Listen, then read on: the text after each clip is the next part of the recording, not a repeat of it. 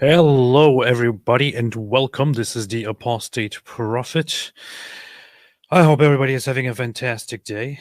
Today, we have a very, very special show. Yes, I did turn on slow mode, and some people are saying it is occupation, it's oppression, genocide. It is, yes. But yes, today we have a very special show. I am here together with Armin Navabi and with David Wood. And I am Apostate Prophet. It says Mormon Bugatti on the screen, but that is not really my name. So today we want to talk about a variety of topics. Actually, not a variety of topics. We want to talk about one specific topic, which is that an Iranian activist has been recently sentenced to death for participating in protests, including, but primarily, women's rights protests. This is something that people around the world should be talking about.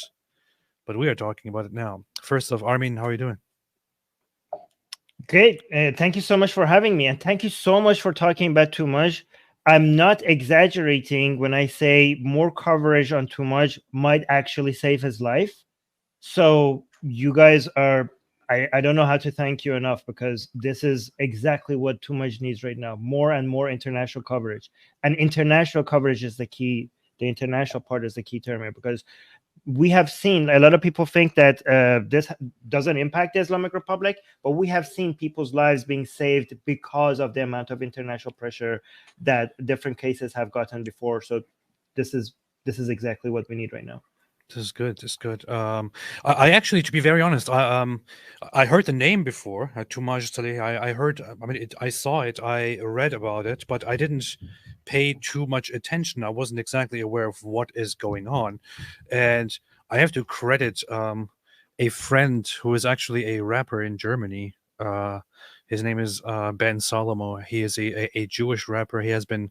I knew of him when I was a teenager, but I recently kind of started interacting with him, and I saw that he actually published a song in solidarity with Tumash. And that's how I started paying attention to the topic and started looking into it and thought, wait a minute, this is something that we needed to be talking about here. So, but anyway, we will look into the details of it very much. David, what's up? I was just a little confused. You said you knew about a Jewish rapper in Germany, but you didn't know about advanced chemistry, Fremd and Eigenland? No, that's. Oh my goodness. Okay. I'm not 60 years old. That's like saying, hey man, yeah, I know all about this rapper named Bubba Sparks, but Eminem, who's he? That's what it's like. Anyway, just go ahead. Don't want to get sidetracked on this stuff. I'm not 60 years old. Anyway, so yes, I mean. By the way, to that point, I just want to mention how many. It was really heartwarming to see how many different musicians and rappers around the world came to support Tumaj and mentioned that this whole solidarity between artists and musicians, especially, was very, very heartwarming to see. Yeah, I see that. I see now that there's more and more support, and recently even bigger artists, like even the Coldplay and some others, I think showed solidarity and asked for him to be released. I saw some headlines like that. But let's start with it. I mean, who is Tumaj Saleh and what's happening? Tumaj Salehi. Well, instead of me talking about him, I want to, if it's okay, the first video that I uploaded, do you mind showing that? Because I just want people to see what this man stands for and what he does. And okay, so do you want to read it, or do you want the subtitles, or do you want people just read it off the screen? We can listen to it, and people can just read it. Yeah, read it off the screen. Okay. So just play it then.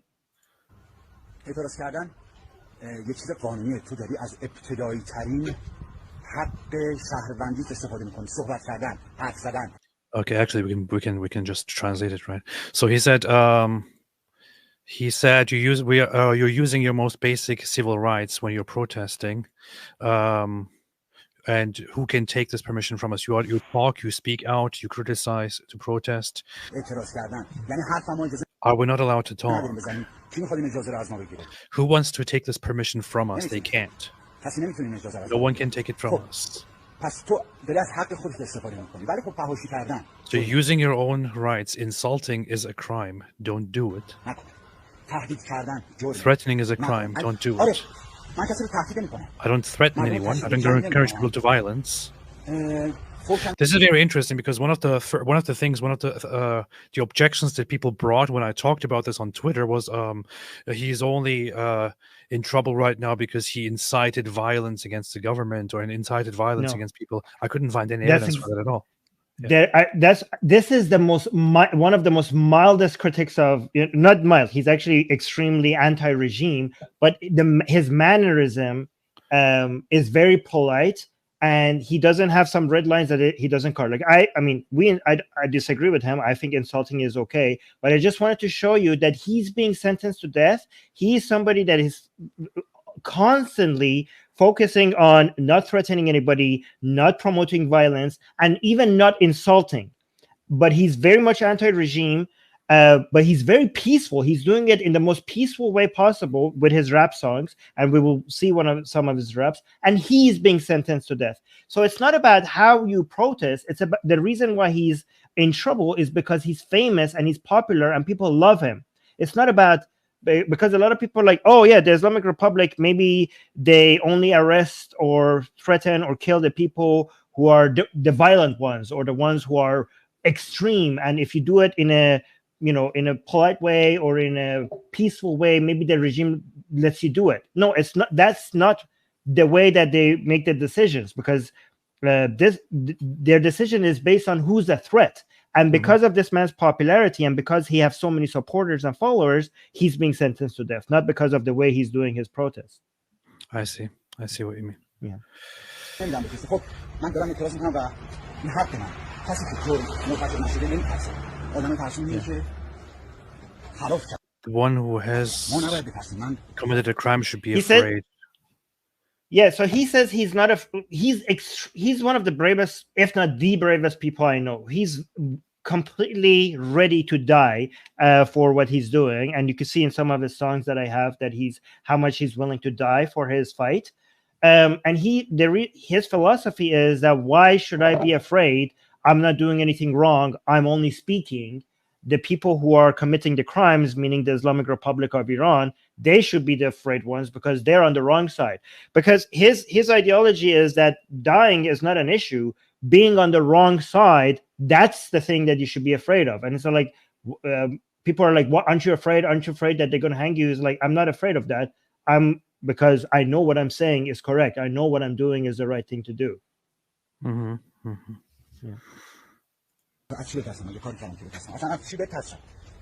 اونی که باید بترسه اونی که جرم مرتکب شده اونایی هستن که دزدی کردن اختلاس کردن نه ما اونی باید بترسه که من Whoever messed up the country should be afraid. Whoever has caused poverty and corruption should be afraid. اونی باید بترسه که جامعه رو افسرده کرده این میزان خود Those who brought us depression and raised the suicide rate should be afraid. خوشی رو بالا برده اونی باید بترسه که باعث شده این همه جوان Whoever has caused so many youngsters to take drugs should be afraid. مواد مصرف کنن اونی باید بترسه باعث شده جامعه سرخورده بشه باعث شده Those who have disappointed the society should be afraid. Whoever caused so much migration from the country should be afraid. این همه ما مهاجرت داشته باشیم اونی باید بترسه که شلیک کرد به مردم دستور شلیک رو داده Ooh, that's important, actually. Whoever shot at the people and gave the order to shoot at them should be afraid. This is a reference to the Iranian regime, the Islamic regime shooting at protesters, right? Yes. Engaging in violence and massacring people who are just protesting for their rights. شلیک کرد به مردم دستور شلیک رو داده اونا باید بترسن من از چی بترسم تو از چی باید بترسم Why should I be afraid? What should I be afraid of? They should be afraid. تو یه شهروندی من یه شهروندم ما کار خاصی نکردیم حرف داریم You're a citizen. I'm a citizen. We're just talking. When was this published? Was this This is early after the Mahsa revolution started. He himself took part in the protest. He was in the protest. He was in the streets. He doesn't just rap. He's also in the scene doing the protesting as well, right? And people knew that he's going to get arrested. I have some other. He was arrested and he was in jail for a while, and he was tortured. They broke his bones in jail by hitting him. They hit him many times. They broke his hands. They broke his leg, and at some point they released him with a lot of threats not to speak. And then as soon as he was released, he came out and he said everything about what happened. All the things he were not supposed to say, he said it. Because they arrested him immediately after, and now they gave him the death sentence. So they released him because they were turning him while he was in jail. He was becoming more and more of a hero. So they released him because the government, the Iranian regime, knows that arresting people turns them into bigger heroes. So sometimes to avoid that, they're forced to release him.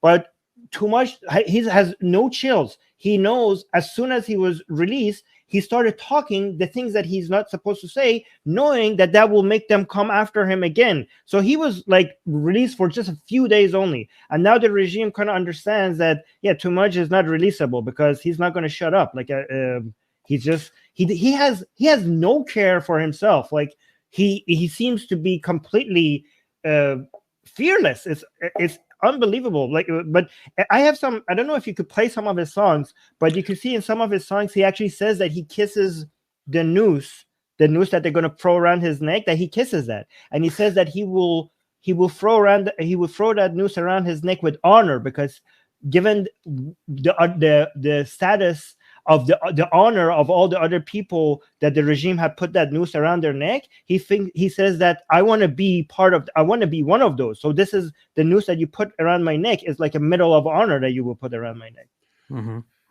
By the way, Armin, yes, people are because as you're talking and stuff, I'm looking up on social media to see who's been sharing stuff about him and so on. But that would be a pretty cool line to tag. Like, I kiss the noose that they used to hang me, or something like that. That's pretty much one of the most badass lines of all time. I want to briefly go into the cause of all of this. I mean, lots of people probably know about the Mahsa Amini incident and the protests, but I want to briefly recap that for those who are not aware. So in 2022, that was right. In 2022, late 2021, and then 2022. Yeah, let me see. Yeah. So Mahsa Amini was an Iranian woman who was arrested, and under arrest she died, and there is credible evidence that she died because of injuries that were caused during her arrest and because of violent treatments against her. And she was arrested because she wasn't wearing appropriate hijab, according to the authorities. And her death caused major outrage across Iran and triggered a large wave of protests. Protesters from all kinds of different sections, different factions, different parts of society, but including so mainly because of her Kurdish origin. This is very interesting. A lot of Kurdish people who are who feel unsafe and who don't feel very much, who don't identify very much with the Islamic regime, were at the forefront of the protest. But also together with them, Iranians in general, all over the country, everybody started participating in these anti-government, pro-women's rights protests. And I wouldn't say this was an ethnic, like, Kurdish. I think all Iranians were at the front lines. I don't think the regime's oppression of people is not based on ethnicity. It's based on religion, and based on who's poorer rather than who's what ethnicity. So a lot of Iranians are trying to avoid separating the Kurdish people, Kurdish Iranians, from the rest of Iranians, to try to make this a Persian Kurdish thing, because they want to show a united front, all Iranians against the regime, rather than Kurdish people being at the front or not at the front. So this is because some people have the other motives by trying to make this an ethnic thing. And because a lot of Iranians against the regime wanted to show that all Iranians are in this together, some people are trying to avoid using ethnic language on this in this revolution. Yeah. That makes a lot of sense, actually. People might have seen some of the things that go around. So these are some of the signs that are being held up depicting her. We've had reports on all of this, on what, and she was 22 years old. 22 years old, on what her death has caused in this country, and how people woke up and started protesting for her. You can here have a Wikipedia page which breaks down all of the things that happened, her origin, how it all unfolded. May I add something? So this happened in the year 1401 based on the Persian calendar, but about 3 years before it, 1398, based on the Persian calendar, there was another wave of this revolution which is in the month of Aban, which more than 1,000 people died, and that one didn't get as much news as the Mahsa protests. So I just want to let people know that Tumaj has been fighting, and the Iranian people have been fighting way before the Mahsa revolution. This is not the Mahsa revolution; is just the most recent wave of a longer revolution. This has been going for a long time, and it's just getting more and more extreme every time a new wave of it happens. So a lot of foreigners are now introduced to the revolution that is happening in Iran because of Mahsa revolution, because this is the biggest wave. But I just want to let people know that this didn't start with Mahsa. This has been ongoing for many years now. The Mahsa wave of this revolution is just what introduced this to the world. But when people around the world became familiar about the gap, the divide that exists between the Iranian people and their government. And I would actually make this claim: there is no country right now in the world where the gap between its people and the regime is as wide as what we see right now in Iran.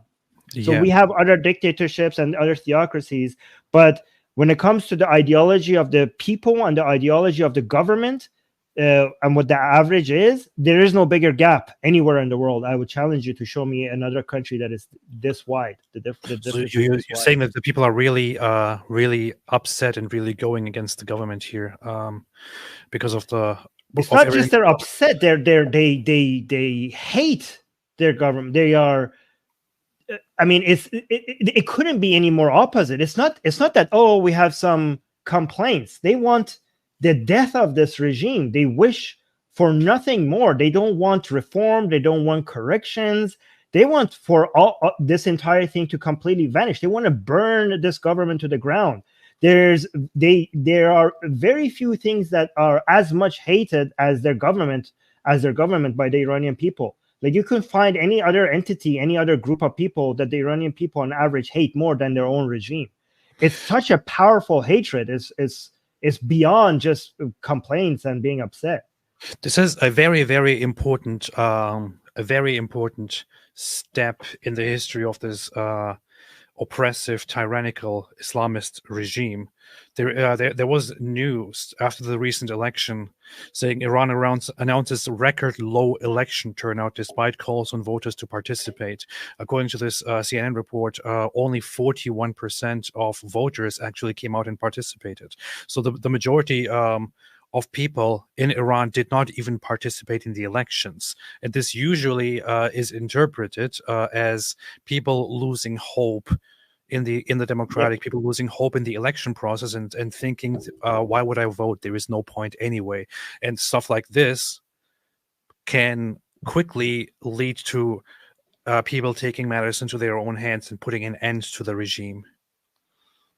Remember that 41% is also not a indication of how low the popularity of the regime is, because that also includes a lot of people that come and vote because the regime claims to punish you if you don't have a proof that you have voted. So a lot of people do go vote because the government might not give you certain, because a lot of jobs in Iran are government jobs, and it is known that if you don't have the proof that you have voted, they could penalize you because of that. And also, a huge percentage of that 40% are people who go vote just to get the stamp and don't write anything, or write jokes, or write things that are make no sense, or write their own name sometimes. So that's also another, because there was this was the presidential election. Which elections? Oh, so this is the Khobregan and parliamentary elections that you are talking about, because there was another more recent elections that just happened that the turnout was less than 15%. That was just a week ago.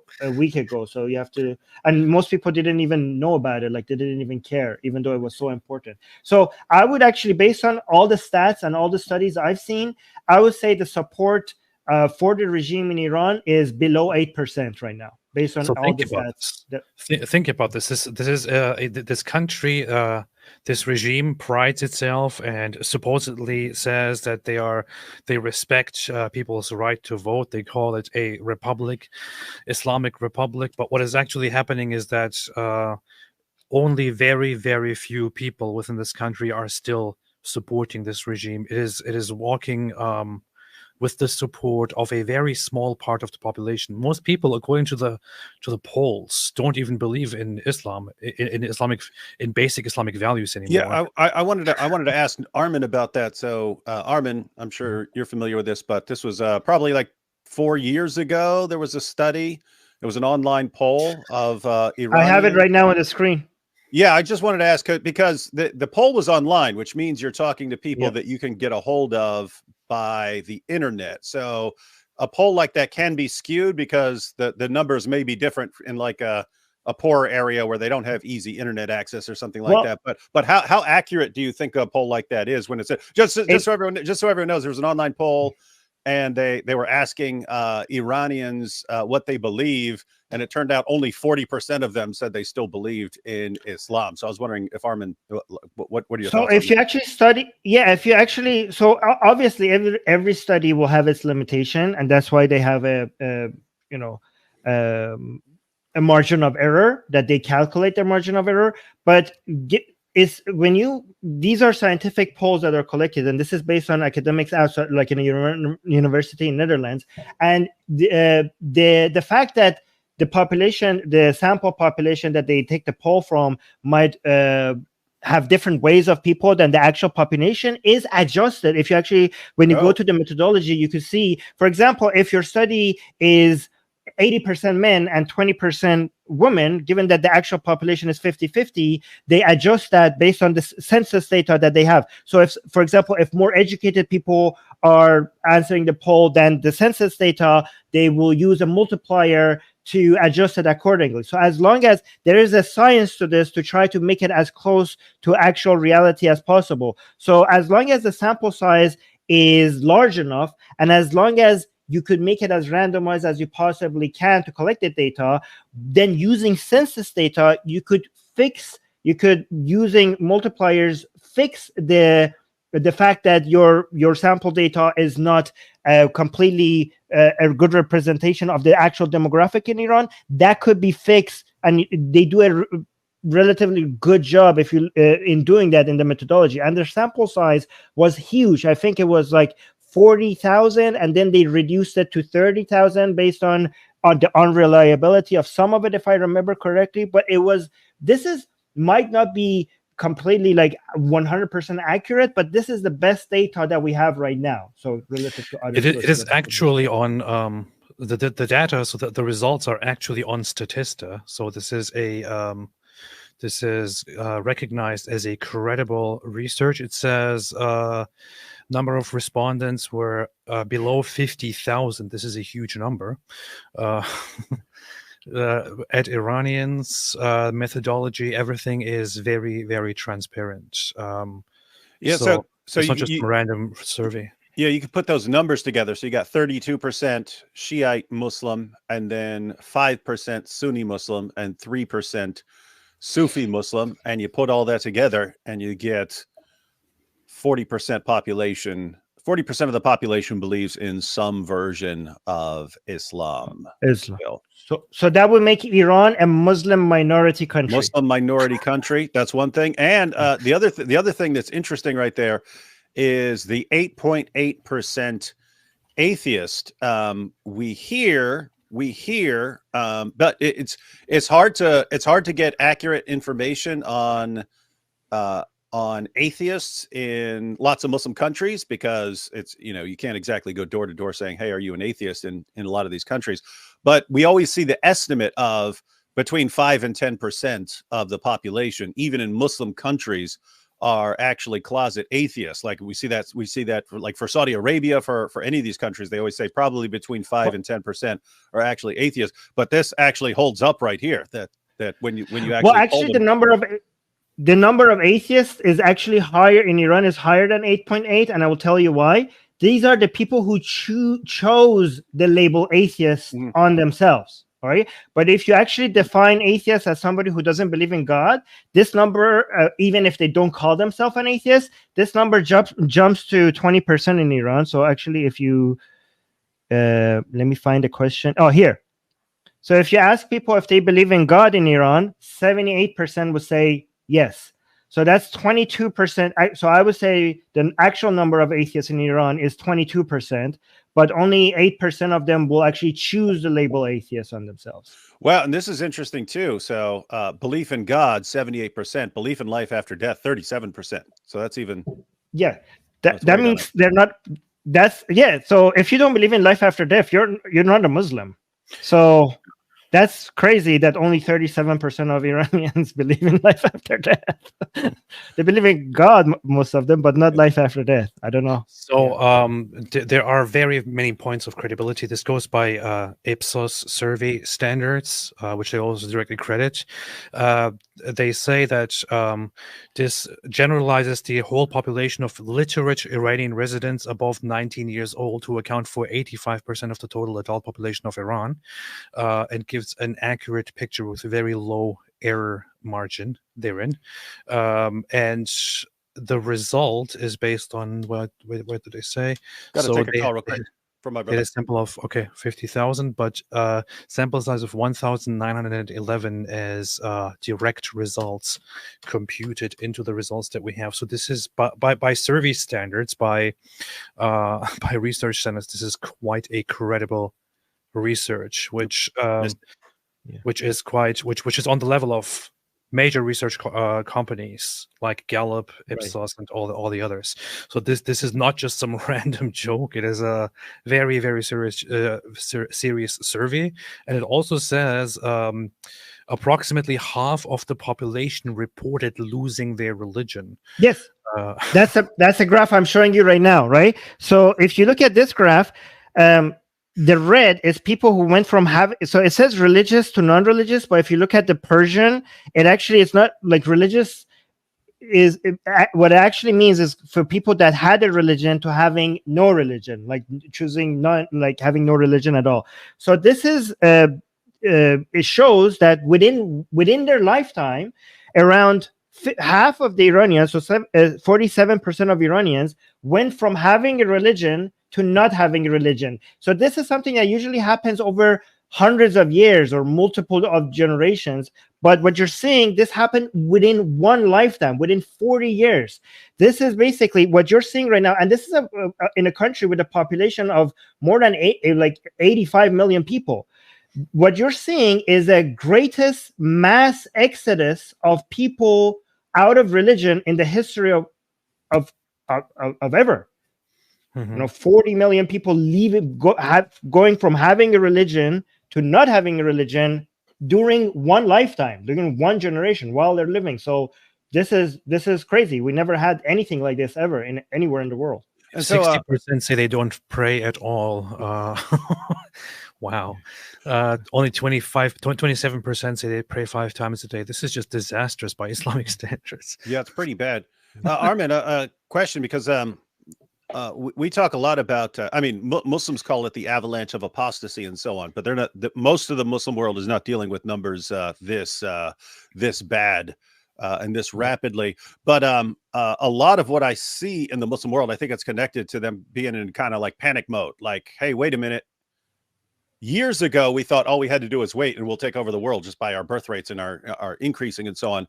Whereas now, because the apostasy rates have shot up, that they're actually in panic mode, because now it's become, well, if we sit around and do nothing, we actually lose because there's so many apostates forming. So we can't do nothing. We have to do something right now. And this puts them in like a panic mode as far as we have to go around and do something, because if we sit back and do nothing now, then we actually lose. And so with a place like Iran, it's actually apparently way, way worse. And so from the perspective of, I mean, both the political authorities, if you just want to hold on to power, or religious authorities, you want, you know, your focus is on your religion, which in this case, they're the same thing. If you saw these kinds of numbers from your country, it seems like you would be in a serious panic mode. And so there's kind of two things. I mean, one, you obviously would think about, oh, I need to crack down. We need to crack down. If we have to do executions and lock people up and so on, then we have to do that. But we have to stop this right now by any means necessary. So there'd be that sort of thing.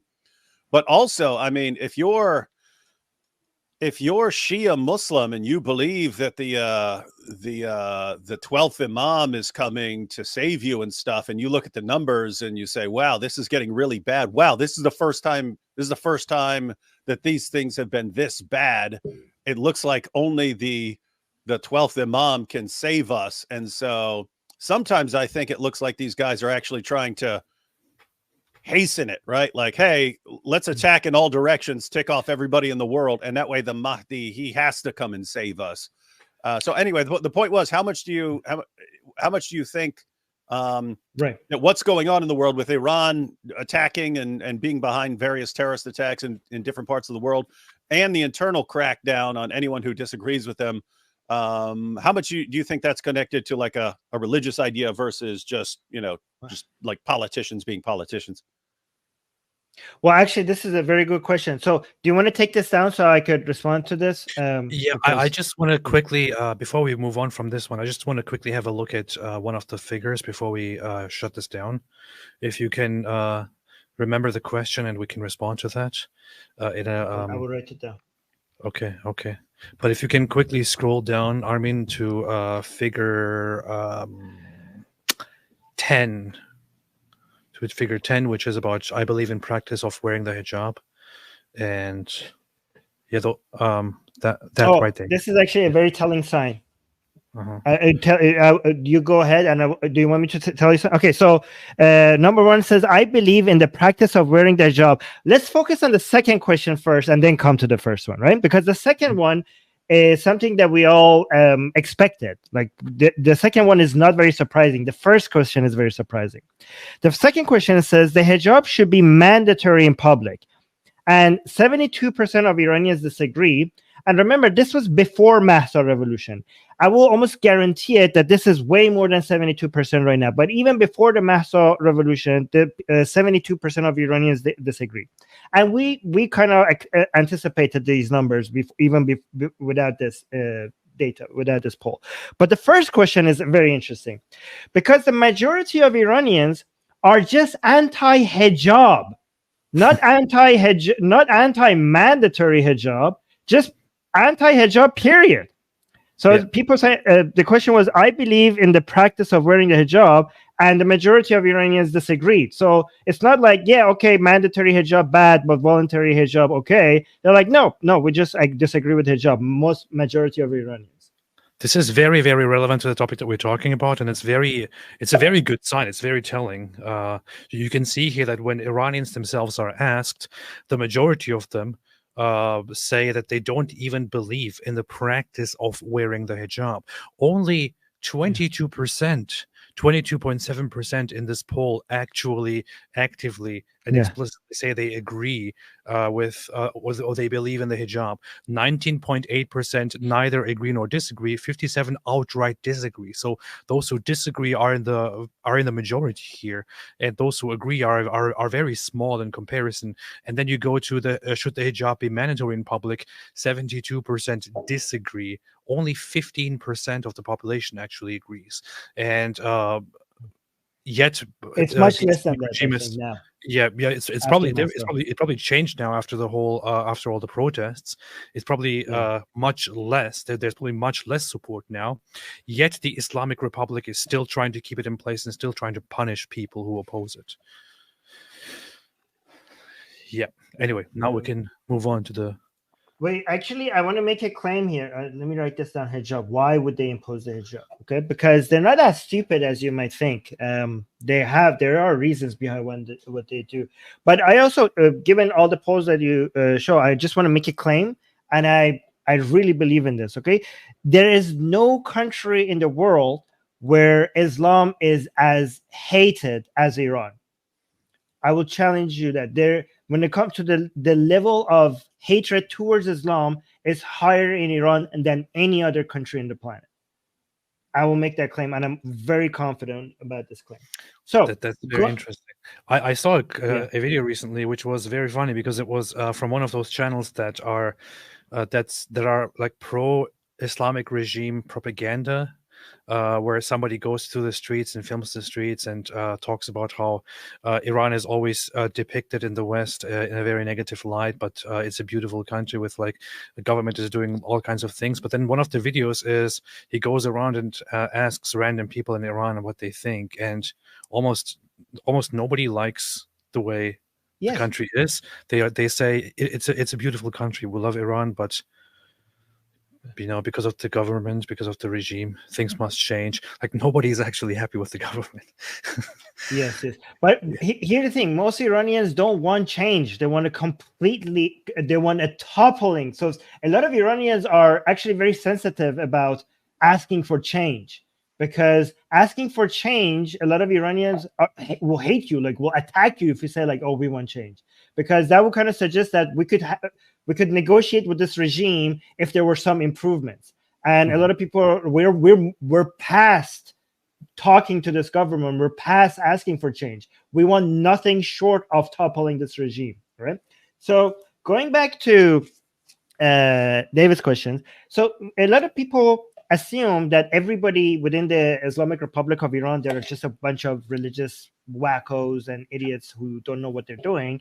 But it's the Islamic Republic. It's actually a whole bunch of different institutions and organizations combined together, and having their own internal power struggle. And there are a mix of extremely ideological people and extremely pragmatic politicians who are using Islamic ideology as a weapon, and they're using it very effectively. Because if it was, I always think that when it comes to Islamists, they're always a mix of like complete ideological ones and pragmatic ones. And if you're those of ideological ones that is not using Islam as a weapon, it's just that Islam is the goal. So for some Islamists, Islam is a weapon. For some Islamists, Islam is the goal, right? But if you're only if the government or if your institution is only people who are completely ideological, you won't last long. You need a huge mix of pragmatic people who are using the radicals as an army, right? As foot soldiers. And the Islamic Republic of Iran has managed to survive for more than 40 years against all its enemies, and it has done a very good job at doing that. So that will suggest that the Islamic Republic is filled with pragmatic people that is using Islam as a weapon, right? So, and I'm not saying there's not jobs in the regime. There are. There's a lot of them. But there's also people who are making decisions very intelligently, like evil, but intelligent evil. So the way that the regime looks at, if you actually look at what threatens the Islamic Republic, there's 3 threats to the survival of the Islamic Republic. One is an external threat coming mostly from United States and Israel. Two of them are internal threats. One of them is the Master Revolution, the secular liberal movement that is happening in Iran. And also, I want to add this. We saw that 30% of Iranians are still Shia. There was a poll done by the regime itself that was supposed to be a private poll, but the information got leaked, and it was confirmed that this was their own study. And it showed that most Shia Iranians want secularism. So it's not just that so even people who are still Muslim and they're still Shia, only a minority of them want Sharia law. So and there are a lot of Iranian Muslims who think that this regime is responsible for making Islam so hated. So they are now very much in favor of secularism because they think that the regime has given Islam a bad name. So most Iranian Muslims, even the ones who are still Muslim, also want secularism. Like an Islamic regime is not popular in Iran, even among Iranian Muslims, right? And the regime knows that, right? So the second threat is all these people who want a secular democracy rather than this Islamic regime that they have. But the third threat is a threat that most people don't talk about, but it's the most serious threat. And this will bring us back to Tumaj. Because a lot of what the regime does doesn't make any sense. Why would the government, given that the threat is all this revolution that is happening, all this uprising, why not just stop? Why not just make the hijab voluntarily? Why not just stop the executions? Why not more freedoms? Like you could see in Saudi Arabia, they're doing that for their survival. They're doing it. They're just letting go of all the Islamic laws just so that they could survive. So why wouldn't the Islamic Republic do it? Like, wouldn't their priority be their own survival? Isn't it obvious that if they stop doing these things, maybe some of this anger will die down at least a little bit? So the reason why they're not doing that is that the third threat is the greatest threat. And the third threat is their support base. So if the Islamic Republic of Iran has 8% support, that 8% is the truly radicals. And that is the last leg that it could stand on. That is the only pillar that is keeping this regime together. And the Islamic Republic of Iran knows that it cannot afford to lose that 8%. That 92%, it knows that it cannot get back. It knows that they are gone. There's nothing it can do to win them back. But that 8%, if that 8 drops to 6 and then to 4%, even for a dictator government, it will not be able to hold on to a country with 4% or 3% support. So it needs to maintain that 8% and it needs to give them what they want. And they want executions. They want Islamic law and they want a tough stance against Israel.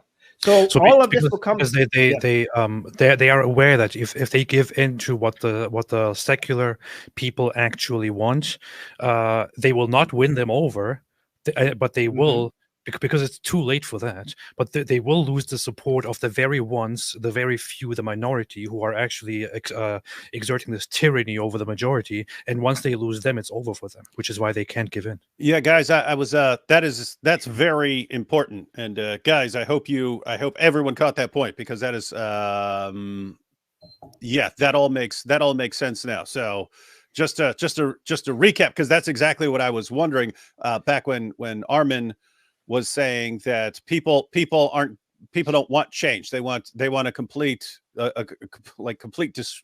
dismantling of the current government, because you're thinking, well, why not just give people why not just let people have a choice about the hijab or something like that? But then I was thinking, what if the government did come out and do that? They said, okay, you don't have to wear the hijab anymore. And based on what Armin is saying, that wouldn't work with the people, because that's not enough. They want a completely new government. But then what Armin just pointed out is their last base of support are the radicals. And so if all of a sudden the government says, yeah, we're actually going to give in to the demands of the protesters and we're going to dial back Islamic law, then you're losing the radicals. You're not changing the minds of anyone on the other side, because that's not enough for them. In fact, it would probably embolden them. Hey, it's working. Our revolution is working, and they're getting weaker and they're giving in. So let's dial it up even more.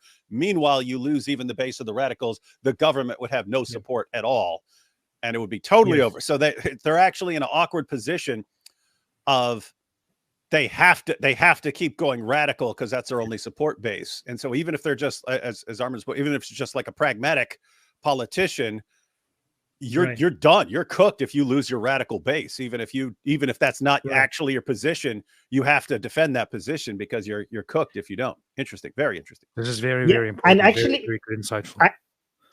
Yeah, and actually, if you listen to some of these radicals, they threaten the government. They say that don't underestimate us. We're not like these life lovers. So they call us the secular Always activists, the comes down to secular that. liberal. Yes, they're like, we are willing to, because what they say is that we have bled for the Islamic revolution. We didn't do the Islamic revolution in 1979 so that this country becomes un-Islamic. We did the revolution for Islamic laws. This is the land of the Mehdi, and we will pass on the flag of this country to Imam Mehdi himself. They think Iran, the land of Iran, is the main place where it was made by God to start for Mahdi's revolution to start place. They have, you know how just like Mormons managed to make America very centralized in Christian ideology, even though Iran is not centralized in Islamic ideology, these Shias have managed to find a way to make Iran centralized in Islamic ideology by claiming that this is where the Mahdi's army will rise and basically take over the world, and we need to make Iranians are responsible to provide Mehdi with his army, with the land, with his base of operations. And that was the whole point of the revolution. Like we said, we didn't give so many martyrs in war with Iraq for this country to become un-Islamic. We didn't do the revolution for this country to become un-Islamic. And the main signal, the main symbol of making sure that this country is Islamic is the hijab. A lot of people think that the hijab laws are about freedom of women to wear what they want. That is a complete misunderstanding of what this is all about. The hijab in Iran is not about hijab. Okay, the hijab in it, it's basically a demonstration of who's winning, right? So just like the Islamic Republic has made the hijab a symbol, its flag, it's a symbol that I am present, that Islamic laws are being enforced, that I'm watching. Just imagine this. Every place you go in Iran, right, for the past 40 years, everywhere someone is wearing a hijab, that is the Islamic Republic telling you that I am present here, that I'm watching, that my laws are being enforced. So when you wear that hijab, it's not just because, men not seeing your hair. This is a propaganda. You're becoming a billboard for the Islamic Republic, showing your authority, right? So just in the same way that the Islamic Republic has weaponized hijab, the Iranian people have weaponized taking off the hijab. And given how the radicals are so adamant to make sure that Islamic rules are being enforced, taking off the hijab is showing them that they're losing, and basically it's making them more anti-regime. So the people who want a secular democracy, they don't actually have the power to topple the regime. They don't have the guns, they don't have the tanks, they don't have the power. It doesn't matter if they come into the streets. At the end of the day, the regime could just shoot at them.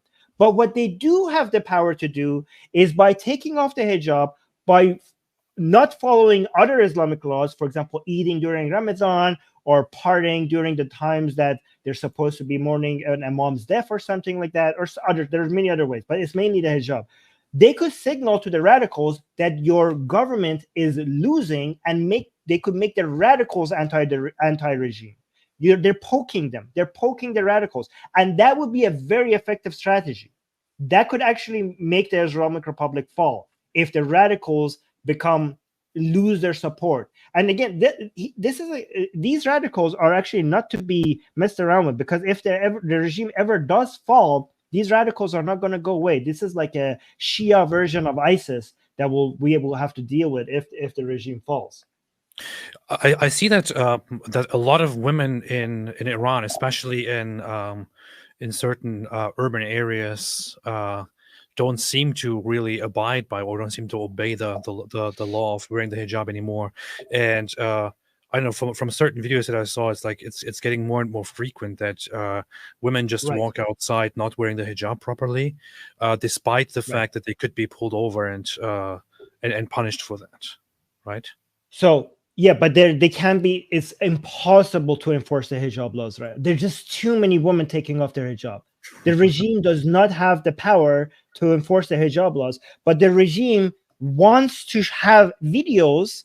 So you know how you post the videos of the regime enforcing the hijab laws and the woman being oppressed and beaten up, and we post that to embarrass the regime. The regime actually wants those videos to be out there, because even if they can't enforce the hijab laws, they want the radicals to see that they're trying to do something, right? They want the radicals to see, like, okay, we are like, they keep promising them, like, okay, we will enforce it. So remember, three things happen at the same time, right? When Israel killed one of the top IRGC generals of Iran in the so-called consulate of the Islamic Republic in Syria, right? So a lot of these radicals were like, this is it, we had enough. They killed Qasem Soleimani. You promised us a revenge against America, and we believed you, and there was no revenge. There was no, because you said that you will hit back America in a way that they can't imagine, and you did nothing. And now Israel killed one of our top IRGC commanders. We want to see a response. Mhm. And we were waiting to see if the Islamic Republic will attack Israel or not. And Khamenei came out to speak, and everybody was waiting to see what Khamenei would say, to see if they will attack Israel or not. And Khamenei decided to kind of hint in that speech that there will be a response to Israel, but he spent at that key moment that everybody was wondering what the Islamic Republic is going to do. At that moment, he started to come and talk about enforcing hijab laws, and people were like wondering, why is he talking about enforcing hijab laws? We're in the middle of like a potential outright war between Israel and the Iranian regime, and he's promised that the hijab laws will be enforced. And the connection is that the radicals, radical supporters of the regime, they have three complaints. Why are we acting so weak against the United States and Israel? Why are women walking around like whores in their mind, right? Like, why is everyone naked, right? Like, what is this not an Islamic country? Have we stopped being an Islamic country? Like, is this what we did the revolution for? 2 and 3, why are there so few executions, right? Ever since the Master Revolution, these people were out with signs hashtag more executions. They were holding signs hashtag more executions. Hashtag execute. And they wanted thousands of executions. And the regime gave them like 4 or 6.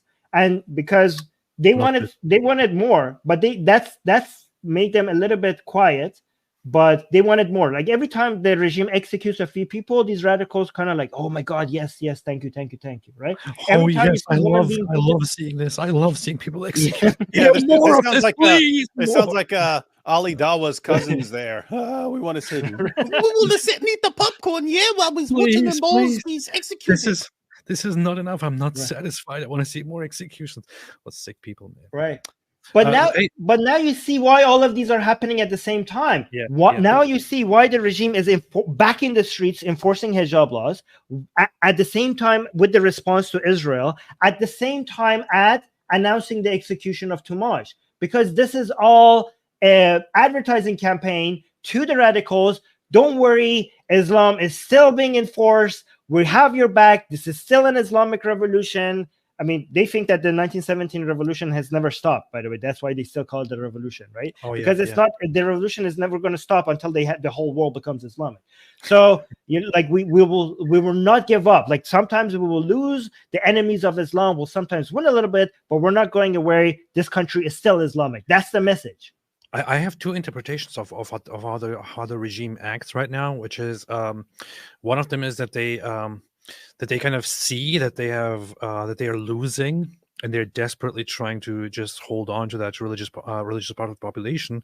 But the other thing, which is more serious, is that these people are in such a cult mode right now that they actually believe that they are fighting the ultimate fight against the enemies outside and the enemies within, and despite having lost all the support, they are going to be victorious, and they genuinely believe that they are the righteous ones in this fight, and that they have to balance things rightly and have to prepare the scene for the Mahdi, which is just Right. insane and very, very dangerous. This is like a cult doing very dangerous things in a sticky, messed up situation. It's a mix of people that, exactly like you said, mixed with people who are thinking like, how could I just survive all of this?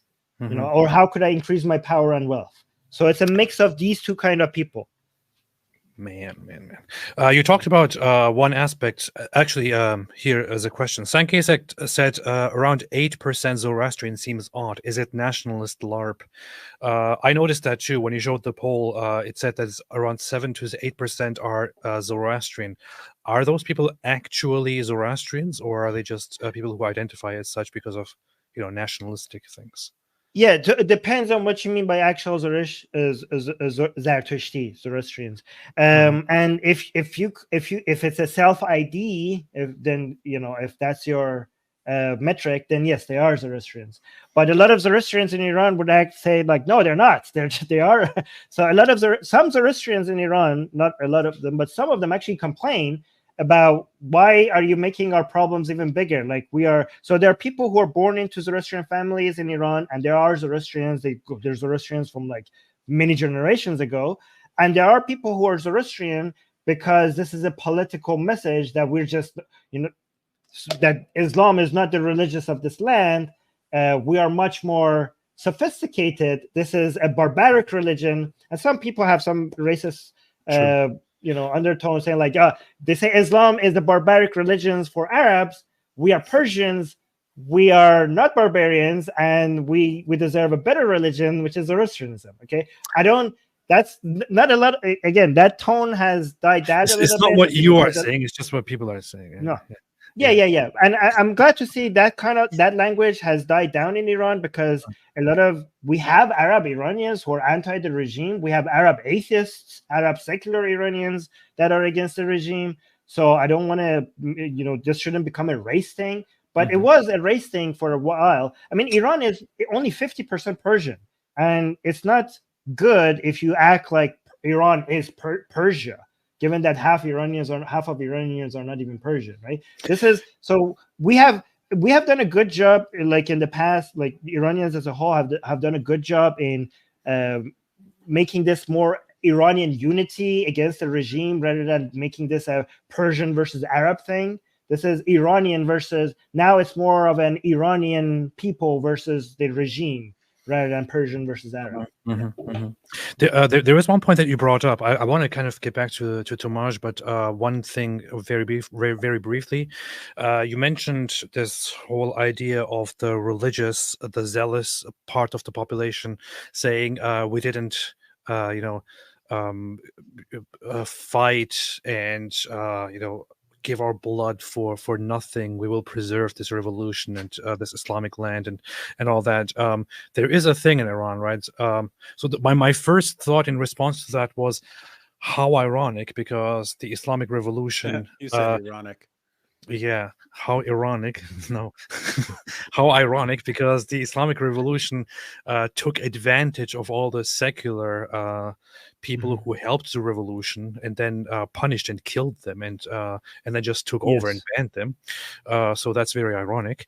But the other part is also that I recently found out that apparently the Islamic regime relies very much on overinflating the role of how much they struggled and how many people died for the revolution.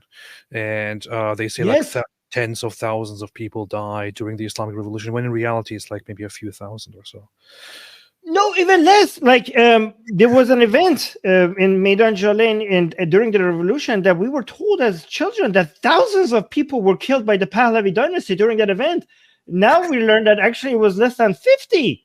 Like it was like it was like the numbers are completely different. It's insane. Also, by the way, it's actually worse. There was this event, Theater Rex, Cinema Rex in Iran, that was burned down, and a lot of people were burned alive during that, and that actually sparked the Islamic Revolution, because they said that the Pahlavis did that. The previous regime did that, And now we know it was them. The Islamists burned the people alive in that theater themselves. It was them. All the documents and all the evidence is out that they actually burned the people themselves just to spark their revolution. And also this left Islamist unity, I think a lot of people need to study what happened in Iran. I actually wrote an article on this, and I think you guys should check it out, because this is what's happening right now in North America and Europe. And a lot of people don't know that this happened before, 40 years ago in Iran. This is how we lost Iran. Like Iranian people, this is why a lot of Iranians are pro-Israel and a lot of Iranians are anti-leftist, because they paid the heaviest price for the unity of these leftists and Islamists, and they know it. And now they're seeing it when they see when university students in the United States coming out and being anti-Israeli. You don't see that. Iranians are not doing that, and Iranians are shocked. They're like, they think these people are insane. You see more Iranians waving the flag of Israel than almost any other country that is not Israeli. I want to highlight the point here before you move on, which is that so a very critical point here. I actually didn't even stick to that, but Armin just pointed out how important that is, which is that during the Islamic Revolution of Iran, when the monarchy was overthrown and the Islamic Republic was established, the revolution wasn't just led by the Islamists. The revolution was led by the Islamic faction and together with leftist, socialist, communist, revolutionary factions who all together entirely were immediately after the success of the revolution betrayed and brutally punished and pretty much eradicated and banned and dispersed and forced to flee and so on by the Islamic Revolution. So and this is just one example of what happens when leftist people naively trust the Islamic parts of the population and collaborate with them and help them bring them to their goal. The first ones who get severely punished and killed are the leftists. Right. So David wanted to say something, and it was just when you were talking about the people of Iran having sort of a different views on Israel and things like that than we think of, because we're thinking of like the government and having a rally saying death to America, death to Israel, and so on. But I'm sure you've seen it. But I saw it on Twitter where they were drawing American and Israeli flags on the ground out of the steps outside of like elementary schools for little kids, so that the kids would step on the flag, would step on the U.S. and Israeli flags as they're walking out of school. But there's like video, and the kids are walking out of school, and they deliberately walk all the way around them to avoid stepping on them, and so it's like totally opposite from what that's going viral. I just posted that. That's why it's going viral, actually. If you go look at my Twitter. Yeah. I have a lot more. I could show you that. But the Iranian people, David, and the Israeli people, there's a lot of unity. I mean, they are natural allies. They were natural allies before the revolution. And right now, they should become more allies than before, because they share the same enemy. The main enemy of Israeli people is the Islamic Republic of Iran, the Islamic regime, and the main enemy of Iranian people are also the Islamic Republic, the regime. And also because this is the Middle East and the surrounding area. When it comes to values and ideas that make a country or a society better, this is like a wasteland when it comes to the right ideas. And the only two groups of people which share the values that actually make a society prosper in this very unforgiving zone are the Israeli people and the Iranian people. So it makes sense for them to keep signaling to each other that they are willing to work with each other, that they support each other, because they're very much alone in this environment. Oh yeah, this is the video. That's fantastic. So these are the children. Yeah. Those kids are cool. They're like, nope. And the girl is really cute because she went all the way around. Going down the ramp. Not stepping on those. No, I don't want to do that. I want to step on those. Yeah, so they're the flags of America and Israel. And by the way, there are people who actually are in America and who think, "Oh, I'm a patriot. I'm America first," and they actually stand with Iran here. Iran is actually and Iran puts American flags and Israeli flags on the ground so that people can step on them, which to them, culturally speaking, is a very big. Yeah, it's a big thing. Your foot, big anything with the bottom of your foot. Yeah. Here another. Yeah. These are famous pictures. Actually, I shared a video. You want to bring that up in a university in Iran? They painted giant flags. No, like down there. There's a video. No. Like in the video of StreamYard. Oh, you mean okay, yeah. Yeah. This one? That's the article. No, the videos. Yes, this one. You can see they painted giant flags, and the university students are walking all around them in the corners, so not to step on them. And this person walked on it, and look what they do. Kaja! They're booing them.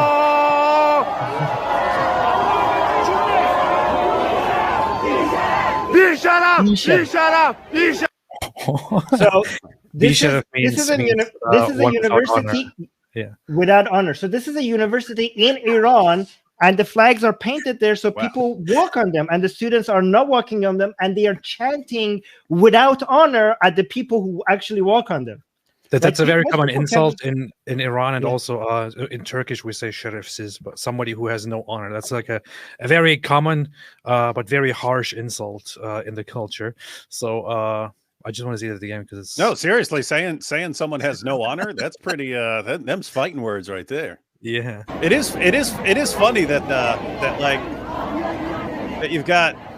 They'll put little ones and then people walk around them. So it's like, okay, let's make it as big as possible. So you have to walk across. It's the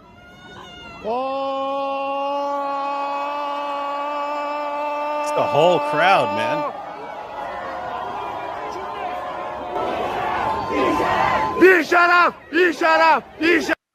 That's amazing, man. Yes.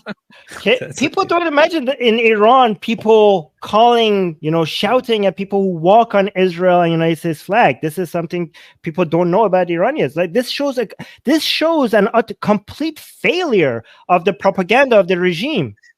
This is amazing. I love it.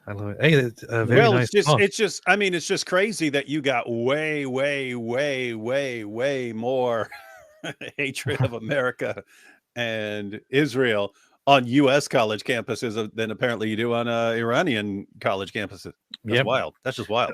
On U.S. campuses, to be fair to Americans, the polls show that those are a minority of students that have just the loudest noise. Yeah, we've actually gone through some of the statistics and so on, and it's a. The majority of Americans are with Israel. Pro-Israel. Yeah. Yes. So can I show you that article that you brought up? Because if people want use this article, hold up. There's something very, very important here. You have a dog, a very cute dog. Oh right there. Yes, she was knocking at the door, wanting to come in. Oh, this is a toy poodle. Oh. That's cute. That's very, very cute. We have a labradoodle. So and it's a girl dog. So her name is Muhammad. Okay, you said the article here, right? Oh, yeah. Yeah. So guys, this is my article, and it shows you the unity between the left and Islamists that basically destroyed Iran. And it's a warning to the people in the West to not make the same mistake, because the Iranian people have paid a very heavy price for it. So the Islamic Revolution of 1979 was not an Islamic revolution. It was an Islamic leftist revolution. Mm-hmm. And I explained that in a lot of detail here. And I think this article is a really good warning to Westerners. And I think you guys should go check it out and read it. It's called By Any Means Necessary, Iran, Hamas, and the Left. If you search my name, it should show up. So I shall link it here in the description. Oh, thank you. I shall. And also, if we have time, can we show another music video from Tumaj? I don't know. Can we show music videos, or YouTube would be upset with them? It's a risk. You could probably play a couple seconds or something, but yes. Let's. Okay, maybe we could play it muted, so we could just read the text. No, I want to hear that. Yeah, play a few seconds. Mute it.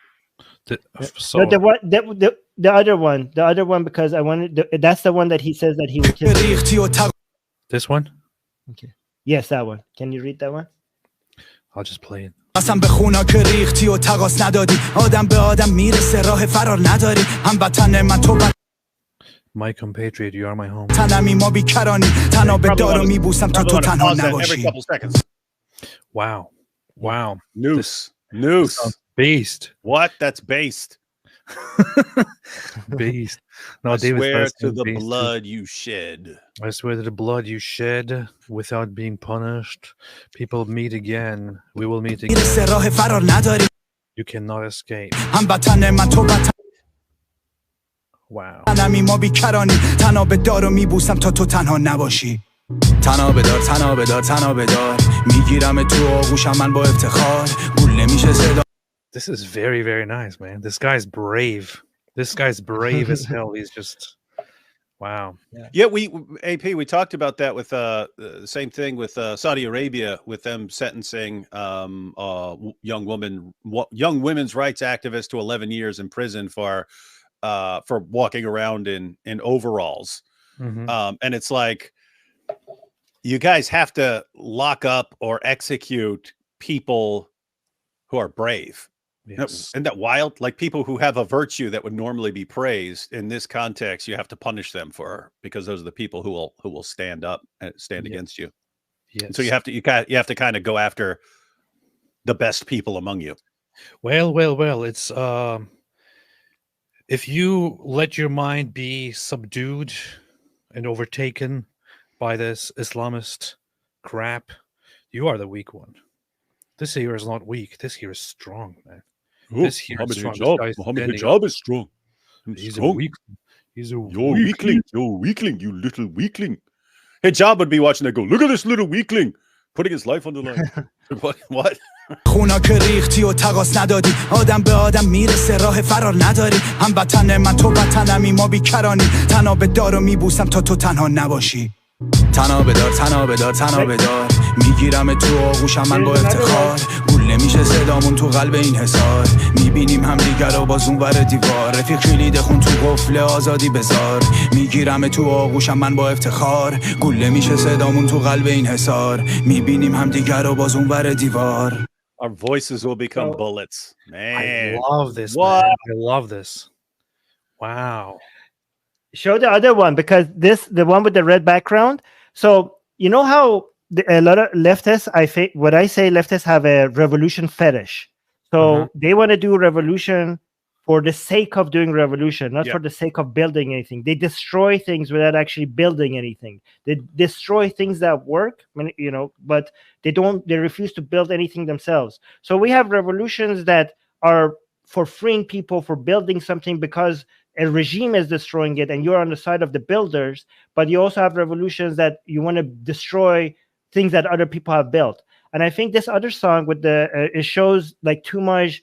It's actually a very good representation of that. No, the other one, the one with the red background, because it's about give us back the revolution that Iranian people want is on the side of building. Here, that This one. one. Play the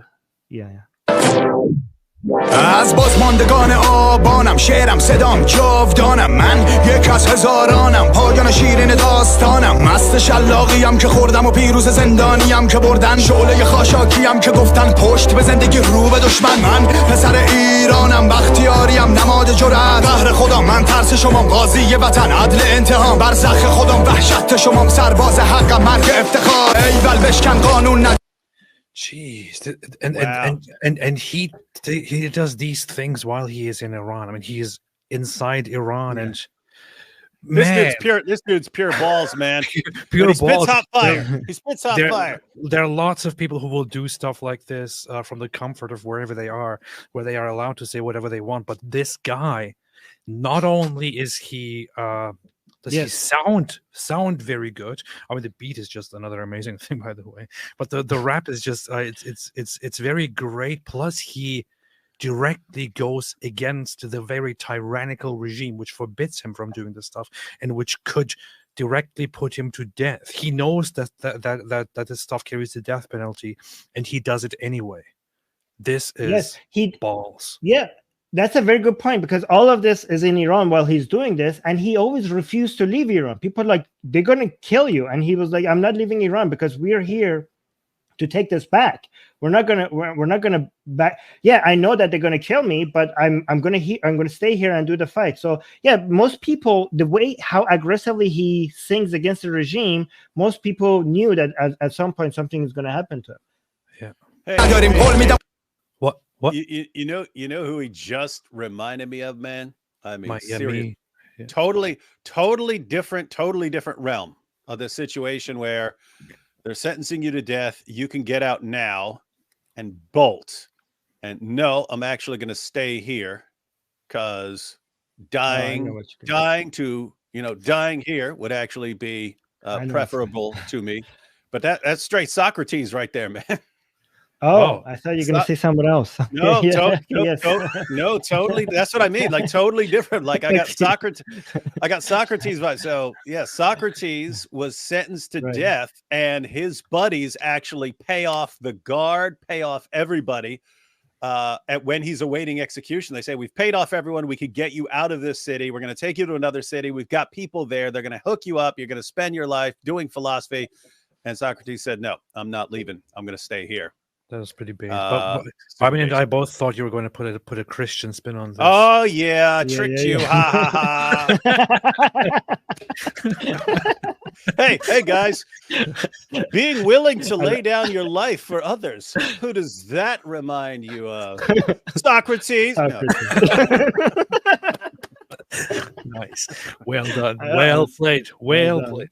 خوابی رو آروم نذاریم قول میدم کمتر تا اون نباشیم متحد میشیم و با اتون فراریم بده به من بده ایران مال منه بده به من بده این خاک مال منه بده به من بده ایران شده همش بده که من خودم میسازمش. See, I will give it to me. I will rebuild it. I will rebuild it. So this is a revolution about building. Say, you are the destroyers. You destroyed my country. And it's also very nationalistic, you know. But a lot of the revolutions of leftists is anti the country, anti your nation. But if you see the revolution of Iranian people, it's very nationalistic. It's about caring for the country, loving the country, and trying to save the country from its enemies. And its enemies are the regime. Hey, Armin. Me and AP, we like these songs and stuff. If you ever have a way of figuring out who is controlling the rights to his songs, people always say, I need intro music for my live streams.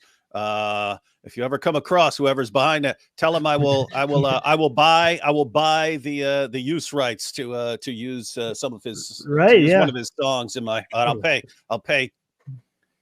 Okay, yeah, that's good. Yeah. Oh, here's another one. I will pay thousands of dollars. Okay, hold on. This is kind of hard to control. دنبال صلحم مسیرم جنگه دل ما بزرگه نظر شما تنگه ذهنم سفیده صدامم سبزه سپرم عشق سلاحم رپه فریاد مظلوم تو سینم هنجرم پرچرک جوهرم خونه معترض دفترم جنبش تیمم پر از شیر ژیان دشمنم بزدل جاوید کردم صدای مردم و مردمم برده. He says So even my death means victory. So he's completely willing to pay the full. If you kill me, I win even more. You know what this is, guys? This is a hero. This is the definition of a hero. This is somebody who actually bravely puts his life out there, puts his life on the line. He sacrifices himself for what he believes in. He actually dares to go against it, makes music loudly and proudly in a fantastic and an amazing way, and even says, I know you guys will kill me. I don't care. Here I am. Well, there's something. The other thing that's really awesome about that is the people who are watching. You know what I mean? It's like inspirational. Like, in other words, if you have 1 or 2 or 3 or 5 or 10 people like this, governments can deal with it. If you end up with 1 million people like this, you can't stop it. I don't even think you could stop like 10 or 20 or 50,000 people like this who are just, if you kill it, you could kill us if you want. We're not backing down. But I mean, and that's probably why the Iranian government is like, yeah, we got to sentence this guy to death, even though he's famous, even though it's going to cause an uproar. Wow, it's really cool. He's put the Iranian government, and I think he knows it. He's put the Iranian government in a position where they're screwed no matter what they do. If they execute him, they're screwed because people around the world are going to be really, really mad. And if they keep him locked up, they're screwed because people are going to be flipping out about that the entire time. If they let him go, he's going to continue, and they're screwed. So I like, yeah, that's a funny position. That's actually a very important point because Too is so popular among Iranians that the regime knows that if they actually carry out the execution, they might spark the next wave of the revolution. So the regime is terrified right now, and it doesn't know what to do. So they gave him a death sentence, but they are basically analyzing the 3 threats that I'm mentioning to you to see whether to carry out the execution or not. They're after announcing it, they are trying to see if the radicals are how happy, how much is being celebrated by the radicals, by their base, how much foreign, external pressure is going to be they're going to have to face when it comes to international condemnation, how much of a price they have to pay there.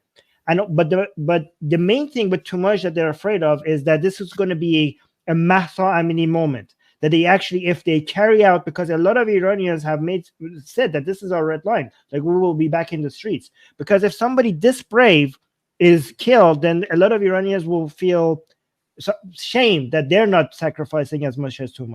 So if they execute him, a lot of Iranians are promising the regime that we will come out even much more than before, and it will be the end of you. So it's a warning from the Iranian people to the regime.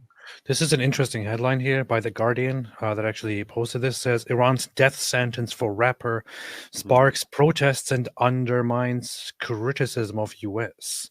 Regime's effort to exploit U.S. campus crackdown damaged by treatment of Tumaj Saleh. This reminds me of a recent post made on Khamenei's Twitter profile, where he's celebrating the protests and so on. But wait a minute, yeah.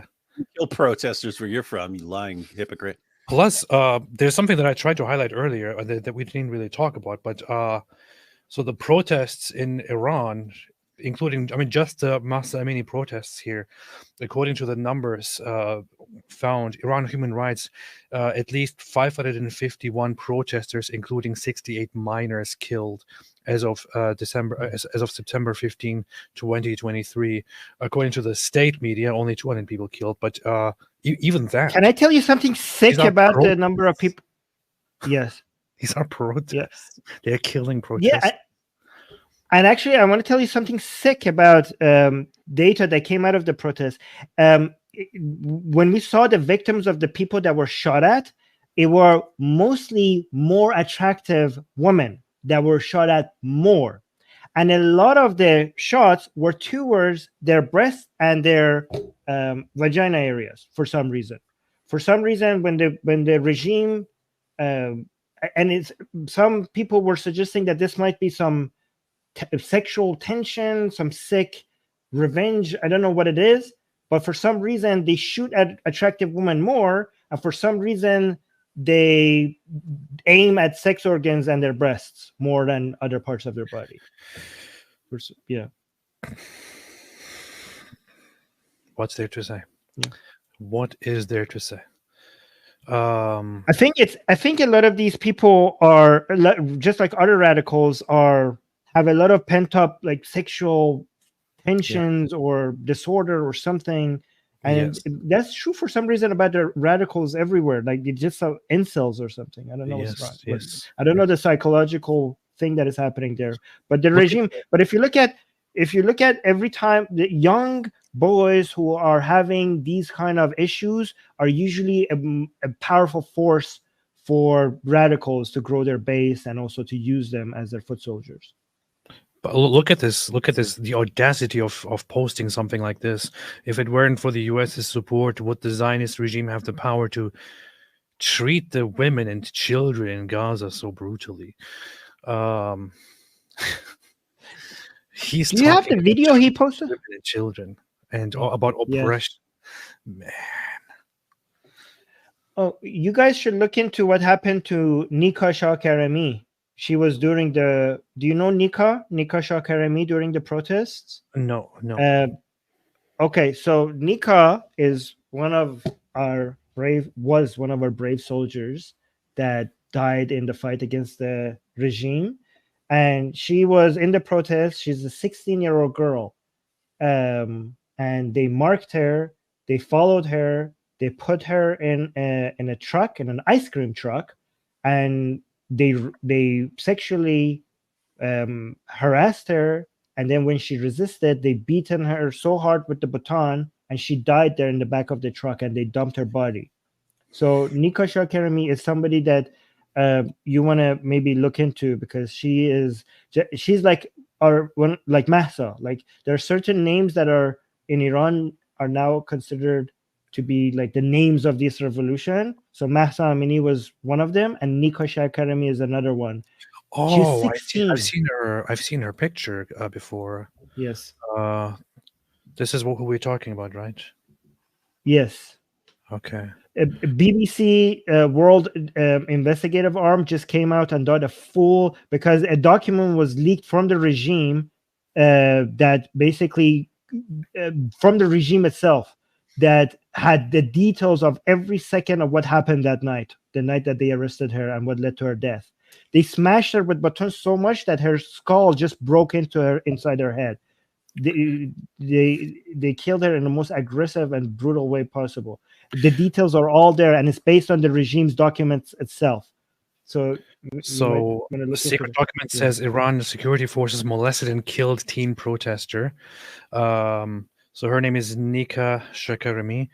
She was 16 years old, who vanished from an anti-regime protest in 2022. Her body was found 9 days later. The government claimed she killed herself. We put the report's allegations to Iran government and its Revolutionary Guards. They did not respond. Marked highly confidential, the report summarizes a hearing on Nika's case held by the Islamic Revolutionary Guard Corps, the security force that defends the country's Islamic establishment. It includes what it says are the names of her killers and the senior commanders who tried to hide the truth. It contains disturbing details of events in the back of an undercover van in which security forces were restraining Nika. These include one of the men molested her while he was sitting on her. Despite being handcuffed and restrained, she fought back, kicking and swearing. An admission that this provoked the men to beat her with batons. And so on. Yeah, this just recently, this document came out, even though she was killed like during the Mahsa uprisings. But this was a bombshell, like, because this was not what this document showed. Was not just that there was some bad actors that just did a bad thing, because it went all the way up to the highest levels of the regime. And not only they tried to hide this, but they also made sure that the people who did this cannot be punished, because the 3 people that were at the back of the truck, they're part of a group called Hezbollah, and this is not the Hezbollah in Lebanon. This is another group with the same name in Iran. And because this group is completely tied with the supreme leader Khamenei himself, they made it very clear that none of these people that did this to Nika can be punished. And it's in their own documents. So this shows that, it shows that it's not like when protesters are killed, this is not like it's systematic from the top down. It's just not some bad actors in the street. And yet they cover it up, and they say she killed herself to cover it up. So it's totally the document actually even says that they're supposed to cover it up. Like the document says that we cannot punish these people. The document says that we should cover this up. This is one of the best documents that has now been revealed that shows that everything we have, like, because everything that we say against the Islamic Republic, people believe it, but we don't have like hardcore, like, investigated evidence that this is how the regime works. And this is, now we have something very solid that shows all of this. So here it shows Lale Park, where Nika was protesting, is right here. She's taken to a temporary police camp, but it is full. She's then taken to a detention center, but it refuses to admit her. Team 12 is told to take her here, Evin Prison, which is up here, but she never makes it. The van stops after crashing is heard in the back around here.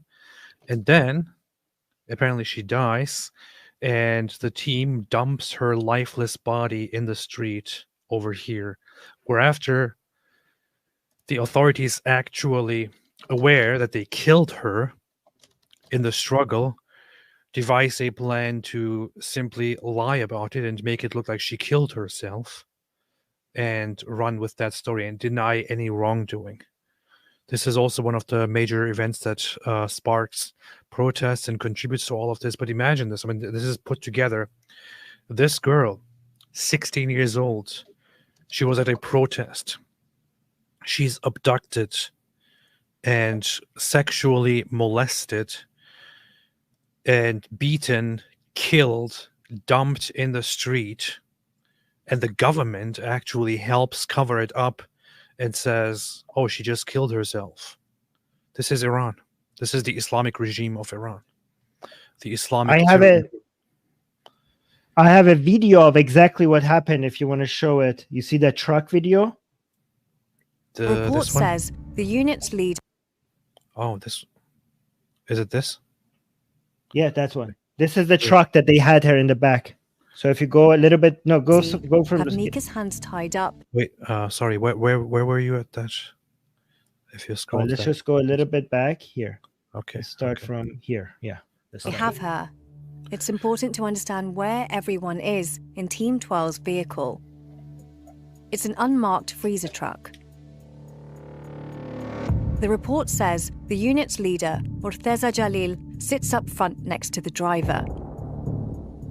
Behruz and the team's other two members, Arash Kalhor and Sarek Monjazi, have Nika's hands tied up in the rear compartment.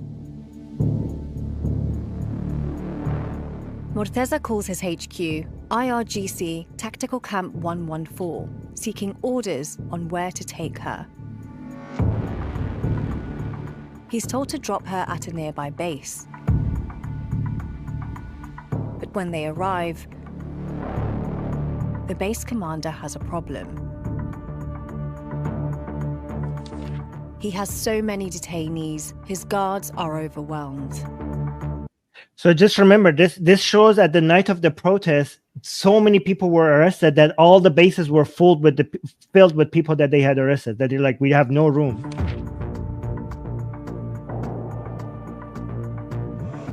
With tensions in the city boiling over, Murteza contacts HQ again and is given a new destination.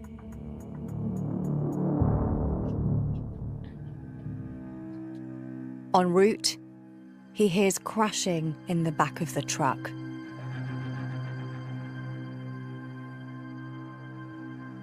The report includes the direct testimony of Team 12, who tell us what happens next. We're using actors to speak their words. How did they get a hold of this document? This was a document's own report, and it was leaked out. Everything, by the way, everything. It's called a leak, AP. And then it was actually, if you look at I'm not going to show you the full documentary, but you guys could go watch this full documentary. They actually talk about how they authenticated this document. The documentary is called Nika's Last Breath, I think, if I'm correct. Yes, Nika's Last Breath. If anybody wants to go watch this full documentary and how they got this document, how they verified it, and a lot of more interesting information, if anybody wants to see the full thing, because the full thing is, I think, it's 40 minutes. Man. A warning. They describe a killing.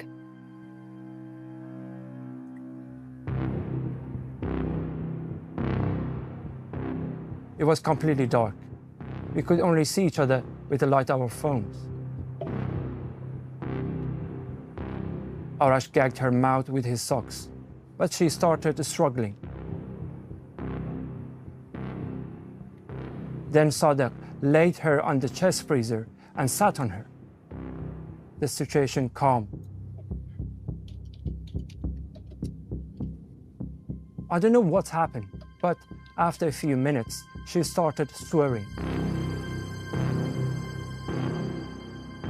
I couldn't see anything. I could only hear fighting and bashing. When she started swearing and struggling again, I turned on my phone light and saw Sadr was sitting on her with his hands in her pants.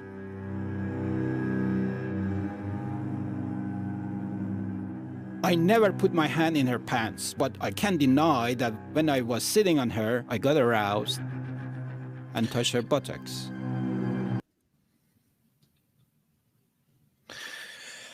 Uh, 16-year-old girl abducted by these creeps. And think about it, this is not a clearly marked police vehicle or something like that. It is a truck that is not marked, that has a freezer in the back, and they just abduct her and throw her in there in the dark and fight with her, and one of the guys starts groping her. In such a situation, it's probably quite understandable that she wants to fight against it, because she perceives that a sexual assault, a raping incident, or rape and kill incident is taking place. She's fighting for her life.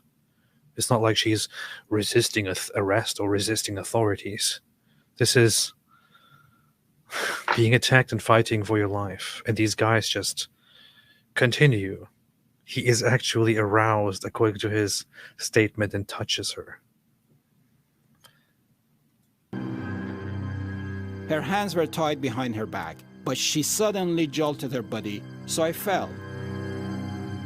She kicked at my face, so I had to defend myself. It's a 16-year-old girl with her hands tied behind her back. I was molesting her. One guy says he had his hands down her pants, and he said, "No, I didn't have my hands down her pants. I was just grabbing her butt because I was aroused."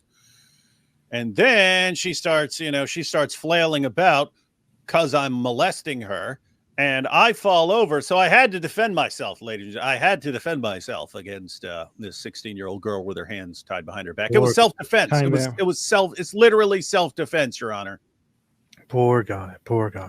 Just a reminder that there are lots of people around the world who are supposedly speaking up for human rights, like leftists, and they are actually shamelessly defending and supporting Iran right now because of the whole situation in Israel.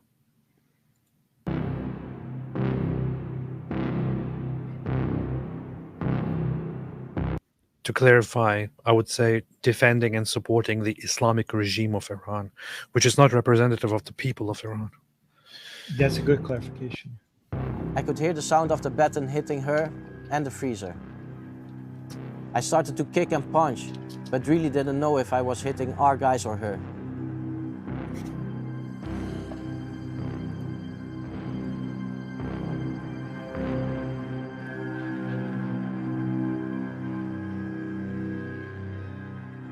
From the truck's cabin, Morteza hears the commotion and orders the driver to pull over.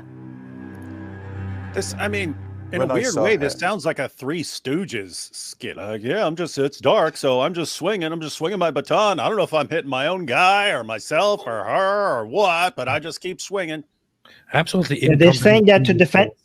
Yeah. No, they're actually saying that to protect themselves. Maybe it was not my baton that killed her. That's why they're saying that. I get it. Yeah. I was only thinking about how to transfer her, and didn't ask them any questions except, is she breathing? I think it was Behruz who answered, no, she's dead.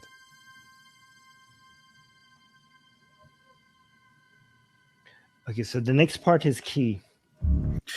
So the death is caused by the repeated beatings. Yes. I assume with the baton. That's what causes. Yeah, when the mother saw, when the mother saw her body, her skull was crushed in. And they actually proceeded to say, "Oh, she killed herself." Yes, they actually moved her. The documentary shows they actually move her. They dumped her body in the streets, and eventually another team comes and gets her body and puts it under a building, and they hire a girl with the body like hers to walk towards that building and to get recorded on security cameras to say that she committed suicide jumping from that building over there, right? And the mother says that this is not the video of my daughter. And now we knew that they kind of made it look like she committed suicide for a long time, and now everybody knew this in Iran for ever since Massa's revolution. But now the BBC documentary and all this investigation confirms what everybody, including Nika's mother, has been saying for all this time. Now what? With the killing on his hands, Morteza calls Tactical Camp 114 for a third time. This time, he speaks to a more senior officer, codenamed Naeem 16, the only officer this report doesn't identify by name.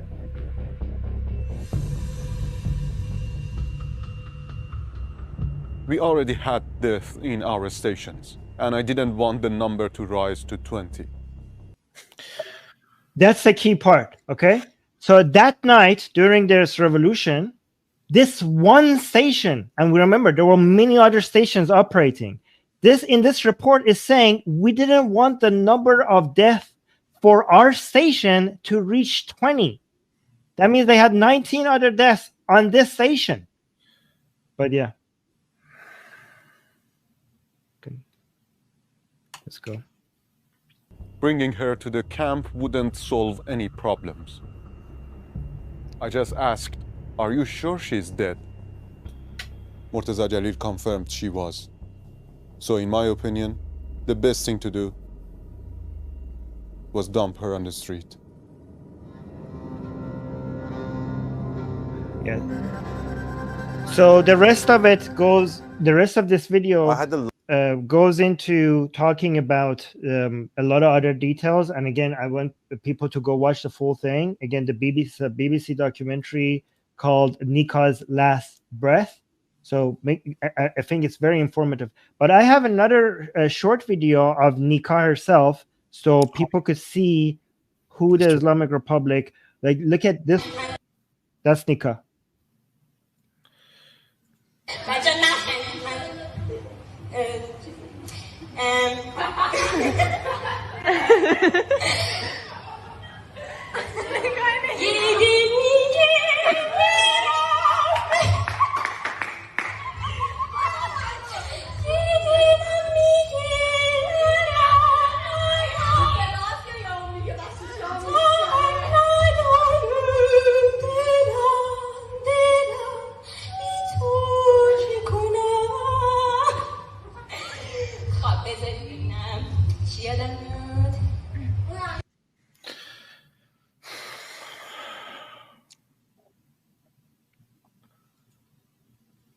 So I don't. Wow.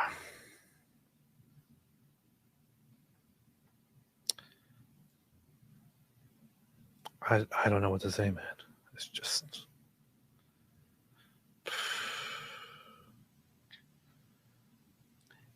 She was so brave that day.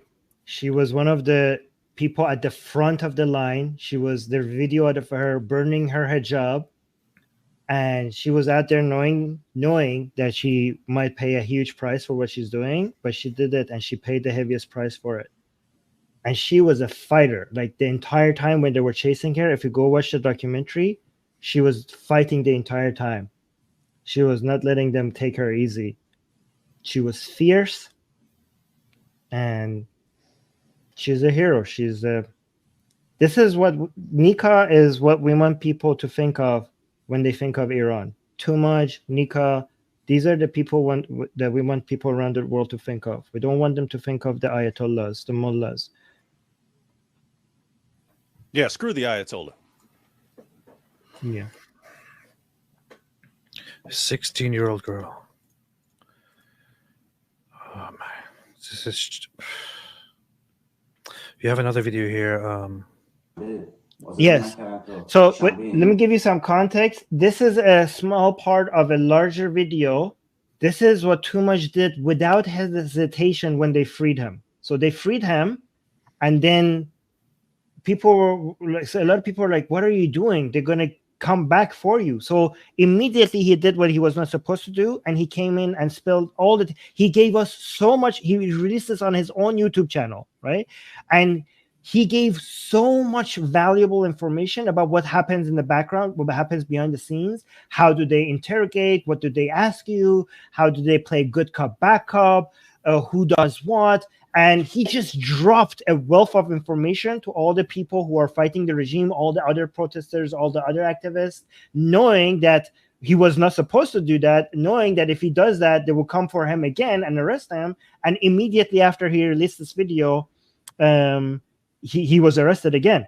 But I chose, like, people sent me this, and this is a small part of his larger videos just to show how up in the air everything is. So you want to read this? This is how many seconds is this? Not that long. Okay, yeah. So it says first day. Yeah, you want to play this? اولا که از پنجشنبه آزادم نکردن تا شنبه، این طبق قوانین خود جمهوری اسلامیه که بیشتر از یک سال نمیتونستم منو با بازداشت موقت نگه. They couldn't keep me under arrest for more than a year. Yeah. Temporary. That's similar to like the Tate thing where they have to they can only hold you on certain things for a while before they have to do something else.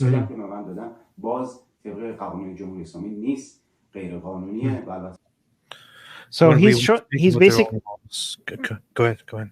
Yeah, it violates their own laws. Basically everything. So Too Much, every single thing that they did to him violates the Islamic Republic's own rules, and the Islamic Republic's laws are a joke because they don't stop anybody from doing anything. A lot of people outside of Iran who wants to support the Islamic Republic, they're like, oh, look, they have these laws and procedures.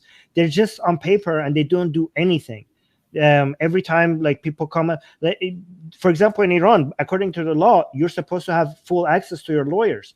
Every time one of these protesters gets kidnapped by the government, it's up to them. Sometimes they act like they give you a lawyer, but it's their lawyer that is actually making a case against you, even though he's supposed to be in your favor. It's all a joke. It's all up in the air. There's no everything. Every time they do, the procedures is based on how could we shut these people up, not based on what the law is.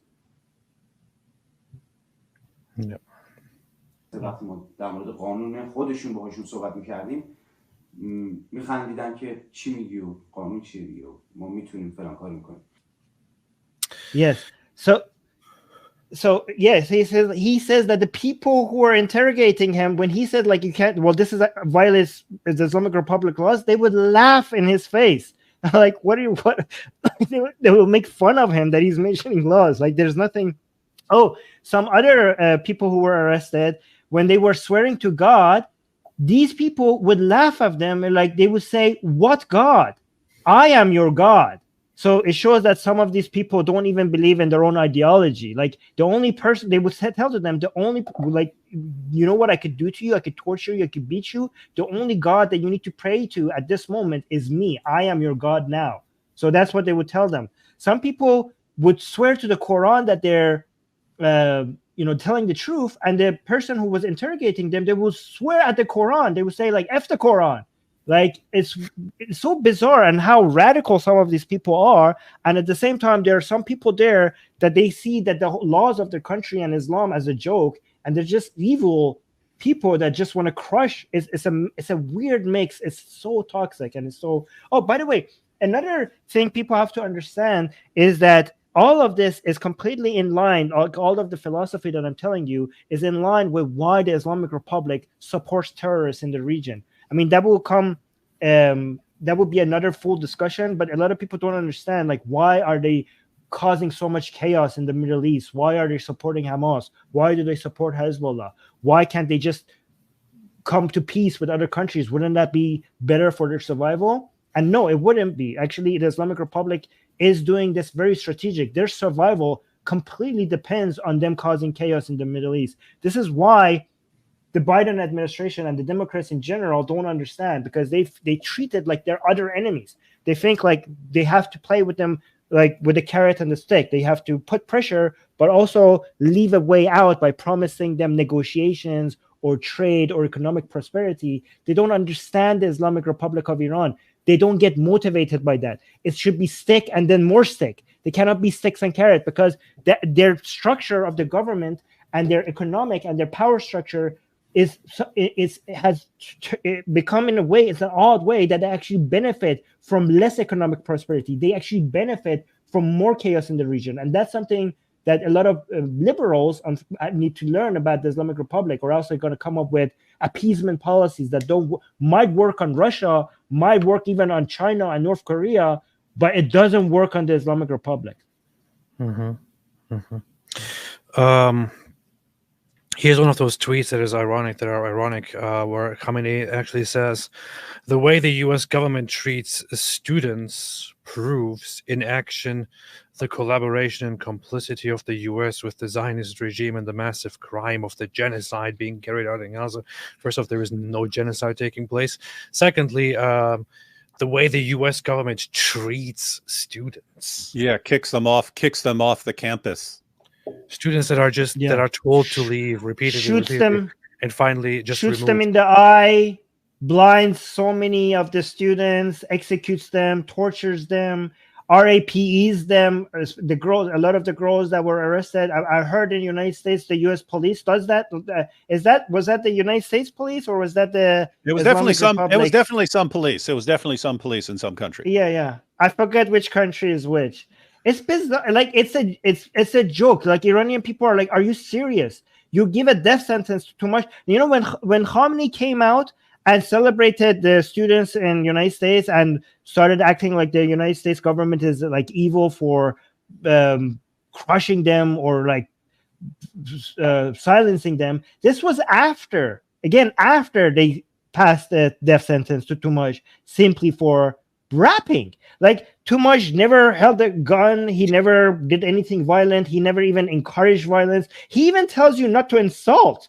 Right? He did nothing but rapping, and Khamenei dares come and say in United States, where not a single, the police in United States, they didn't even injure a single student. The police didn't even injure a single student. Was not injured by the police. They were injured by some other people, but not by the police. He dares say this about the police in the United States while they hand out a death sentence for somebody who just spoke and did nothing else. It's just, I don't know. Sometimes I don't know if they actually believe the things that they say themselves, or they're just making it all up. And then there are people who are actually excusing this kind of stuff, saying, well, Iran doesn't claim that there's freedom of expression, so yeah, but US does. Oh, no problem. No problem then. No problem for them. Yeah, by the way, but this is not I had a stream on this on Atheist Republic on our channel. This is freedom of speech. Shutting down the student protest doesn't violate freedom of speech, because freedom of camping, campus, destruction or threatening people or harassing people or having camps there, having that, none of those are protected speech. Campus encampment, Susanna says, campus encampment is not protected speech.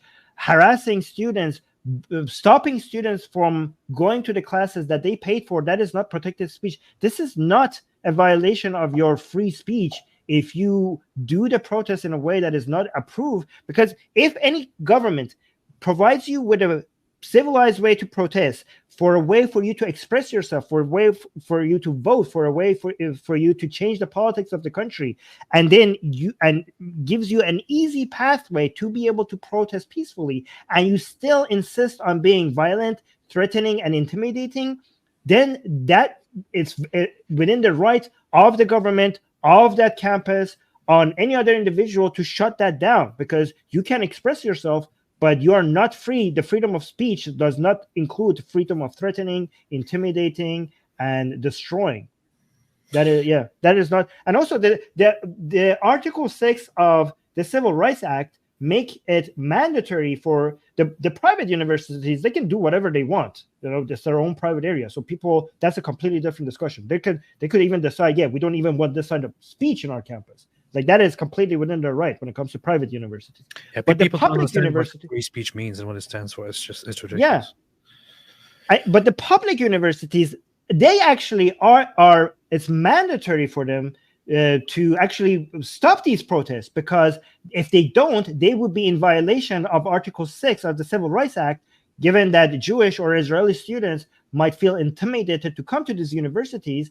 If the university doesn't stop these protests, they would be in violation of Article 6 of the Civil Rights Act, and that would not be at all in violation of your free speech in any way. And that, by the way, is also connected to a recent controversy that David and I covered here extensively when we talked about whether the US actually just made it illegal to criticize Israel or not, because there were lots of people who were actually going around saying, look at this, Israel controls America. The US actually made it illegal to criticize Israel. And it was the weird part was, it's one thing when random people jump to the conclusion. It was like politicians and experienced journalists who were saying it. It was a very, very weird situation. Yeah, none of that happened. What actually happened is that specifically Congress, because universities were apparently struggling to understand what is and is not discriminatory and hateful, passed a bill to clarify what is and is not anti-Semitic, and then thereby are now trying to pass the law according to which if at a university there is a giant mob going around discriminating against Jews by saying, oh, Jews are, Israel, baby killers, all Jews, this and that, then the university has to take action. Otherwise, there will be consequences for the university. That's what the bill is actually about. So the universities have to do this stuff. A lot of Iranians were very, very insulted by people comparing the student protest in the United States to their protest. Okay, it's night and day, and a lot of Iranians were watching all of this with shock, and they considered a lot of these Americans to be ungrateful. They're like, you don't know what we would do to have a country like a government like yours.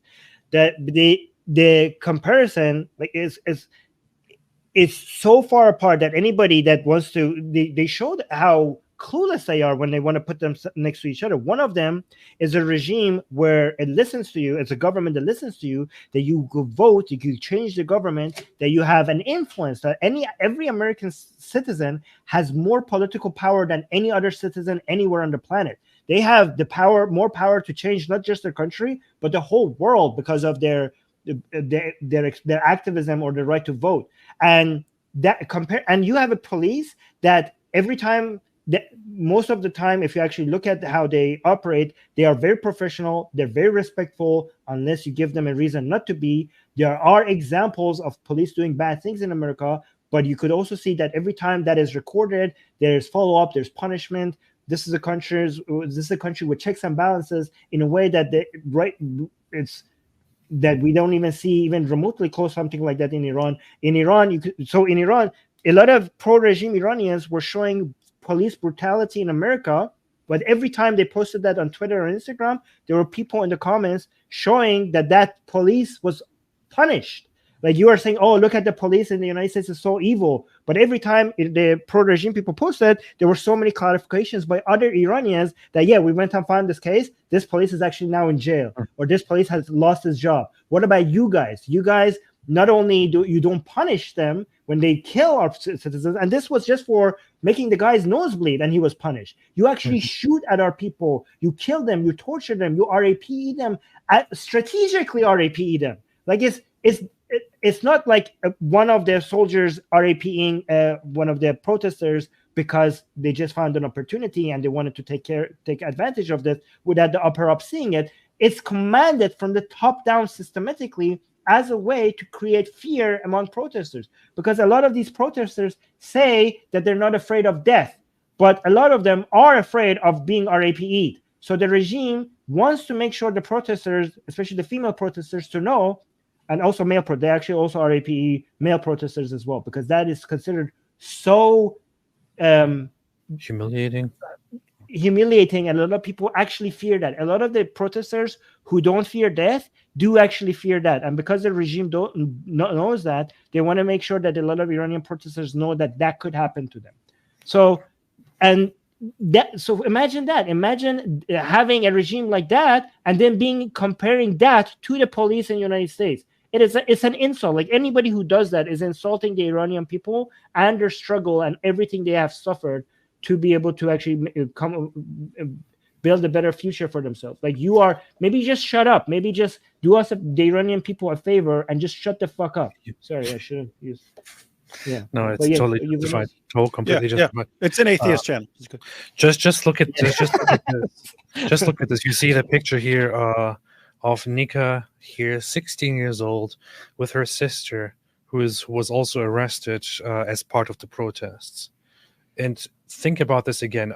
If you are somebody who stands with Iran, stands with the Islamic regime, of Iran, and thinks that they're good, they're justified in whatever they're doing, and you have to support them right now. Just think about this. Think about how they operate. Think about the things that they do. This is the girl. She's 16 years old. 16 years old, Nika. Here's a statement of one of the guys who was responsible for her killing. He denied putting his hands in her trousers, but he said he could not deny that he became aroused while sitting on her and touched Nika's buttocks. He said this provoked Nika, despite the fact her hands were tied behind her back, to scratch him and jolt so that he fell over. Afterward, he beats her and eventually kills her. And then they dump her in the middle of a street. And the government, the authorities, actually collaborate in covering this up and making it look like she committed suicide, like she jumped off a building and killed herself. That same night, dozens of other people were killed by the Islamic regime of Iran simply for protesting, for standing up for human rights, for women's rights. And the Islamic tyrannical regime of Iran cracks down on them. So far, in these protests, in the Mahsa Amini protests, has killed over 550 people who were just protesting for their rights, for their freedom, for their right to live freely. And these guys, this sick, messed up Iranian Islamic regime in Iran, is actually trying to act like they're the virtuous ones, they're the good ones. And you have people around the world who supposedly stand up for human rights, standing with them and supporting them. What a sickness. I sent you an article that you might want to show, because somebody in my live chat accused me of lying about this whole RAPE allegation. I don't know if I could say RAPE on your channel, but yeah, can you look into that? Because somebody accused me of lying, and I have a lot of other reports for human rights from New York Times. It's not just Amnesty. I know Amnesty International, some people, but I have, this has been widely reported, and this has been investigated and verified everywhere. So I just thank you to that person that tell me that I'm making stuff up. Thank you for giving me an opportunity to actually show that this is not made up. But yeah. Okay, I'll put it on here. So this here is the article that you sent. Iran's security forces use rape and other sexual violence to crush woman life freedom uprising. We haven't really mentioned the name here during this live stream, but these protests are known as the Woman Life Freedom protests. Woman Life Freedom Uprising are repeated like this in different languages. In Kurdish, it's Shinjian Azadi. How is it in Iranian again? Zanzendegi Azadi.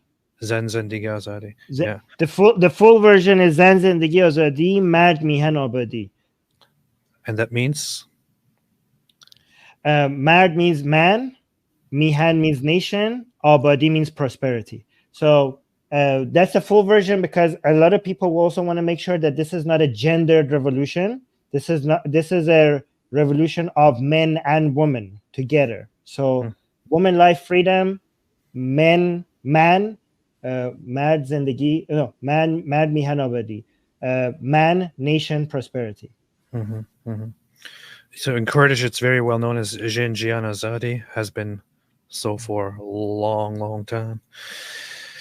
Yeah. So these are the protests.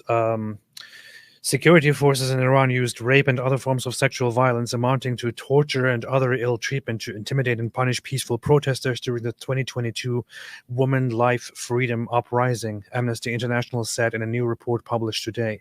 The 120-page report, which is linked here, they violently raped me, sexual violence weaponized to crush Iran's Woman Life Freedom Uprising, documents in detail the harrowing ordeals of 45 survivors, including 26 men, 12 women, and 7 children. 26 men, 12 women, and 7 children who were subjected to rape, gang rape, and other forms of sexual violence by intelligence and security forces following their arbitrary arrest for challenging decades of oppression and entrenched gender-based discrimination. To date, the Iranian authorities have not charged or prosecuted any officials for the instances of rape and other sexual violence documented in the report. Very important here. They have not charged or prosecuted any of the officials in these instances of rape and other sexual violence. Isn't it crazy that, I mean, these are the morality police. What do your morality police do? Well, we rape, gang rape, and carry out other forms of sexual violence against men, women, and little children. That's what we do because we're the moral ones. We're the moral ones. Yeah. I just want to say something. This is an understatement, but the Iranian people deserve so much better than this. It's so bizarre that some of the most liberal people in the world, the most freedom-loving people in the world, have the most theocratic, dictatorial, religious Islamic government. It's just such an irony, and I don't know how to even express it. The Iranian people understand more than most people on the planet the value of freedom, the value of free speech, the value of secularism, right? And this is something that a lot of people that do have these gifts should learn from Iranian people, because I think a lot of people in the West don't value what they have. They don't understand the price and value of freedom. And, Susanna once on Atheist Republic, she mentioned that she, as an American, learned the value of freedom, the meaning of freedom from the Iranian people. And I think this is a lot more people in the world should pay attention to Iranian, not just because the Iranian people need attention and help, but because you need help. And Iranian people could teach you what you have and how to defend it, because you're making a lot of mistakes. You're going backwards. Like, a lot of people in the West are going backwards. And I think if they paid more attention to what's happening in Iran and how Iran became the way it is right now, they wouldn't be doing what they're doing right now. They wouldn't be opening their arms to their enemies, to the people that would stab them in the back if they, once they get the upper hand. These people have lost their freedoms. They know what this is. Listen to them. Listen to the people of Iran. David, I want to get to one part here. So this is an article on Toumaj Salehi. He is only 33 years old, has been convicted by now and sentenced to death. And one of the very important things connected directly to Islamic scripture and Islamic law is what he was convicted for. And it says here, on 24 April 2024, he was sentenced to death by the Islamic Revolutionary Court of Isfahan over the accusation of waging war against Allah and corruption on earth, one of the most serious charges in Iran, and has 20 days to appeal the ruling, as per his lawyer, Amir Raizian. Those who are familiar with the Quran know very, very well exactly what this is about and can directly make a reference to Quran chapter 5 verse 33. Hey, you should back it up one verse for why this has come up so many times over the years. We can give people the context. Oh yeah, important. Yeah, so guys, for many years, after every single Islamic terrorist attack, it didn't matter where you went. You could go to news articles like CNN, on CNN. Barack Obama would quote this. Various politicians, tons of journalists would quote a heavily edited version of Surah 5, verse 32 after every terrorist attack. So after every terrorist attack, we would hear, this terrorist attack really doesn't have anything to do with Islam, because according to the Quran, anyone who kills a man, it's as if he's killed all mankind. So that's the rule. There's no scenario in Islam where you'd actually kill someone, because the Quran says, if anyone kills a man, it's as if he's killed all mankind. And there are tons of problems with that, which you see by just reading what Surah 5 verse 32 actually says. And they would never give the reference, because they didn't want anyone looking up the verse, or even worse, looking up the very next verse. But here you have, because of that, and it's actually a funnier story, because if you go back, because of that refers back to the story of Cain and Abel, which in the Talmud, they explain the connection between the story of Cain and Abel and this statement which is by a Jewish rabbi. But Muhammad doesn't know the difference between a Jew quoting the Torah and a Jew quoting a rabbi in the Talmud. They didn't know the difference. He thinks this is all revelations of Allah. But it says, because of that, this story of Cain and Abel, we decreed upon the children of Israel that whoever kills a soul, unless for a soul or for corruption done in the land, it is as if he had slain mankind entirely. And whoever saves one, it is as if he had saved mankind entirely. And our messengers had certainly come to them with clear proofs. Then indeed, many of them, even after that, throughout the land, were transgressors. So some of the various problems with this, again, in the Talmud, the reason it's connected to the story of Cain and Abel is you have the story of Cain and Abel, and when we read it, it says, God says to Cain, your brother's blood cries out to me from the ground. A rabbi in his commentary in the Talmud says, he points out, he says, actually in Hebrew, it says your brother's bloods. It's plural. And he says, because it's plural, it's not just talking about his blood. What God is really saying there is, you killed all his future descendants as well. You killed all this. You killed this guy's the entire family line. So when you kill a person, it's like you're killing all mankind. You're killing all future generations who would have been connected to that. But in the Talmud, they actually point out the connection between the story of Cain and Abel and this verse.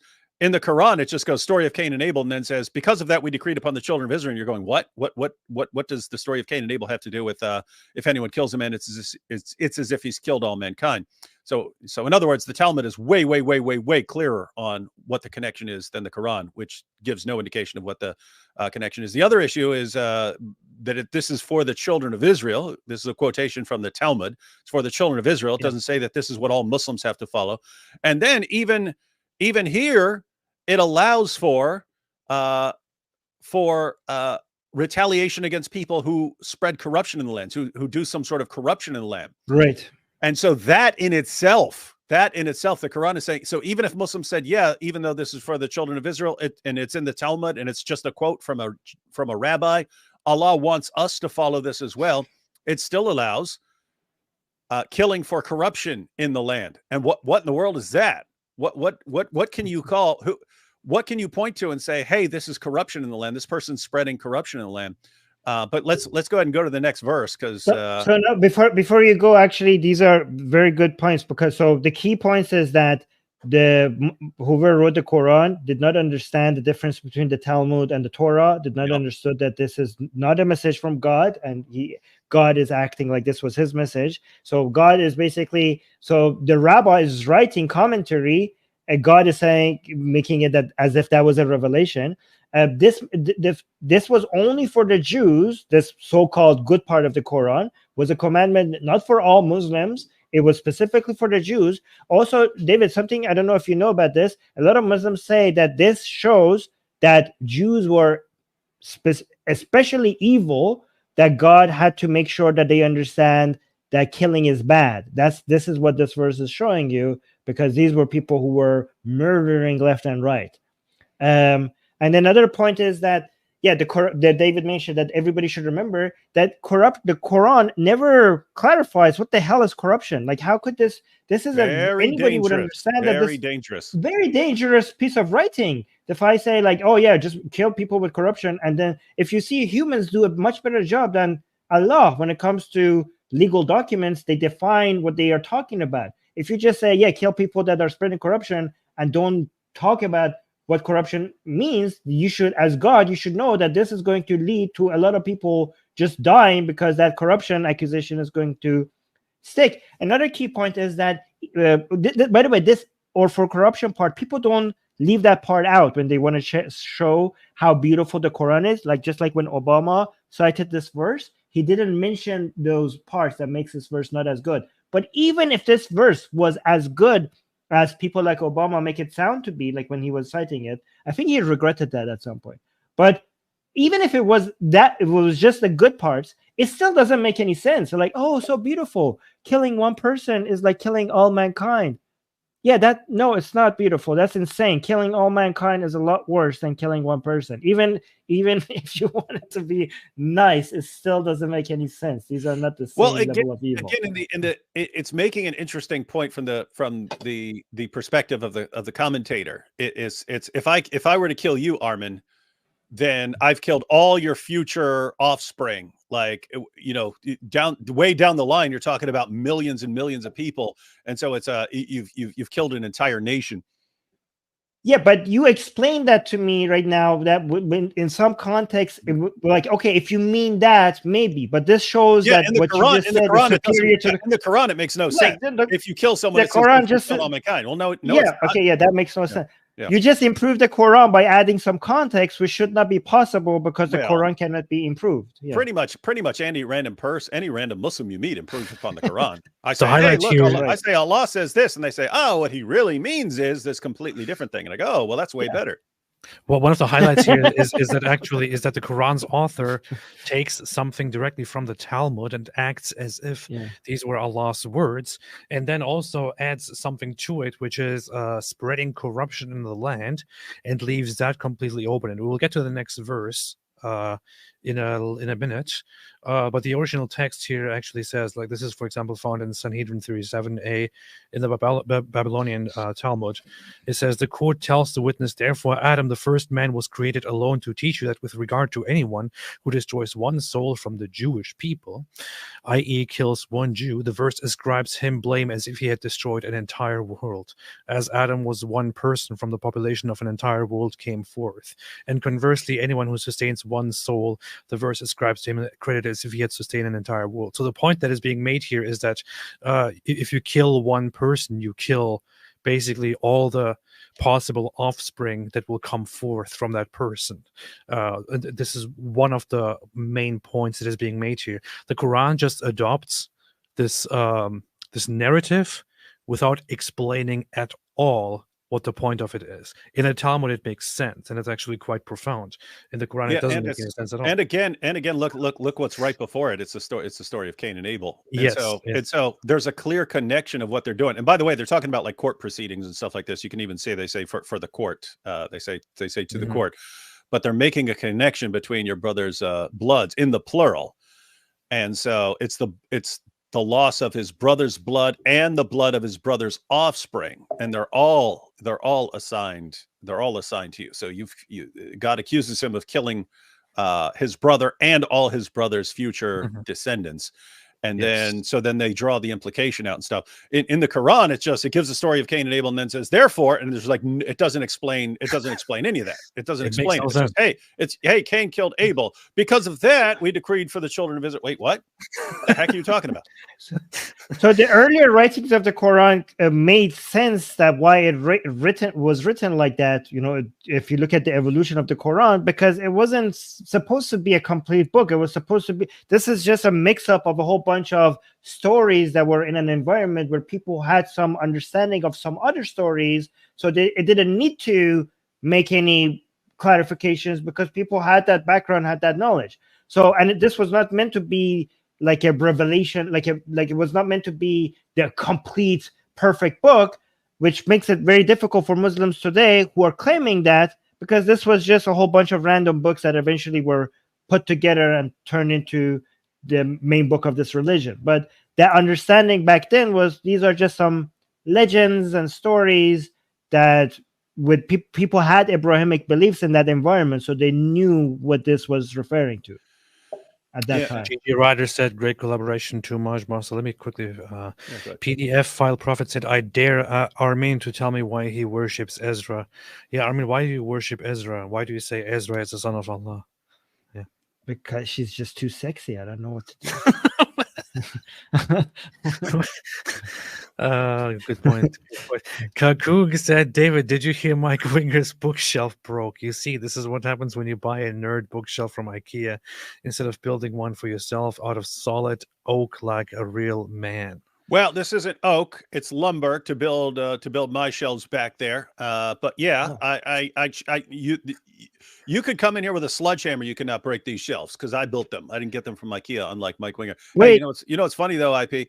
Mike Winger last night posted his instructions on building a desk, like he's going to build it, not have it assembled by some actual person who knows how to work with his hands. But he said, I don't know why you talk to IP here, but yeah, whatever. What? I don't know why you're talking to IP here. Oh, AP, UP, everyone. Wait, guys, I also, just a clarification, I confuse Ezra with Al-Uzza. So okay, yeah, you're good. You're good. Al-Uzza is the sexy one. Just like people convince you with so people also convince you with people who worship Ezra. Who's no one. Anyway, so Mike. Well, we're all secret Jews here, so let's anyway, then Mike Winger, he posts his instructions on his new desk, and it says it's giving warnings about using cordless drills because they can snap things and so on. And so he goes, "Oh, my instructions say I can't use an Uzi." He thinks a cordless drill is an Uzi. That's the intellectual level of this guy, one of the top Christian apologists on YouTube, and that's his intellectual level. Anyway. Is that why you had that drill there with you, just to make that? No, I always have this drill here with me. For some weird reason. Yeah. No, it's just this was the last place I used it, so it's been sitting here for a while. Anyway. That's what I would. Why at least I know what a drill is. I worship Ezra. I don't understand. Al-Uzza I would worship, daughters of Allah. Well, don't you know the Quran says in chapter 9, verse 30, that the Jews call Ezra the son of Allah. The Jews say Ezra is but they don't worship. Yeah, but they don't worship him. Well, they also don't call him the son of Allah. I've never seen any. I've never heard. But this is double wrong. The Quran is wrong that they. But also the people who say even the Quran doesn't claim that the Jews. No, but Muhammad did. Muhammad did in the context. Hadith in Bukhari. In Bukhari, Muhammad said that at the judgment, every group is going to be asked about what they worshipped, and so. The Christians are going to be asked, why did you worship the Messiah? And it says the Jews are going to be asked, why did you worship Ezra? And so it's just interesting because we've never been able to find any Jew who calls Ezra the son of God and worships him. Not just in the world today, but not one record. The Quran also record of any Jew ever who said this. The Quran also refers to Christians who don't believe in the Trinity. So have you found Christians that don't believe in the Trinity as well? No, and even when the Quran describes the Trinity, it's Allah, Jesus, and Mary who work together really closely, which isn't the Trinity. So it's a little confused here. So Sahih Bukhari, it says the Jews will be called upon and it will be said to them, who do you use to worship? They will say, we used to worship Ezra, the son of Allah. What? It will be said to them, you are liars, for Allah has never taken anyone as a wife or a son. What do you want now? They will say, oh Lord, we are thirsty. Give us something to drink. They will be directed and addressed, thus will you drink? Whereupon they will be gathered into hellfire, which will look like a marriage, and so on. And then it says further, then Christians will be called upon. And the Christians will say, "This is such a weird mistake." Of Allah.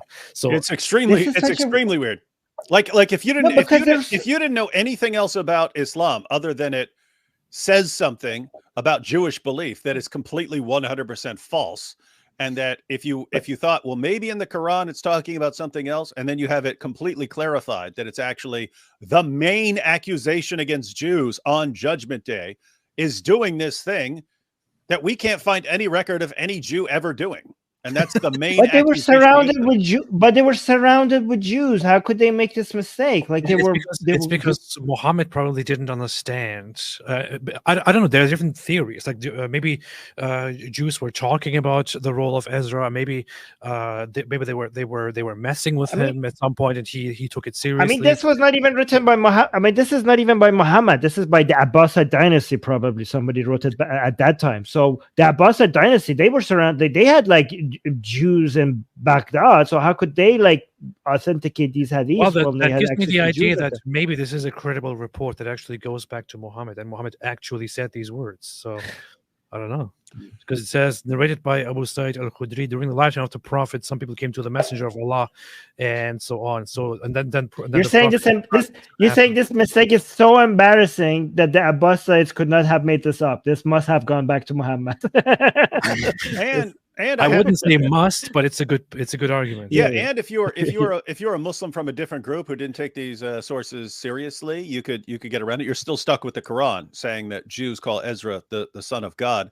Yes. But as far as if you're a Sunni Muslim and you take the Sunni methodology seriously, guess what? You have multiple Sahih narrations in Bukhari itself saying that Muhammad said this. So from a Sunni perspective, this is as good as gold.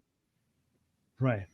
Well, they could just say that Jews said, they could make up stuff. If I was a Muslim, I would be like, yeah, well, Jews made it up that back then, and they were called out by Muslims, so that's why they don't say it anymore. By the way, that is the position because this guy, I think it's Tabari. I think it's Tabari in his commentary. He says maybe this referred to just like one guy who was saying this, or one small group who was saying it, and so on. Whereas. I mean, right here, again, it sounds like the main accusation against Jews as a group on the Judgment Day. And it's in parallel with Christians. You worship Jesus, and that's the main condemnation. And then Jews, you worship Ezra as the main comment. So it's like, and even in the Quran, when it says the Jews say Ezra is the son of Allah, and the Christians say the Messiah is the son of Allah, it's like we're doing these things in the same way, but with two different people. And so if this is supposed to be like Christians, I mean, this should be like, it's like Islam is saying this is central. Like Ezra worship is central to Jewish belief, yes. the way that the Messiah is central in Christian belief. Yes. Interestingly, who was that? Yossi Mos said, I'm Israeli, wrong translation. It's not if you kill one person, you kill the entire world. It's if you lose one soul, you lose the entire world. That is... I'm just checking right now. So yes, Sanhedrin 37 actually, according to this translation, says anyone who destroys one soul. But I just checked the literal translation. It actually does say loses one soul. Very, very interesting. Interesting correction here. Thank you, Yossi. Appreciate it. Well, they would say kill because it's clear what it's talking about when it says losing one soul. You killed it. You killed a guy. You killed a guy, and therefore you also you lost all his future. Just killed a man. Yes. So do you have...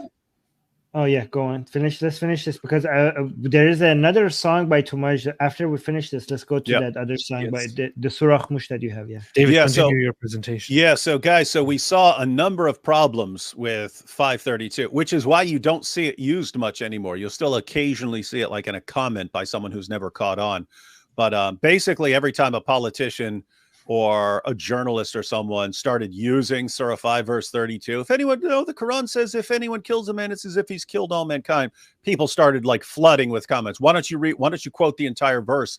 And better yet, why don't you quote the very next verse? So again, says this is for the children of Israel, and it also allows the exception of you can kill someone for spreading corruption in the land. And so what exactly does that mean? But then you go to the next verse, which is specifically for Muslims. It's not talking about the children of Israel. And it says, indeed, the penalty for those who wage war against Allah and his messenger and strive upon earth to cause corruption is none but they be killed or crucified, or that their hands and feet be cut off from opposite sides, or that they be exiled from the land. That is for them a disgrace in this world, and for them in the hereafter is a great punishment. So for anyone who's saying that 532 rules out killing people, because if you kill a person, it's as if he's killed all mankind, the very next verse, which is definitely geared specifically towards Muslims, the penalty for those who wage war against Allah and his messenger and strive upon earth to cause corruption is none but that they be killed. So this is talking about killing, crucified, or that their hands and feet be cut off from opposite sides. So dismemberment, chopping off body parts, or that they be exiled from the land. So depending on what you're doing, there are a variety of punishments. What's the problem? The main problem with this verse is this is awfully vague. Corruption in the land. And I just wanted to point out, lots of Muslims, when you point out, so they'll say, look, 532, it says if anyone killed a man, it's as if he's killed all mankind. Yeah, read the entire verse and then read the next verse. And they'll go, oh, it's talking about people who wage war. They're talking about people who wage war. See, it's self-defense here. No, it's not. I mean, it could be. It could refer to an army coming and causing corruption in your land or something like that. But what? Wage war against Allah. How do you wage war against Allah? You don't march an army out against Allah. You don't do that. Look. So this is Ibn Kathir. Look what it says. So I'll go and read it here. So he's got it there. The recompense of those who wage war against Allah and his messenger and do mischief in the land is only that they shall be killed or crucified, or their hands and their feet be cut off from on opposite sides, or be exiled from the land. Watch, this is Ibn Kathir's commentary. Wage war mentioned here means what? Marching an army out against Allah? Wouldn't make any sense to be marching an army against Allah. Wage war mentioned here means oppose and contradict. You're opposing Allah or contradicting Allah, and it includes disbelief. So just not believing in Islam, blocking roads, spreading fear in the fairways. Mischief in the land refers to various types of evil. Notice again how vague this is. What's it mean to spread corruption? What's it mean to wage war against Allah? You're disagreeing with Allah. You're opposing him. You're standing in the way of Sharia. You're opposing Allah. Mischief in the land refers to various types of evil. Guess what? What can you pack into that? Anything you want. The Muslim ruler can always say, anytime you're disagreeing with him, opposing Islam anyway, removing your hijab, making rap lyrics against the government, anytime you're doing any of that, what are you doing? You're spreading corruption in the land. You're causing mischief in the land. You're waging war against Allah. What's the penalty? Well, kind of anything we want to do. We can kill you. We can chop off your body parts. We can crucify you, or we can exile you. But we have it. What's this saying? It's saying that the Muslim ruler can decide almost any penalty for almost anything he wants. I mean, very ironically, you could come here and criticize the ruling of punishing those who wage war against Allah and causing mischief in the land or spreading corruption in the land. The rulers in charge could then say that by your criticism of this, you are causing corruption in the land, so you could be punished. And here's the amazing part is that this was used when there were terrorist attacks against the U.S. When there were terrorist attacks against the U.S. or against the U.K. or against France or something, we would get the response, but that terrorist attack is totally against Islam, because Islam says if you've killed a man, it's as if you've killed all mankind. So we would say, hey, why don't you read the verse? Read the next verse, that the penalty for waging war against Allah or making mischief or causing corruption in the land is death. Once you absorb that idea, okay, not according to us, according to Islam, has Great Britain caused mischief in Muslim lands? Yes. Yeah. Has France? Yes. Has the United States? Yup. Has Israel? Of course. These nations have all caused mischief in Muslim lands. What's the penalty? Death for whoever's making mischief.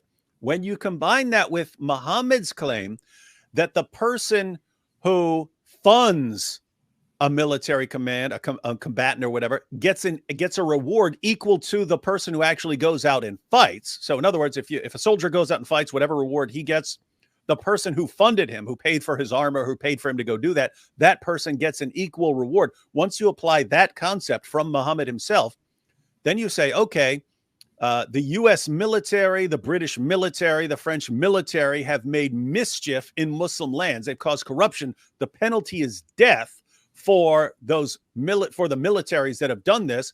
But who actually... And the people who voted for them. And the people who voted for them. That's the thing. If it's the people who are responsible, if the people who are responsible, the people who funded it, your average taxpayer. So who's responsible? The population of Great Britain is responsible for what the military does. The population of the United States, the population of France, are military. What's the reward for the military for causing corruption in land? Death. Then what's the reward if they get this? If the people who fund it get the same reward? Death. So is an attack against the Twin Towers or against a British train or any of that stuff, is that against Islam? It's exactly what you read right out of the Quran. And it's amazing. They'll go to this verse, which justifies all these terrorist attacks as retribution for causing mischief in Muslim lands. They'll ignore what this verse says, even though it says, yes, the terrorists are completely correct in what they're doing. They'll ignore that verse. They'll go to the verse before it. They'll chop off the part where it's for the children of Israel. They'll chop off the part there about corruption in the land. And they'll just say, see, 532 condemns this terrorist attack. You see, that's what Islam teaches. Yes. A bunch of morons. Of morons. So key points from what David said. If it wanted to refer to, if that text in the Quran wanted to refer to actual defensive war, it wouldn't say wage war against Allah. It would say wage war against Muslims, right? Mm-hmm. By saying against Allah, because if you're waging war against Muslims, you could say this is a reaction on people who are waging war against Muslims. But you cannot wage war against Allah unless it's an ideological war. This is why every single person who's interpreted this verse was understood what this means. It means that it's a war against Islam as an ideology. Basically, people speaking. Basically, people disagreeing. That's what this verse is referring to. However, even imagine if this verse did not mean what David and I are saying. It's actually, these modern reformist Muslims, they're correct. And Allah is actually talking about just punishing people who are attacking Muslims. Even if that is true, then Allah is a horrible communicator, because even if we wanted to be the most charitable, it's easy to see why so many Muslim scholars that speak Arabic, their Arabic is their native tongue, will come to the conclusion that this verse doesn't actually mean that. This verse is actually talking about people who are just opposing Islam. So even if God was intending to say something else, was just talking about defending, then it shows that the interpretations of Muslims throughout all these years, which makes sense, shows that this God doesn't even know how to communicate with his creation. Like the worst thing you could say about Allah is that he actually means everything you read in the Quran. But the best thing you could say about Allah is that he doesn't know how to communicate with his creation. Well, Allah is pretty stupid. And I don't think you should blame him for that. I mean, it's not his fault. It's not his fault. It's weird because the longer he went, the worse of a communicator he became. So early on, when it's to you be your, when I hear from Muslims, early on when he was saying to you be your religion and to me be my religion, he was very clear. He was very clear back then. He knew exactly what he was saying. By the end, when he was saying fight those who do not believe in Allah, he had lost the ability to communicate clearly. So he was off his meds. He was off his meds, and so by that time, when he said things like "fight those who do not believe," what he really meant was only fight in self-defense. He just couldn't get the words out. Just couldn't get the words out right. And so even here, he's trying to say, guys, killing under any circumstances is always wrong. Just like U.S. politicians say Islam teaches, but when it comes out, it's slaughter and kill them and lock them up and crucify them and chop their body parts off. And so, sorry. Stop being ableist. Allah is stupid. We get it. So you saw this too, the way, corruption in the land and waging war against Allah, that comes directly from the Quran. And those are exactly the two claims against too much. So if which is so, it's just so evil. Like and they don't ever clarify what the hell do they mean. Like the Islamic Republic of Iran, when they want to charge somebody, and these are sentences that carries out the death sentence after. It's really hard to take this back once you accuse somebody of corruption in the land and spreading war against Allah. This will stick, and now the radicals will be very disappointed if you don't execute the guy, because they're like, this is exactly what you're supposed to do after. You're supposed to execute the guy. But given that in Iran we have laws that uses language directly quoted from the Quran, is exactly why a lot of Iranians are against any form of religious government. How barbaric and backward should a country be that the language used, when they're sentencing too much, the language used is an exact quotation from the Quran? It's just barbaric, and I can't believe that we're still dealing with this in the 21st century. But yeah, show this. Yeah, but no, I mean, think about this, because we've pointed this out a lot, that if you want to say, hey, this is a death penalty, you should probably be pretty precise in the language of what you're going to be sentenced to death for. You don't want some vague thing that can be used to put anyone to death. I mean, think about this. If you're a government and you say, okay, we are allowed to kill people for spreading corruption in the land, you can actually put anyone to death for any reason you want and just say this person has spread corruption in the land. So the point is, it's still amazing to this day that you had one of the most dangerous commands in the history of humanity. Any leader can put anyone to death for anything he can call corruption in the land, which is anything he doesn't like. This is one of the most dangerous dangerous messages ever. Then it justifies any sort of thing you want to do as far as terrorist attacks or anything else. And you'll ignore that. You go to the verse before it. You'll completely edit the verse before it, and they'll say, "You see, not allowed in Islam." The most violent commandment in any religious book in history. The verse before it is used to show how beautiful and forgiving Islam is. It's just like you can't make this stuff up. Killing is never allowed. Killing is never allowed because the verse. Yeah, never allowed. Yes, everyone understands it by now. All right, let's see this. This is a part of our religion. There's a reason to it. Yeah, there's a reason why there's a capital punishment, because people like you, little weaklings who leave their religion and cause corruption in the land by spreading it, the capital punishment in Islamic law would be applied to you. We have no doubt, and we're proud of that. Yeah? Capital punish will be applied in an Islamic state. So what he just used, the wording was very, very, very, very, very, very interesting. Yeah, there's a reason why there's a capital punishment, because people like you, little weaklings who leave their religion and cause corruption in the land by spreading it, the capital punishment in Islamic law would be applied to you. We have no doubt, and we're proud of that. Yeah, capital punish will be applied in an Islamic state. Yeah. So. Yeah, so he says it very clearly. So you have the statement in the Quran which says, waging war against Allah and spreading corruption in the land, those shall be executed, exiled, crucified, hands and feet cut off from opposite sides, and so on, as you wish, whatever you want to do. And people can bend that as they wish, but one of the very obvious issues here is, as Muhammad commanded the killing of apostates, of people who leave Islam and openly declare that they have left Islam, people like Al-Dawa here can come and, based on Islamic jurisprudence, based on the history of Islamic jurisprudence, say, yeah, well, you, by leaving Islam and spreading that, by just openly saying, I left Islam, you are causing corruption in the land. And we all know what the Quran says about causing corruption in the land, right? So death for you. This is what all those people around the world should be taking into consideration when they stand with the Islamists. I have a question for you guys, because I don't know actually the answer to this question. You guys have read a lot of hadiths. Have you come across any hadiths that shows why the Islamic Republic of Iran decides to execute in the most brutal way possible? I think like the Islamic Republic has managed to be more barbaric than Islam itself. Because in Islam, the way you execute is this: most of the time, you just you chop the head off with a sword, which is kind of actually much nicer than what the Islamic Republic does. So for people who don't know, that the Islamic Republic, when they carry out executions, they do death by hanging, but not in the way that you see in movies, not in the way that you saw happen in the United States in the West. because what you see in the movies is that they put the noose around your neck, and then there's this trapdoor under your feet that just opens, and then you fall, and the weight of your body breaks your neck, and you die almost instantly.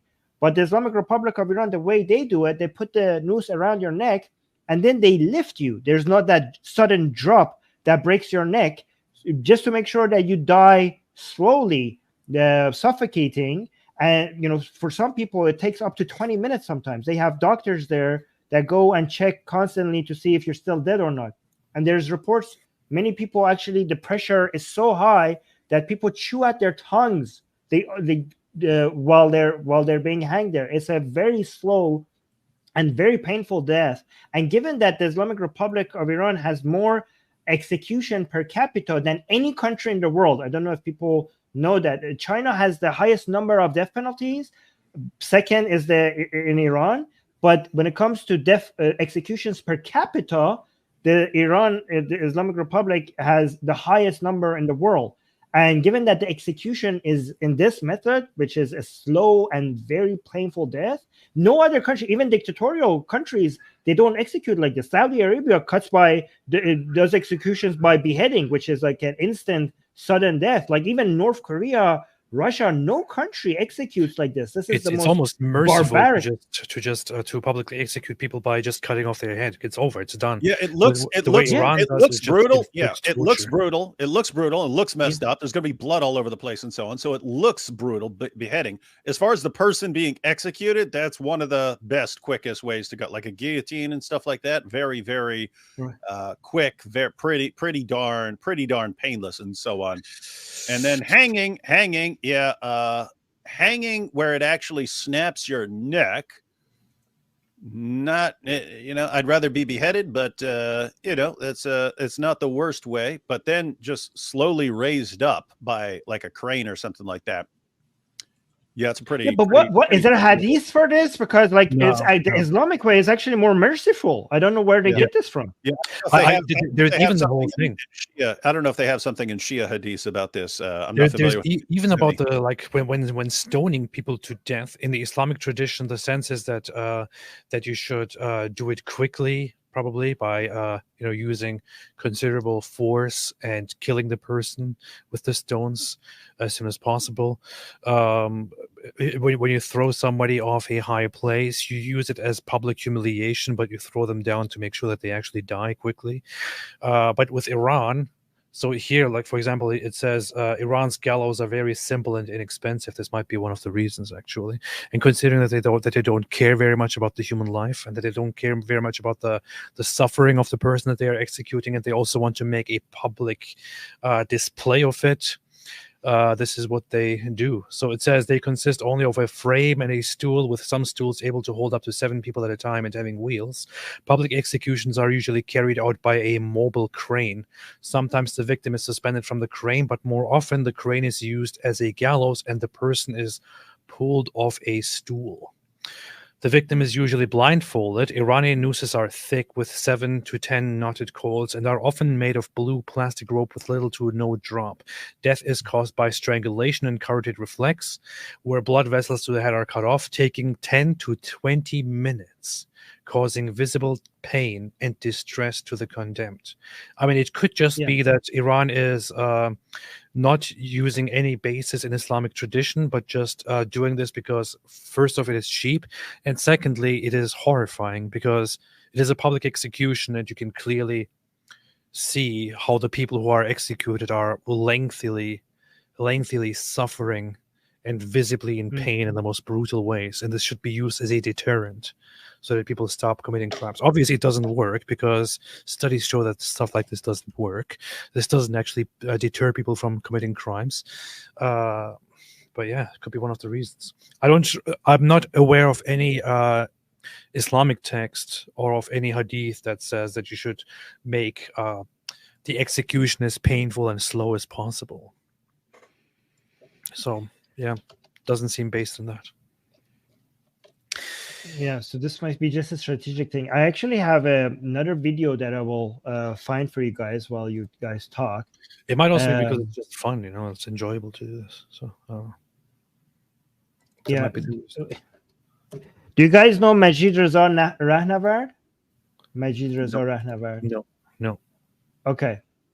So he was one of the, that's another name. That's another name that people, so Nika, these are the names. These are the names of people that we mention when these are our heroes, Iranian heroes, right? So let me actually show you this guy. This guy is, so remember the hanging, the way that the Islamic Republic executes people? This guy was hanged in that way. So I uploaded a new video. Can you put that on the screen? So wait. So this is Majid Reza Rahnavard. He was, let me just give you some context. He was fighting the police, the regime people came to his neighborhood and they were harassing the people, and he fought back against them, defending the people, right?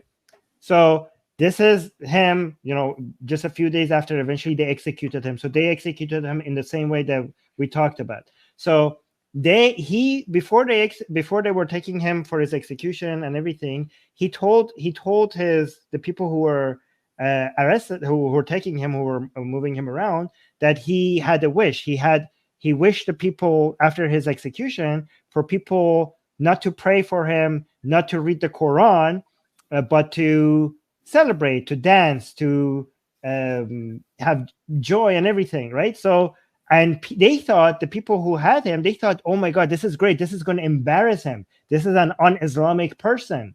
But after they released the video, a lot of people loved him even more, that even until his last moments, he was not afraid to say this thing, like he was standing strong. So do you want to play this video? I also have another video. Yes.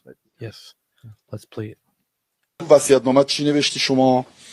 کجا خاکم کنن؟ دوست ندارم گریه کنن سر مزار. دوست نداری قرآن بخونن، دوست نداری برات نماز بخونن، دیگه نماز نخونن. درست. شادی کنن. آهنگ شاد پخش. وصیت‌نامه چی نوشتی شما؟ Wow.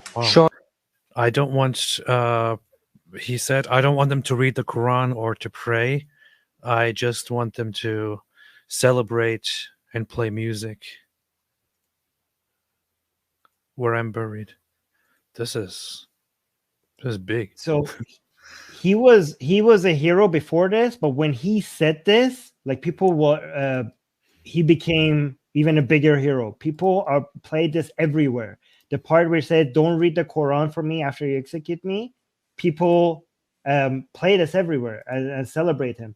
I also have another video. Seriously, I want to say that those babies, those big giant cry babies in America who go on campuses and they're like, oh, we are protesting. Look, we set up a camp.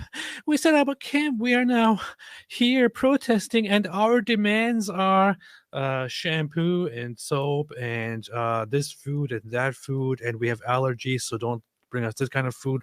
We also want condoms.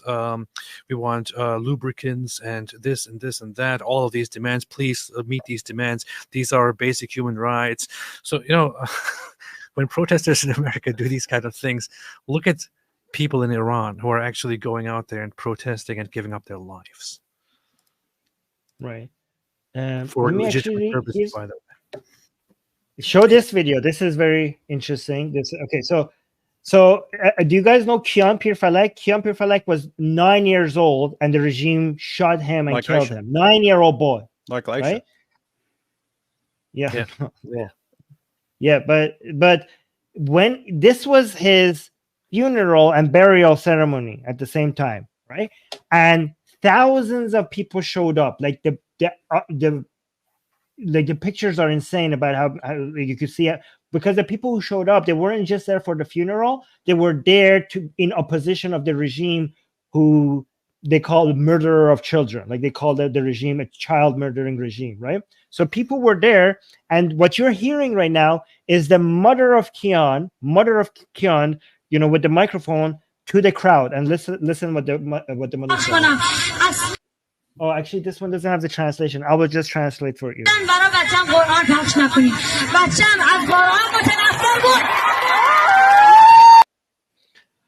This is insane. So she's saying this is the burial of her child, of a 9-year-old son. She's saying, this is in Iran, to the crowd, don't play the Quran for my son. My son hated the Quran. And the crowd cheers.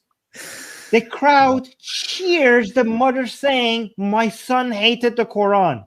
And this is a crowd of both hijabi people and non-hijabi people. Even the hijabi people were cheering this woman saying, my son hated the Quran.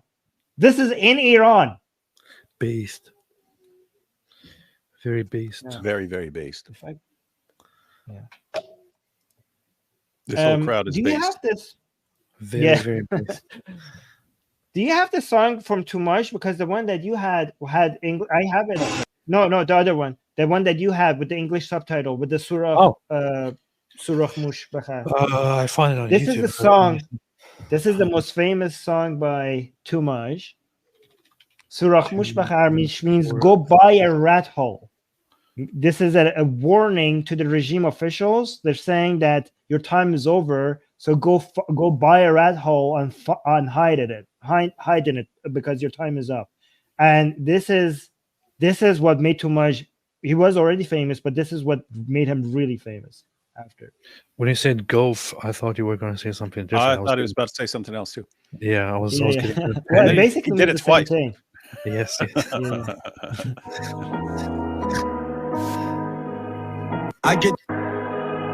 اگه دیدی درد مردم و ولی چشاتو بستی ظلم به مظلوم رو دیدی و از کنارش رفتی اگه از ترس یا واسه منفعتت خوده کردی تو هم دست ظالم هستی تو هم مجرم هستی اگه Ooh. Noise. If you look the way you are also a criminal. مجرم هستی اگه خودتو به خواب زدی وقتی که خونا رو میریختن گرفتار کسبتی وقتی جون جوونا رو میگیرن اگه وسط بازی وسط بودی و گفتی سیاست چی هست بدون رأی سفید نداریم بی‌طرف نداره این جنگ اگه دست رو چشمات گذاشتی دستات خونیان خائنی اگه تریبون داری و حرفات بو میدن دوری از وطن و دوربینای ما کمسون نیستن یادت باشه کثافت‌های پشت ابر لو میرن Man, yeah, this is part of the reason the government's worried about him. He's telling people you all gotta stand up against this stuff, or you're complicit with everything they're doing. Exactly. This would be considered inciting rebellion, and by their standards, of course, it would be considered spreading corruption in the land and waging war against Allah. Because of course, the Islamic regime is the true representative of what Allah wants. This guy is telling people to stand up against it, and that means he's waging war against Allah. And what does Allah want? Allah wants this guy killed. That's their explanation. اگه سرپوش گذاشتی رو قتل تو هم قاتلی واسه پوشوندن جنایت باید رو خون راه بری بدون مال کشیدن تو این سیستم کامل نیست ایران انقدر زندان داره که همتون جا بشین Whoa, man. This is ice cold. It's the message is one thing. The guy also has, like, he really has the flow. I get why he's so popular. ژورنالیست بازاری مخبر دوزاری هنرمند درباری سوراخ موش بخر مأمور معذور از بالا دستور جلاد مجبور سوراخ موش بخر سوپا به اطمینان منصوب بی اختیار اصلاح طلب حزب با سوراخ موش بخر صادراتی نایی یا کی زیرو رو کشار جایی بده هرچی دلار داری سوراخ موش بخر چه هنرمندی که So what he's basically saying is that all of those who are complicit in these oppressions against the people should find a place to hide. Find a place to hide. Yeah. Hey, would I be the only one to just totally lose it if he said go find a mouse hole and join FAR 4? I would have lost it. FAR 4. خبر از نونبری نداری شاشیدم به اسکار تگ مردمی نباشی پاره میکنم کلافتو که دیگه چرن نبافی چه شهاب دولتی باشی چه اسقر فرهادی چه بازیکن حکومتی و چفی الیسی چه بازیگر صادراتی و What does he mean by? Did you see that? What does he mean by kafia?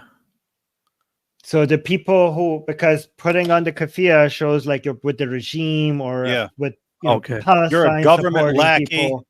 A government lackey, athlete, or kafia licker. But is that funny? That's funny.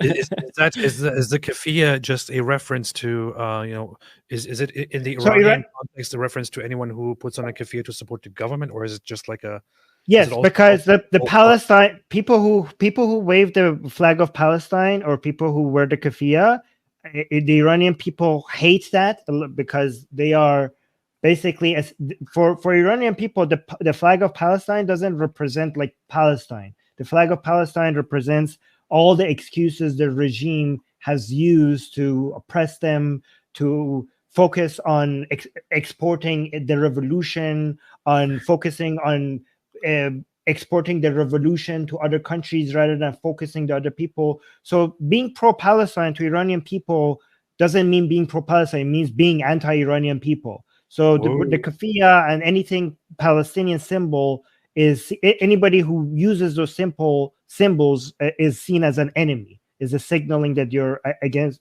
the side of the regime and against the people of Iran. So the kafia itself is Iranian people. Anybody who wears the kafia, they see red when they see somebody wearing the kafia.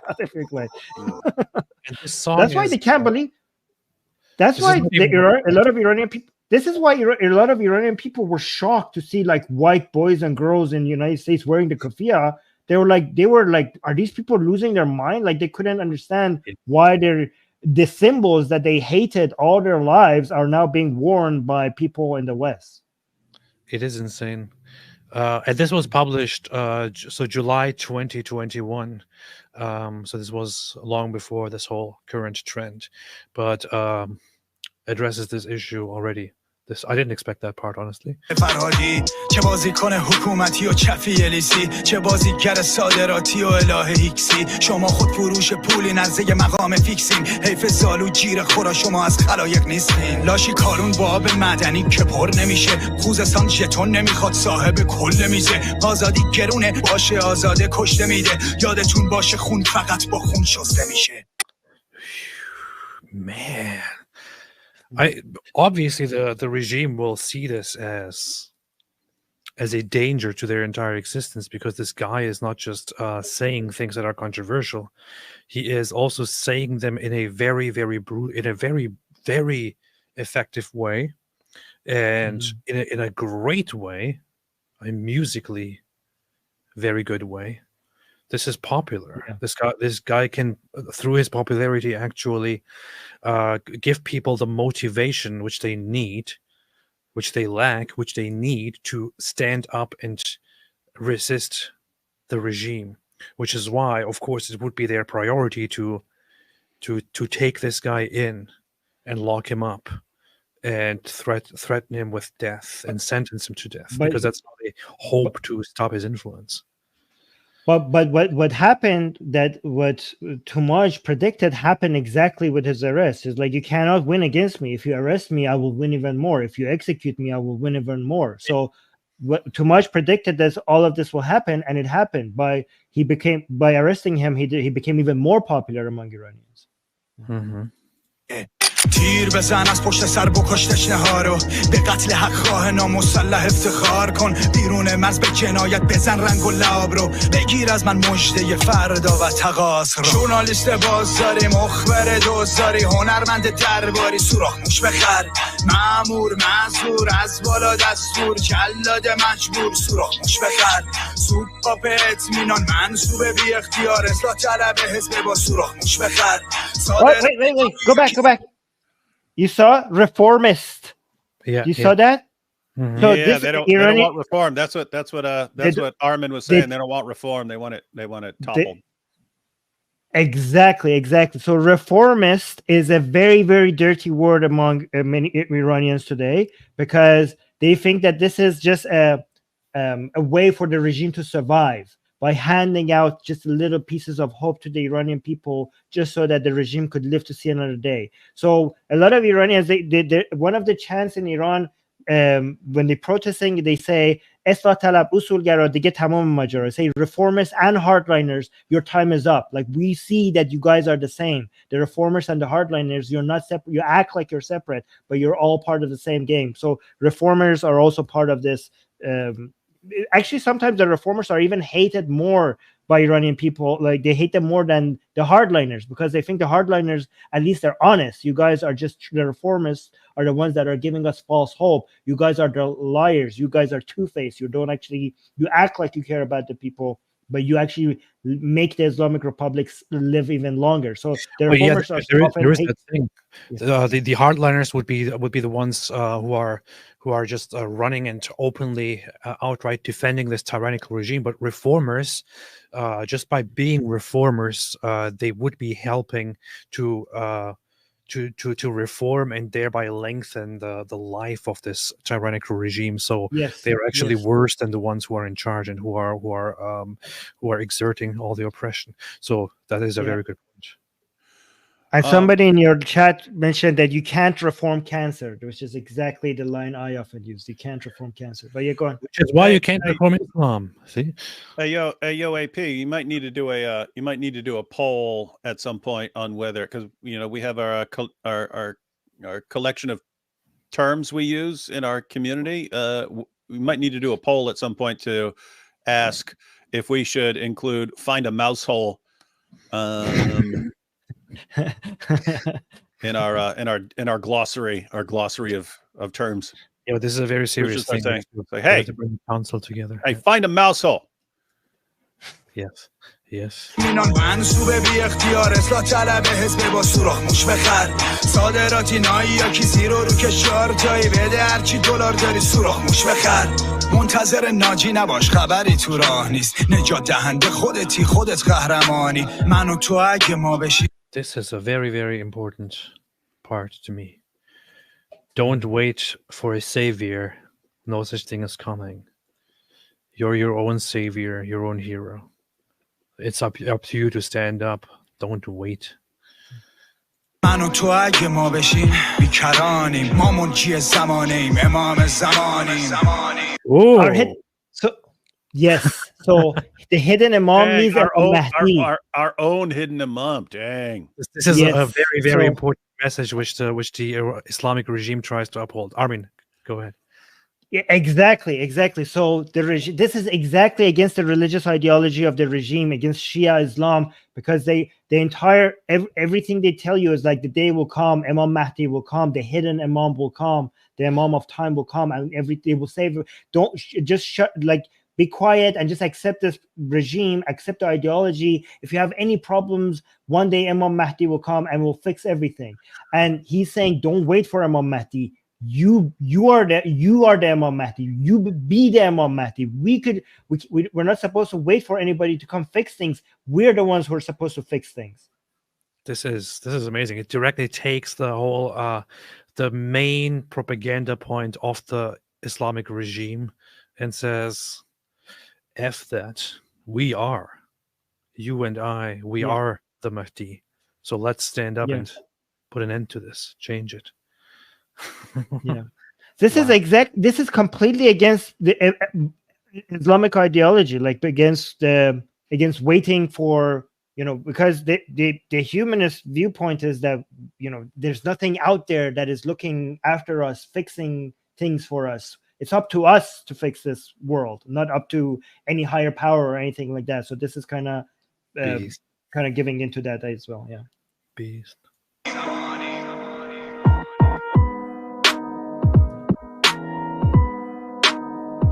So I have one more video. Save this guy. He needs to be saved.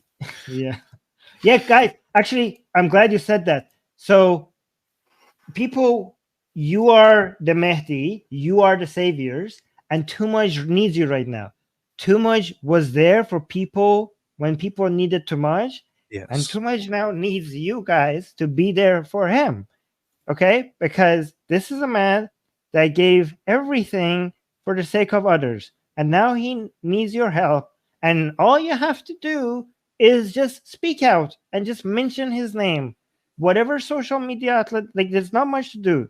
This man has given everything, and all you could do in return is just to be his voice, because he doesn't have a voice right now. He's behind bars, and all you need to do is just go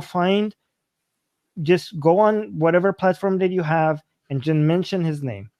Just please do that. Guys, it's not much asked. Yeah, guys. So as far as what I don't know, lots of people just have the mindset of it's other people with like big platforms who have to do this. No, if you have a bunch of people with if you have a bunch of people sharing stuff, that definitely helps. So I would encourage everyone to Armin obviously is posting lots of stuff about this, so just follow Armin and Atheist Republic, and whenever you see them post something about this, and he's already got other posts about this, but comment on it, share it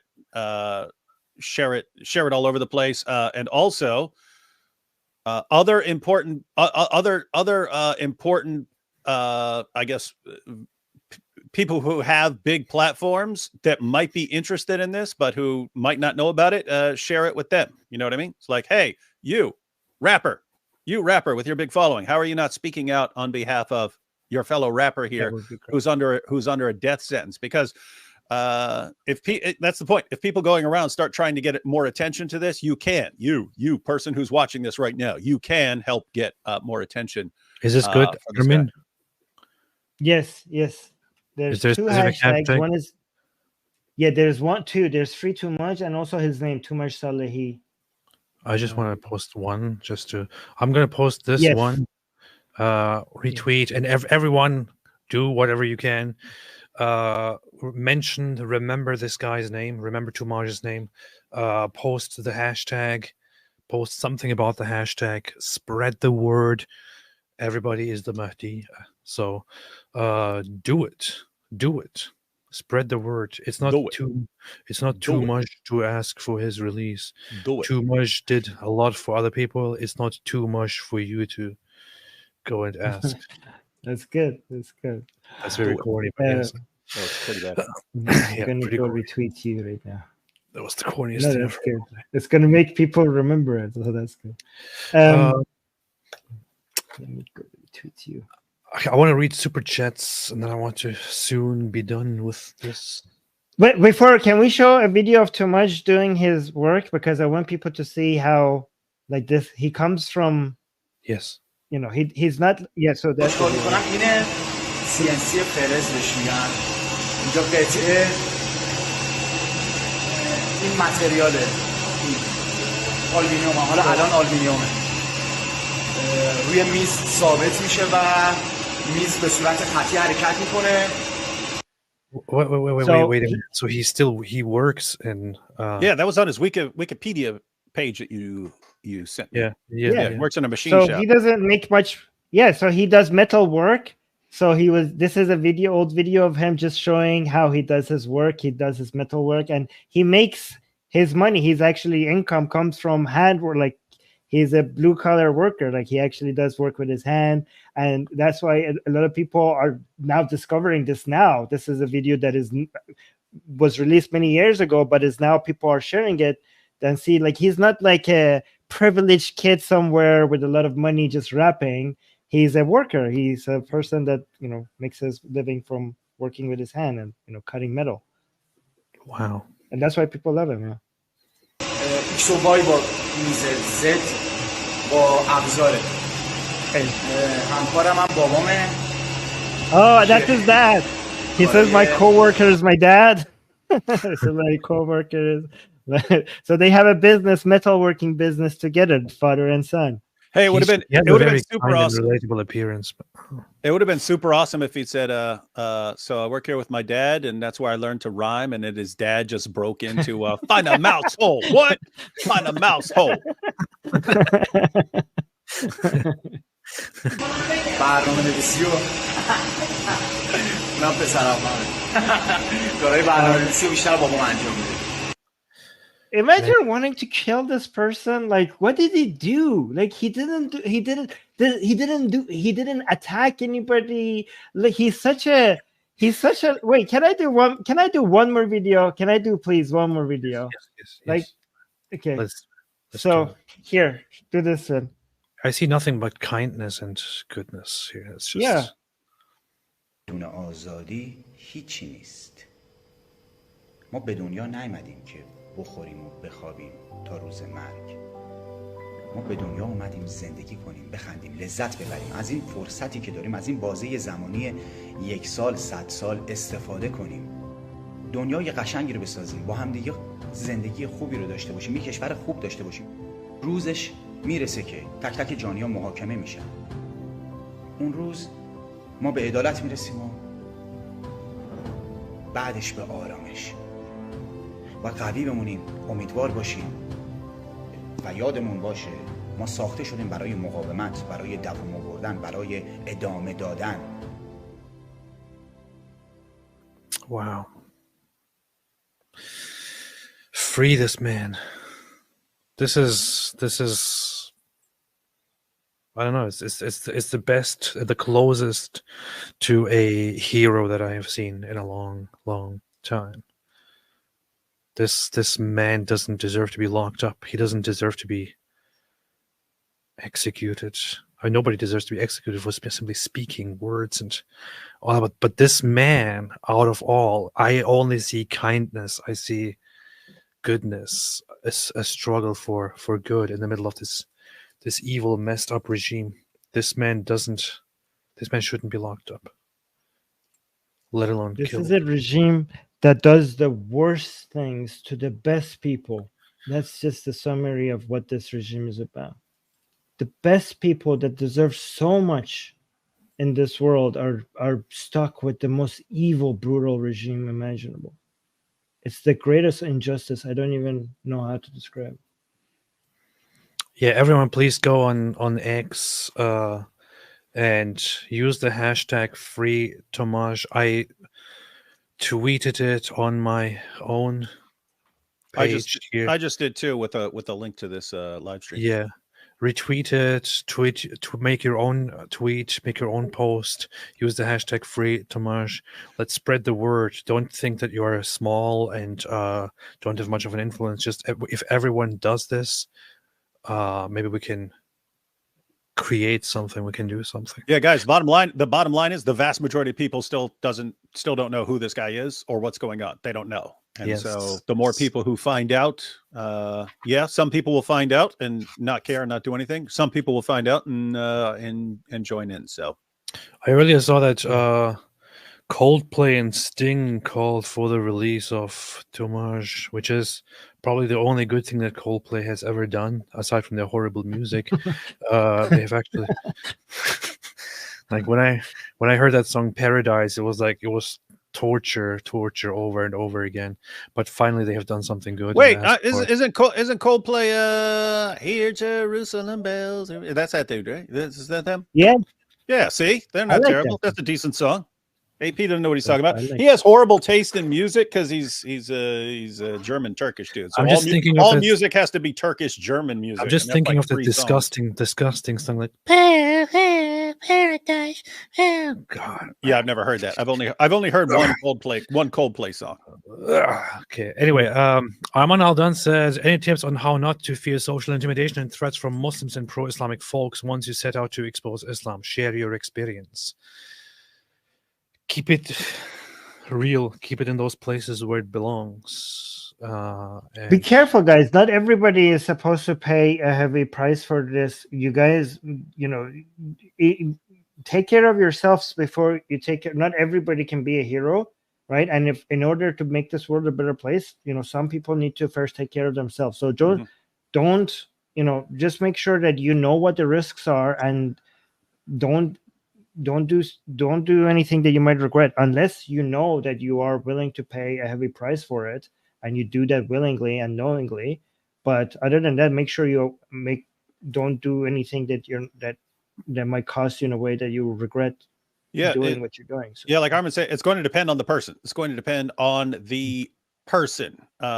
If you're a person, because people are in different areas, right? Like if you're in the United States, you're significantly safer than if you're in Saudi Arabia or something like that and you're criticizing Islam. So you have to take things like that into account. Also, how far are you willing to go? That depends. Are you willing to be martyred for a cause or something like that? Or would you rather rather not. Those both make sense, right? There are situations where where people are willing to lay down their lives for something. There are other situations where I would rather continue living my entire life. That makes sense too. Both, in other words, both those approaches make sense to achieve different purposes and stuff. So yeah, you have lots of things, and keep in mind, you can still do awesome, important things, even if you're not putting yourself out there as someone who's going to get a target on his back and so on. So yeah. Oh, Miss T says AP likes merch music. What I like is actually Deutschland, Deutschland über alles. AP's favorite song. Go well, ahead. Actually, guys, if you think that you could contact me on Twitter. My Twitter is just Armin Navabi, and my PMs are open in case you need me to come to, like, if anybody has a show where that wants me to come and tell you about Iran. I actually feel like this is self-congratulatory, but I actually know a lot about the details of Iranian politics and the activism that happens against the regime.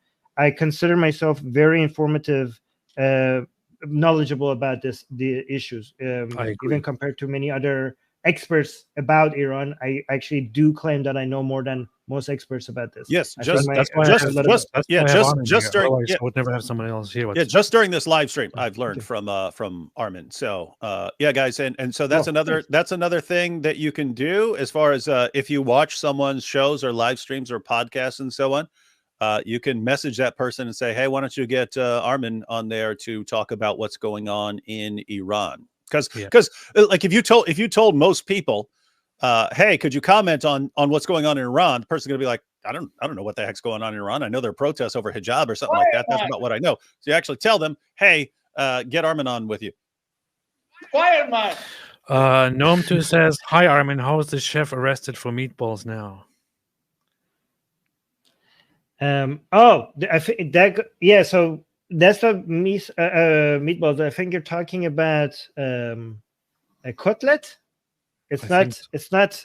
Yeah. So I think what you're referring to. So Qasem Soleimani, when he was taken out by the United States, his body looked. The remaining of his body looked like a famous Iranian dish.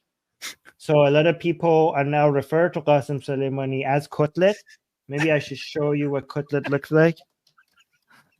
So when it came to the anniversary of his death, when the Islamic Republic was celebrating him, a lot of people were make Qasem Soleimani's death day. They celebrate Cutlet Day, and they make cutlet and they eat cutlet. I have the picture of cutlet. I can get behind that. I'll do that one. Yeah. So there was this chef in Iran who, like, on his Instagram account, he showed his recipe of cutlet and how he makes it.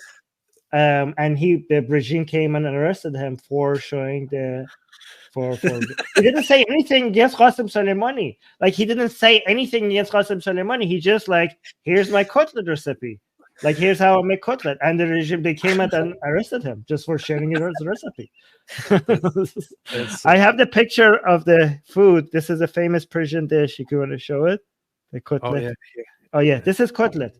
So that's what Qasem Soleimani looked like when he was so that's why people call him cutlet now. And people celebrate cutlet. Yeah.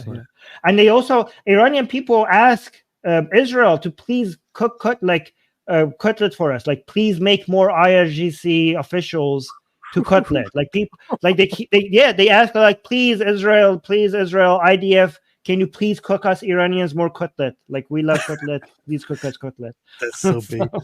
Yeah, I'm not going to celebrate. I'm not going to celebrate death, but if I hear anything's got to do with cutlets, I'm happy to cook something up.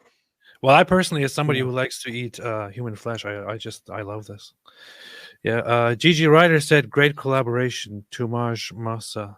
Thank you so much. Appreciate it.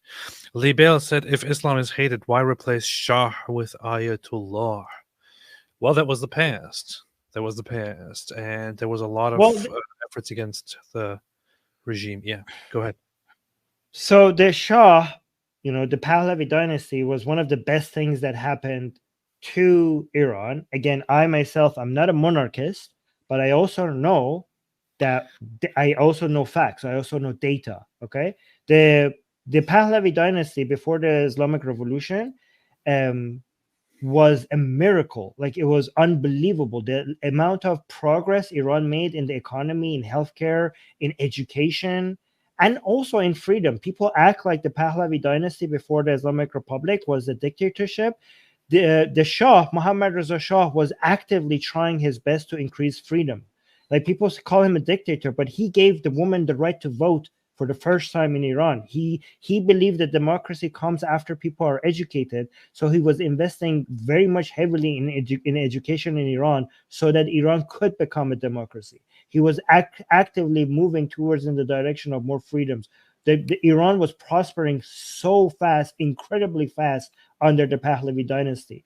So What when about people compare the Ayatollah, yeah. So what about lots of the factions that participated in the revolution, including leftist ones and others, for example, had complained and said that they were motivated by because the Savak, the organization,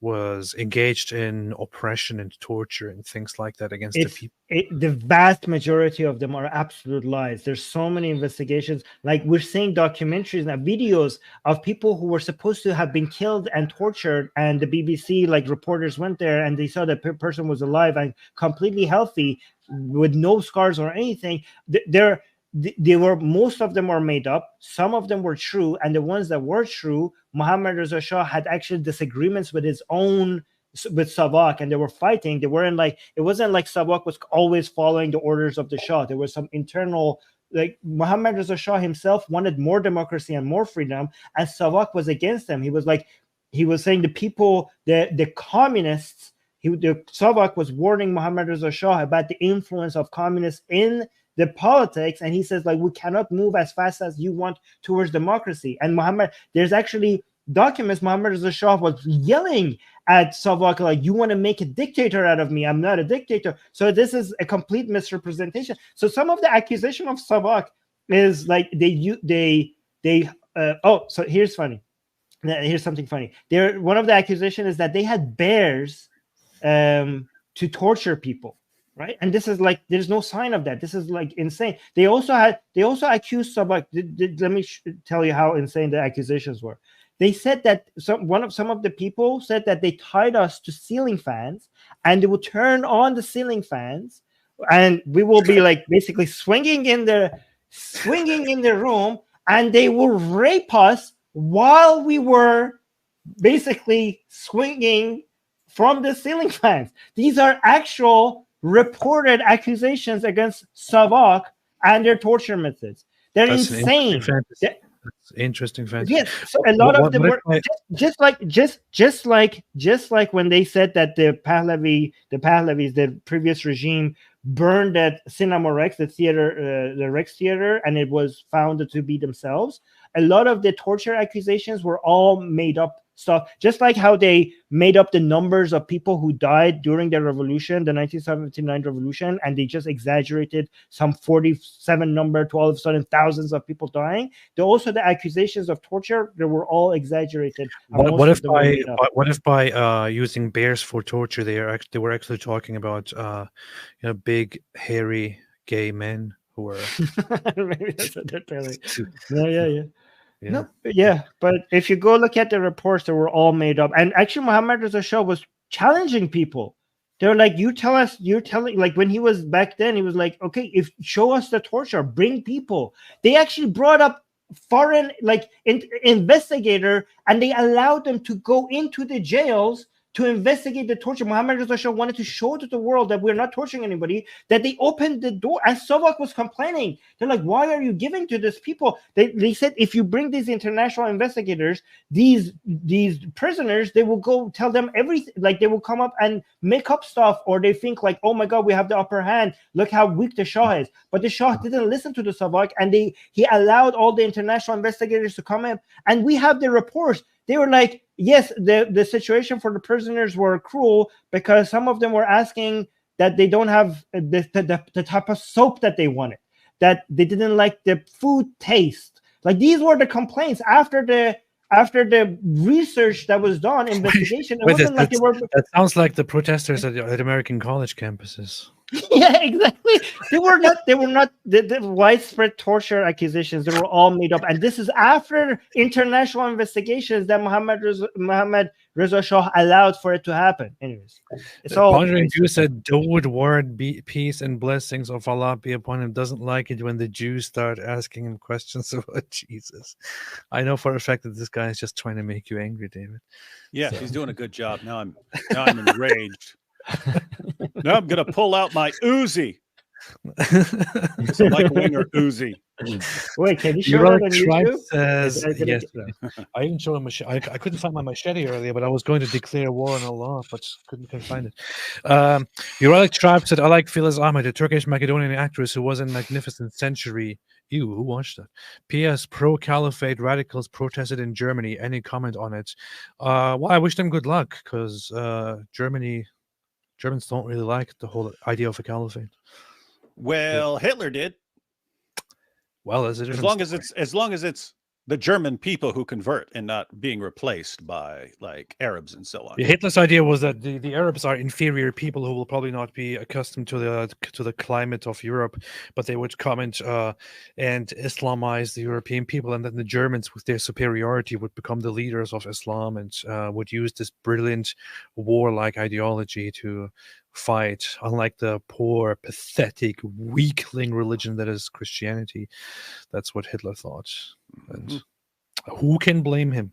Who can blame him?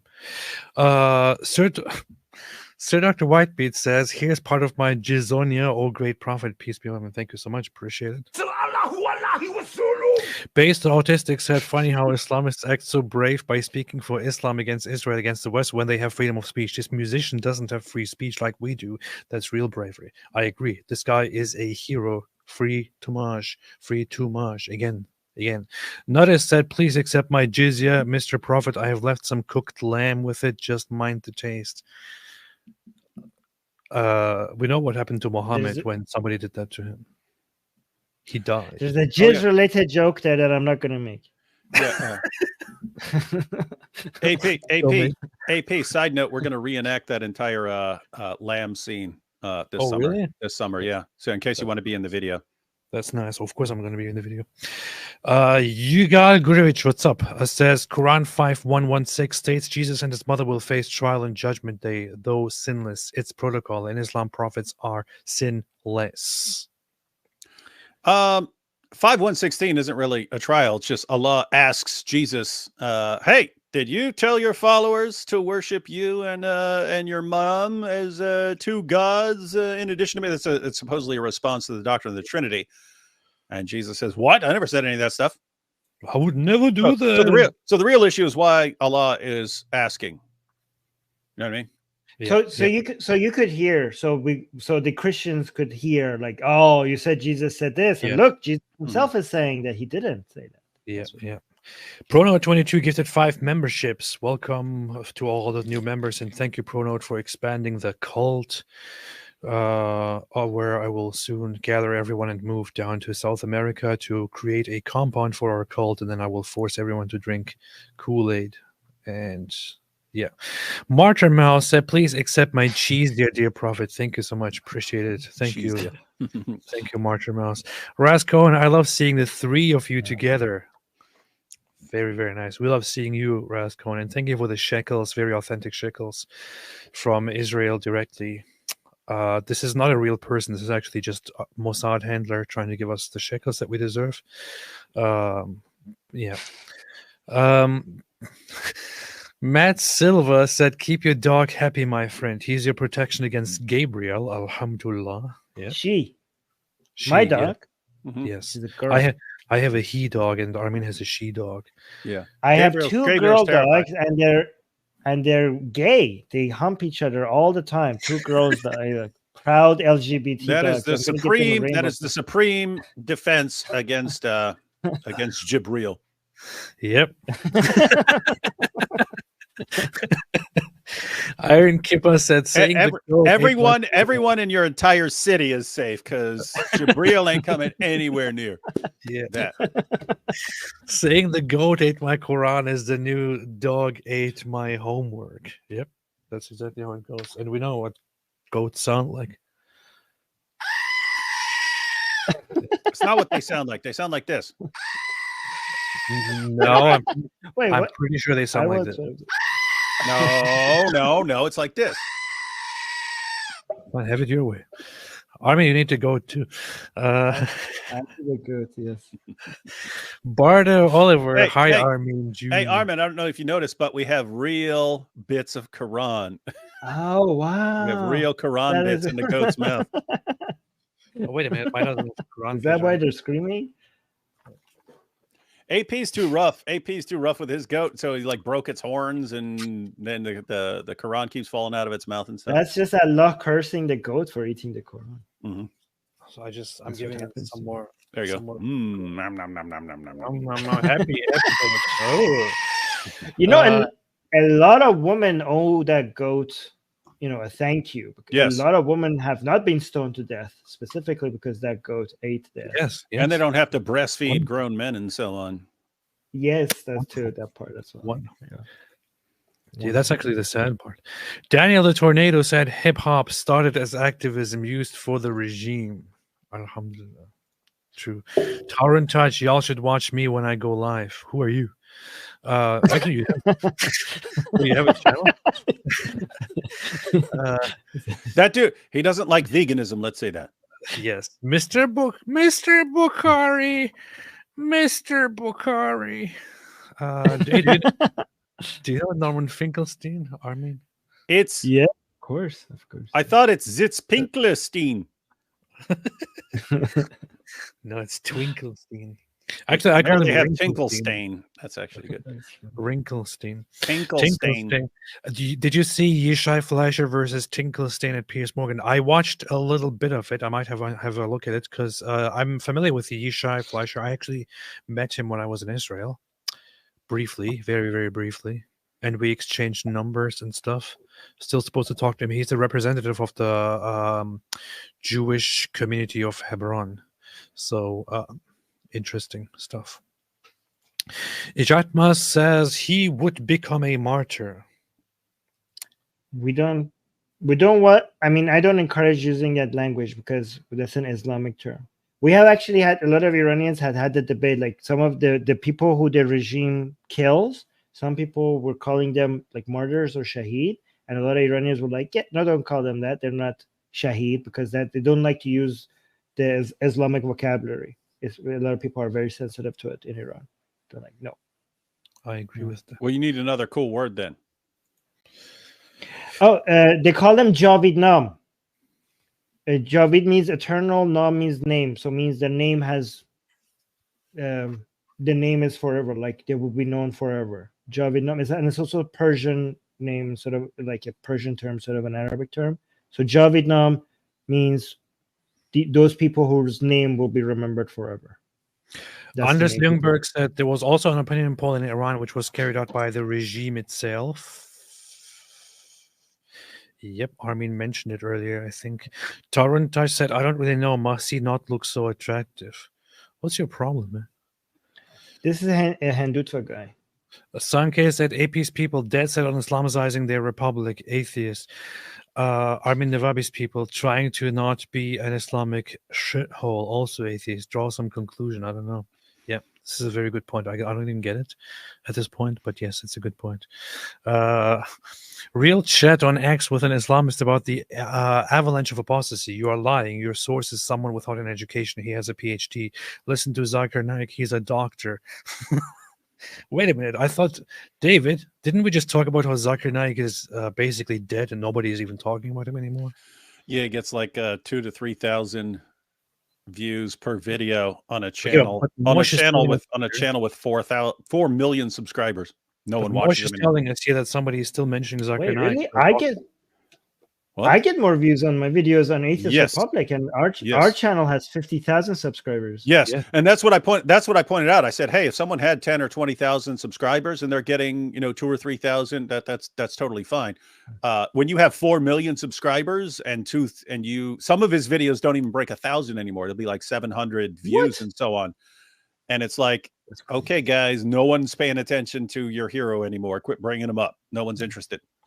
Nobody. Oh, by the way, guys, Atheist Republic just recently hit 50K, so we're now trying for 100K. So subscribe to Atheist Republic. Hey, Armin, I'll go and tell you in advance. Your second 50,000 way easier than your first 50,000. Are you sure? That's great. Amazing. Yes. Oh Your first 1,000 subscribers is the most difficult 1,000. The next 1,000 easy by comparison.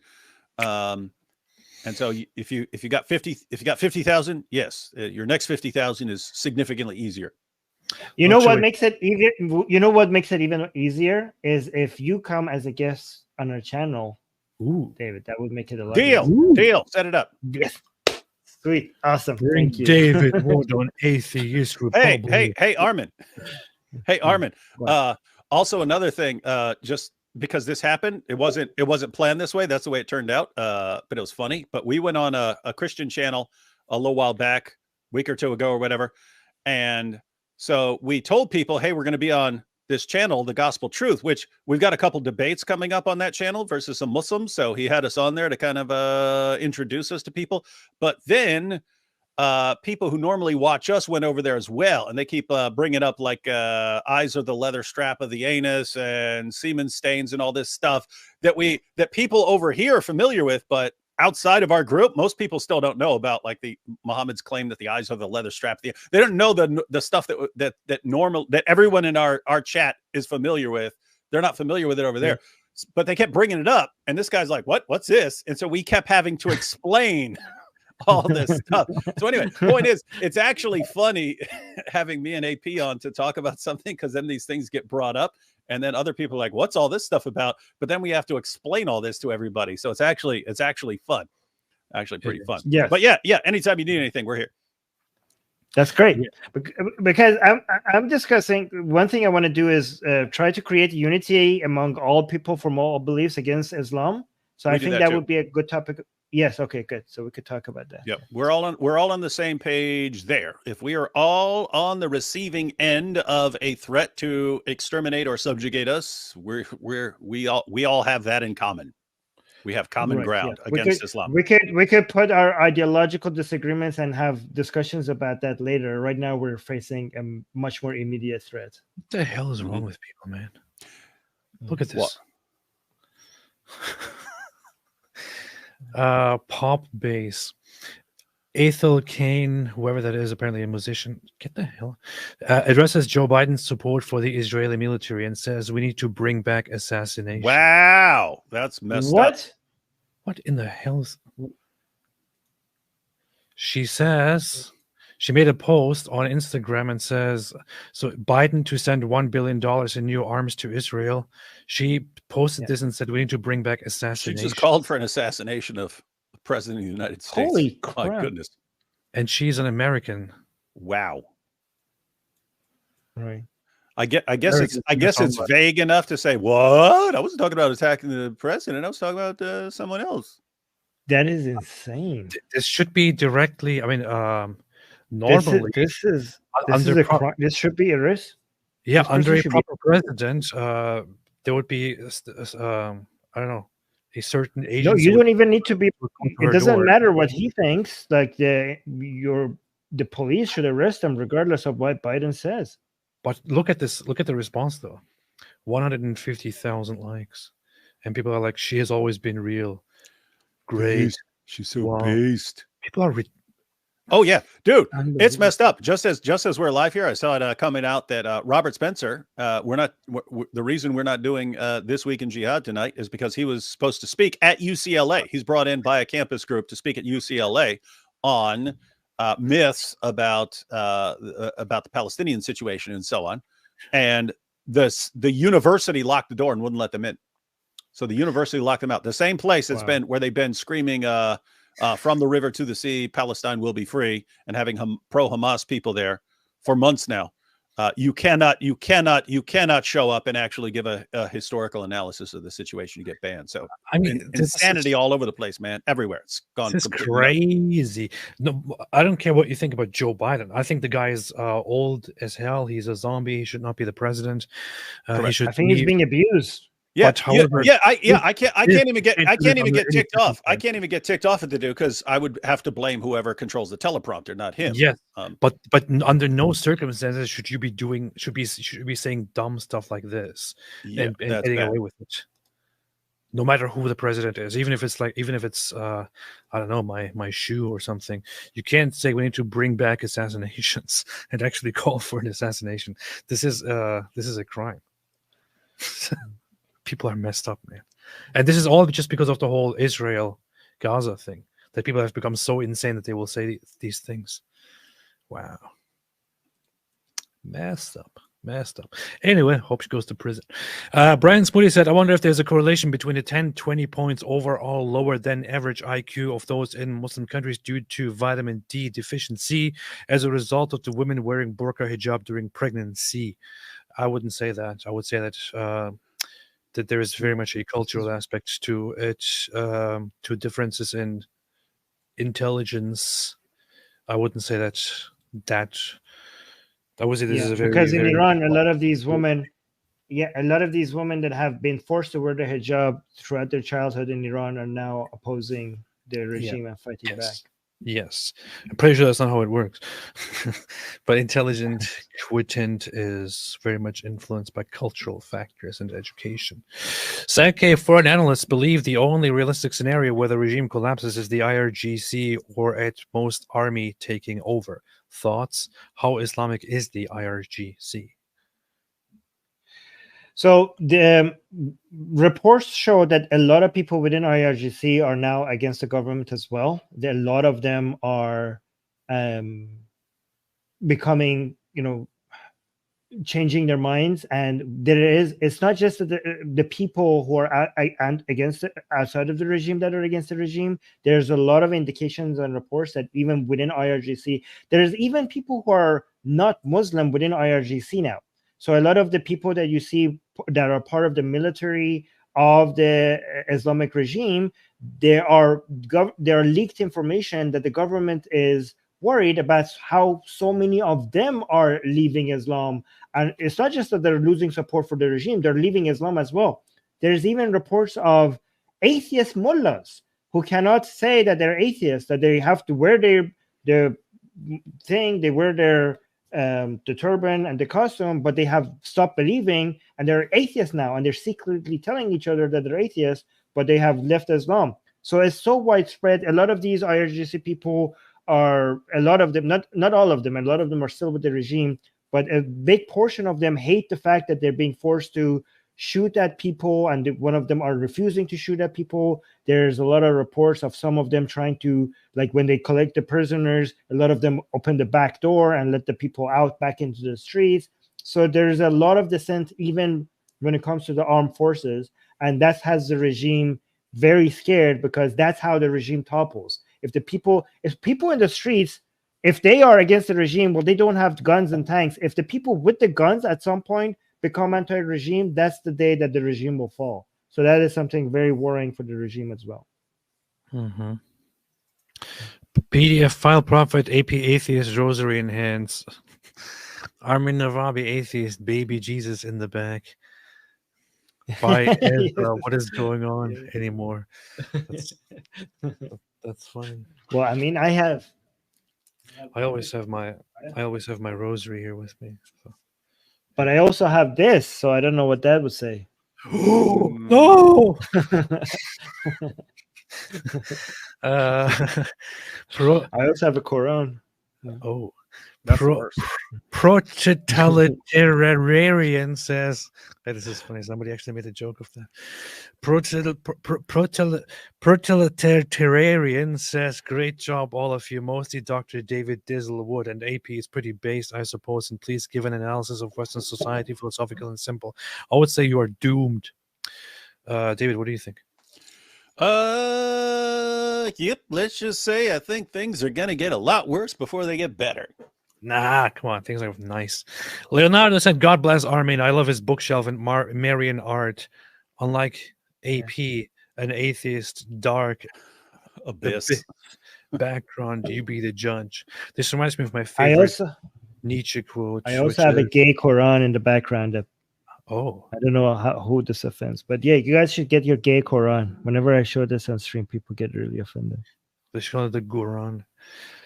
You talk about the Nietzsche quote. You talk about the abyss looks back at you. Oh yes, yeah. This reminds me of my favorite Nietzsche quote, which is, yes. Oh. Yes. Wait, how does it go again? Something about when you look into the abyss, the abyss looks back into you. Something about make sure that when you when you're fighting monsters, make sure you don't become a monster yourself. Because if you stare into the abyss long enough, it will stare back at you. Hey, AP, how did Armin know more about Nietzsche than you? I just couldn't remember the exact phrase. I always remember the sentiment. Well, because this quote from Nietzsche is often quoted in we quote that in Iran a lot, because a lot of people who are fighting against the Islamic Republic, they want to make sure that they don't use methods that will make them evil like the Islamic Republic. So we constantly, the monster here being the Islamic Republic, the people who are fighting back, they constantly have to remind themselves not to become a monster like the Islamic Republic themselves. Oh, hey, Armin, one follow-up question to the whole situation with Tumaj. Here in America, if we found out that someone was just sentenced to death, he might not actually, the death sentence might not be carried out for like 15 years, right? 15 years, 20 years and stuff. You see that often. You see like someone got executed and then it was something he was sentenced to death for 20 years ago or something like this, but they have the appeals process and so on. So when we find out, when we hear that this guy's been sentenced to death from an American perspective, you're thinking, oh, we got plenty of time to worry about this and get something done and so on, or probably change, a few years down the road. But what's the time frame on carrying out a death sentence for someone like that? Right. So when you're talking about the U.S., you're talking about a country that has a structure, has a rule of law. There's certain procedures, and there's a method to it, right? But in Iran, this is not you can't compare Iran and the Islamic Republic with the United States, because it's not based on what the law is and what the procedure is. It's based on the need. It's based on what the government needs at any specific time. So, and they also, just like Tumaj said, they laugh at their own laws. They don't have anything to abide by. So that's why, because the executions are based on their political need at that time, it could be any time. It could be tomorrow, like Tumaj could be executed tomorrow, or they could just keep him for a rainy day that they need to distract people's minds or to send a message. Maybe 10 years from now, 5 years from now, 20 years from now, tomorrow, next week, 5 days from now. It's all up in the air. And we have examples for both. So we have people who have been on the death row for years, for decades, and all of a sudden we hear the news that, oh, yep, they've just been executed. We also have examples from the Islamic Republic for a person that just went through the entire sentence, arresting, accusation, sentencing, and execution in less than 2 weeks, the whole process. It was a kangaroo court. All of it was televised, and there's no appeal, no opportunity to defend yourself. It was insane. And sometimes the executions happens without even the family being notified. Like sometimes the family get notified that somebody was executed along with the rest of us, because they're seeing it in the news. So no last meetings, no get a chance to say goodbye to your family. It's all up in the air. So everybody has a different experience, because there's no systematic method to it. It's just they decide when they could use an execution, and they go by that. And the process of it is also based on need. That's pretty messed up. So it could happen at any time, or some random time far in the future, or not at all, because they see the response by the people and they get scared. So sometimes they don't execute because the pushback has been too strong. Messed which up. is what we're hoping happens with Tumaj. Yeah. Aeneas Ivan said, please remind the Marxists in the West how the Iranian Islamic Revolution started. Leftists never learn. Islam is not an ally. Yeah, this is an important part that we addressed at the beginning of the stream, which needs to be consumed again. Don't make allies with Islamists. I don't agree that leftists never learn. We have so many people. Don't give up on people. So many people have changed their opinions. We have so many people who used to be radical leftists and now they're not anymore, right? Susanna herself used to be part of Antifa, and now she despises the radical left more than anything, right? So don't say leftists never learn, because if you have a defeatist attitude, then you wouldn't do active. Like, what's the point of activism? It's to change people's opinions. So don't give up on people. Yeah, Susanna used to be an activist leftist. Now she's just an extremist atheist. See, this is what happens. But this does fly in the face of everything you stand for on your defeatist channel, AP, where we're all doomed. It's too late. Just give up and go live in a bunker There is somewhere. no hope. There is no hope. Aisha became a YouTube member. Welcome to the club, Aisha. I hope you are older than 9 years. Jacob J said, I love you. I love you too, Jacob. I love you too. Protolitarian said, I assume whatever the equivalent to Fat Albert is in Islamic standards, we can give to Ali Dawa. He will be overgorged with all that popcorn. Yes. Yes. What's a Fat Albert? You know what Fat Albert is? Nope. Oh, it was a cartoon from like the 70s that we all grew up watching.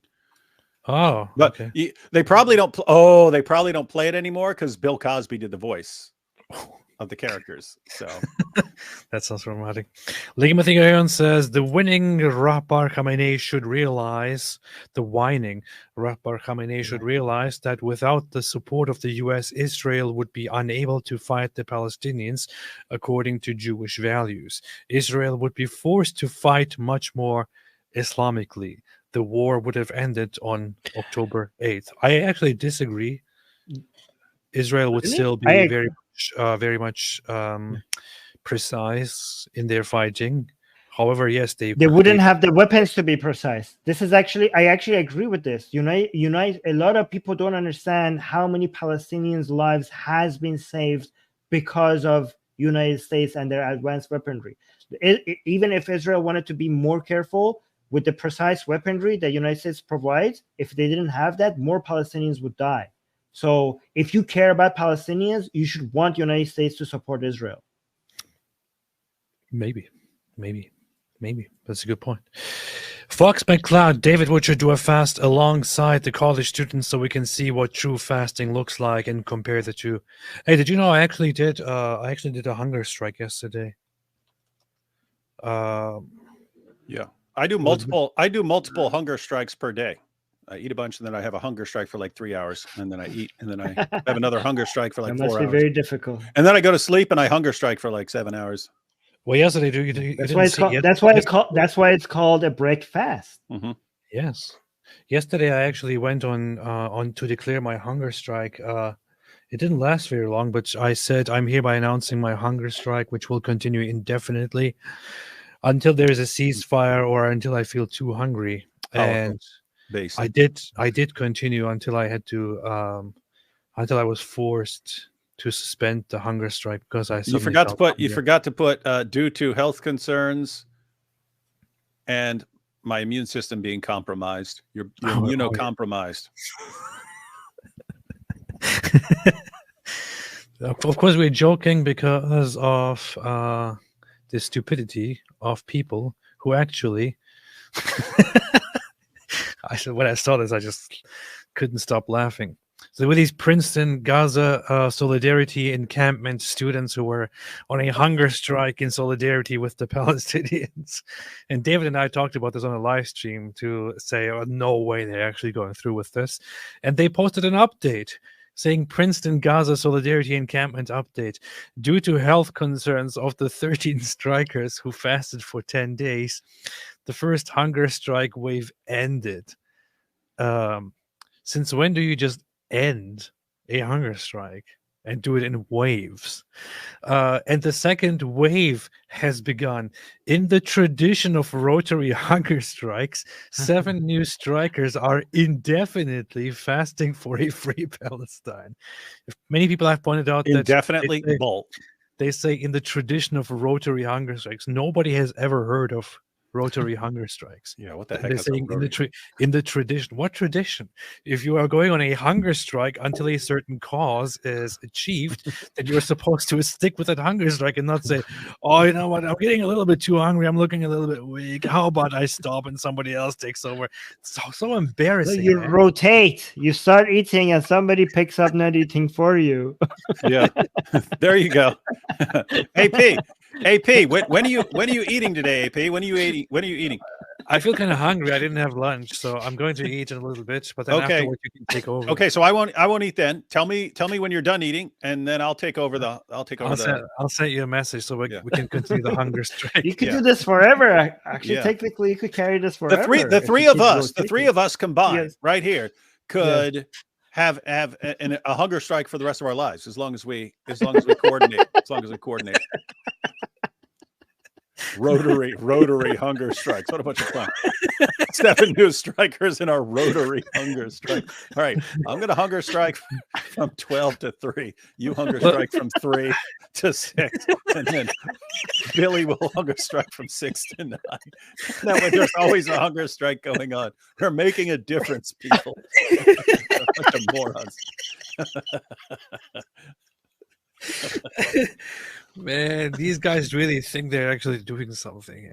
Yeah. Man. And guys, I mean, if they were serious, yeah, they're not gonna stop Israel. They could get more attention. I mean, if you're hunger striking, and you end up going for like 40 days or something like that, that's when your body starts feeding off itself and so on. It could be 50, 60 days or something like that on nothing but water, to where they have to start tube feeding you and you're passed out unconscious and they have to put you in a hospital and stuff like this. If like news reporters are coming and interviewing you and why are you doing this? It's to free Palestine.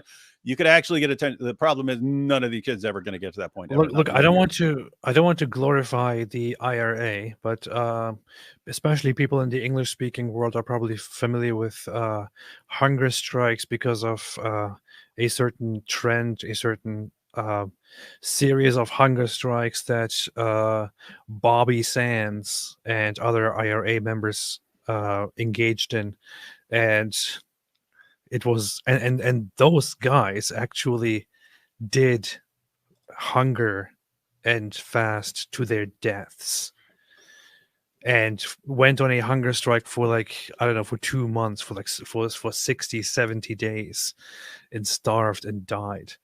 And then you have these idiots here come along and say, "Oh, we're going on a hunger strike. Oh, you know what? Actually, I feel a little bit weak. How about somebody else take over?" Man, what an embarrassment. Bunch of children. Yabi says, "Wait, can I just say something about that? These people have a revolution fetish. They want to do a revolution, and for the sake of doing a revolution, just like what happened in Iran in 1979, where the leftists wanted to do a revolution in a country that didn't need a revolution, because they want to be the heroes of their story. They want to act like they want to be Katniss in Hunger Games, right? But without paying any of the price. They look at the people in Gaza. They're like, "Oh my God, I wish I could be that. I wish I could act like I'm having a hard life, but without actually going hungry, without actually having my house destroyed or anything, but could somehow feel like I'm a hero in the story without any of the blood, any of the hardship, any of the hunger. How could I have that?"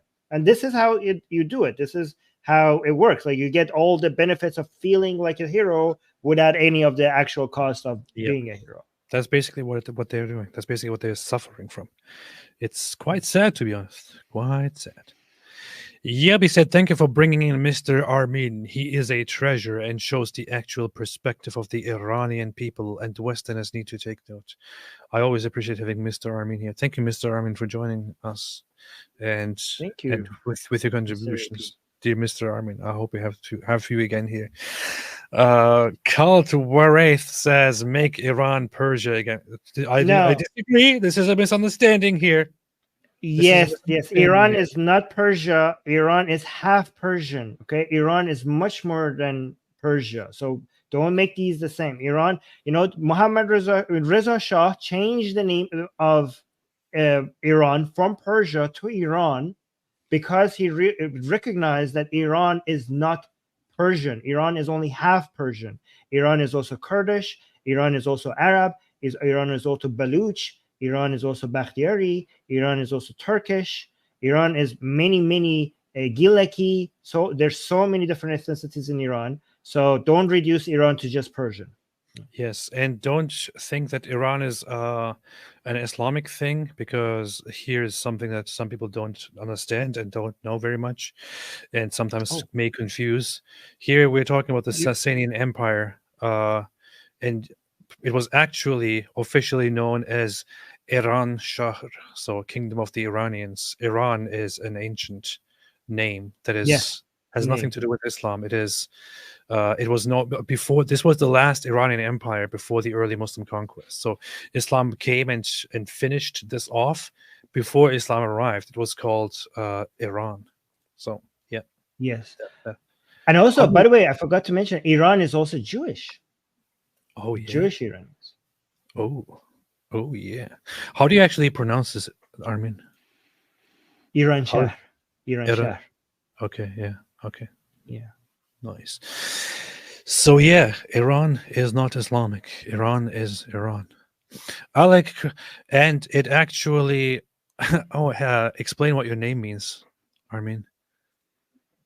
Oh, why you did this? So, let's go ahead. Iran. Originally, what the word Iran means the land of Aryans, right? And my name, Armin, means the guardian of the Aryan land, the guardian of Iran. Yeah. The guardian. So Armin means the guardian of Iran. That sounds like some white supremacist stuff right there. Like some dude jumps up and declares, "I am the guardian of the Aryan Brotherhood." So this is just how the Nazis stole this whole thing, which was much more meaningful before. Well, so Aryan now is a dirty word because of the Nazis, but back then, so Iran being the land of Aryan, because the people going there were Aryans, so it's kind of like saying that Denmark, the land of Danish, right? Or saying, I don't know, France, the land of French. So Iran was just the land, is just named as after the land of Aryans. That's what it means. And Armin means the guardian of that. Yeah. I just find it funny how Armin gets a little bit nervous whenever I ask him about his name. Because people might not know the context. It doesn't, it's not evil, because they're not, it's only as evil as protector of the white nationalists. It's kind of like right now we don't have an Aryan race because everybody's mixed with everybody else. But back then it's just like calling Scotland like this, the land of Scottish. It was just Yes. I like Christian said, why do Muslims don't eat pork? Dude, everyone knows cannibalism ain't okay. Oh, that was a joke. This is a very, very bad, very offensive joke. Very offensive. Please no longer do such. And it's also very offensive. Imagine calling someone pigs. Yes. Or saying also that there's people nothing has been wrong transformed into pigs. No, that would never be acceptable.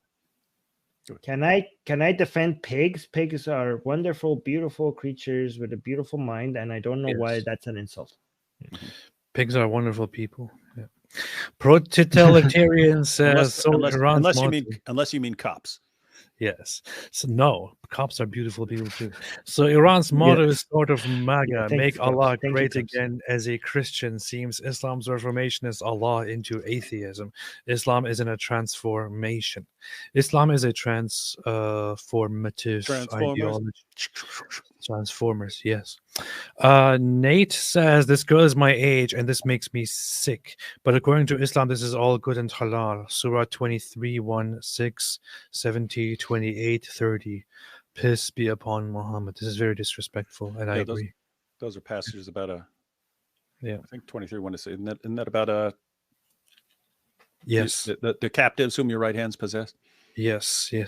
This is disrespectful, and I love it. Hippie Crystal Lover says, I lived in countries with no democracy. I don't find myself in the same luxury as you. You grew up in freedom. You can spit on freedom since you don't know what it is not to have freedom. A quote by Ayaan Hirsi Ali. Nice. It is interesting because that kind of goes along with what Armin was talking about earlier with the people who are, the people over there, they actually understand what's going on, and they can actually teach other people who have no appreciation for it because it's completely normal to them. But that's the same situation with Ayaan Hirsi Ali. Like, you guys over here protesting this and that, you don't know what you're doing. You don't know what you got and that you're complaining about. Yep. Oh, by the way, also an additional note to the whole pig thing. Aside from being very, very nice and very cute, pigs are also more intelligent than dogs. Do you know that? Pigs are smarter than dogs, and even smarter than a 3-year-old child on average. There was a commercial back in the 90s. It's actually funny, but it said the commercial started and it showed a rooster, and it goes, the chicken, man's wake-up call for centuries. The cow, one of the gentlest creatures to have ever lived. The pig, contrary to its reputation, one of the most intelligent animals in the world. Let's eat them! Thompson's barbecue sauce. I was like, it came out of nowhere. That's pretty good. Yeah, that's pretty awesome. But talking about pigs' intelligence, I don't think we care about pigs because we should care about pigs because they're intelligent. We care about animals because of their capacity to suffer. I know, or but the I'm just capacity saying, to be happy. Yeah. I know. I'm just adding that as a note, just to point out how fantastic pigs are. And I'm not a vegan or a vegetarian. Okay, don't let vegans and vegetarians monopolize caring about animals. You could care about animals without being a vegan or a vegetarian. Yeah, I think pigs should rule the world, actually. Yeah. Sal Willis said, glad to see Armin here. I'm also subscribed to Atheist Republic based. Muta says, here's some jizya, spend it wisely on some muta. Come move on over here, baby. Now you got a muta channel. This is actually on Atheist Republic's channel. I'm actually highlighting some super chats here that are on your channel. On Atheist Republic. Thank you, guys. This is Leia Brewer. You guys are now my favorite threesome. Truly keep up the good work. I know it's not easy. Thank you. Alhamdulillah. Tez, but great work, guys. My heart breaks for the Iranian people. Yeah, this is this live stream. We didn't even point this out, but this live stream is not just on my channel. It's also on Atheist Republic at the same time, and also on Twitter, right? On X. Yes. Thank you for allowing that. Yeah, that's pretty good. Pretty good. Tezbot says, young Aisha, she married a prophet 48 years her senior. How horrid. Copulating at 9 in Islam is fine, and they wonder why we're all so worried. Yeah, Muhammad was in his 50s and stuff. But of course, it's no big deal. Yeah, he was in his 50s. She was 9. He died when she was 18, and he had made it a rule in Surah 33 that no one can marry his wives after him. So she was left as a childless widow for the rest of her life. Yep. And Muhammad's a mercy to mankind. Yeah, that's what she deserves because she's a woman. Sure. The true prophet says Ismailis and Alawites believe that the Quran was corrupted by Uthman and Sahaba, bro. So maybe they have the best arguments. Isn't it also a traditional Shia belief in general that the Quran is not that the Quran was originally not in the order that it is today, but that it was corrupted or it was arranged differently, but the Shias just went with it anyway, so not to cause. Yes, this is something most Shias don't know. The actual true version of the Quran is Ali's version of the Quran. And the one that a lot of Shias don't know this. A lot of Shias think that, yeah, this is a perfect Quran, but actually the actual secret Shia belief is that the true perfect Quran is the copy that Ali had, not the copy that Osman had. But they didn't, obviously, these evil Sunnis didn't let Ali's copy to become widespread. But one day, when Mehdi comes back, when the Mehdi comes, when Imam Zaman comes, he will reveal to you the true copy of the Quran, the perfect one. Yeah. So the traditional Shia belief is also that the Quran we have today, which was put together by the Caliphate, is not really the perfectly done Quran, but it was corruptly But done most by Shias them. would not. Yeah. But the Shia did not want to object because they didn't want to cause another fitna, and all that. Ali was so kind and so holy and so peace-loving that he didn't complain, even though, here's the thing, the Shias, they hate Abu Bakr, they hate Omar, they hate Osman, and they love Ali, okay? Even though we had the most amount of peace and stability, okay, during Abu Bakr, Omar and Osman, and Ali came to power, and we had civil war among Muslims, and Muslims killing Muslims more than any time. And then Ali dies, and Muawiyah comes to power, and then you have peace and stability again.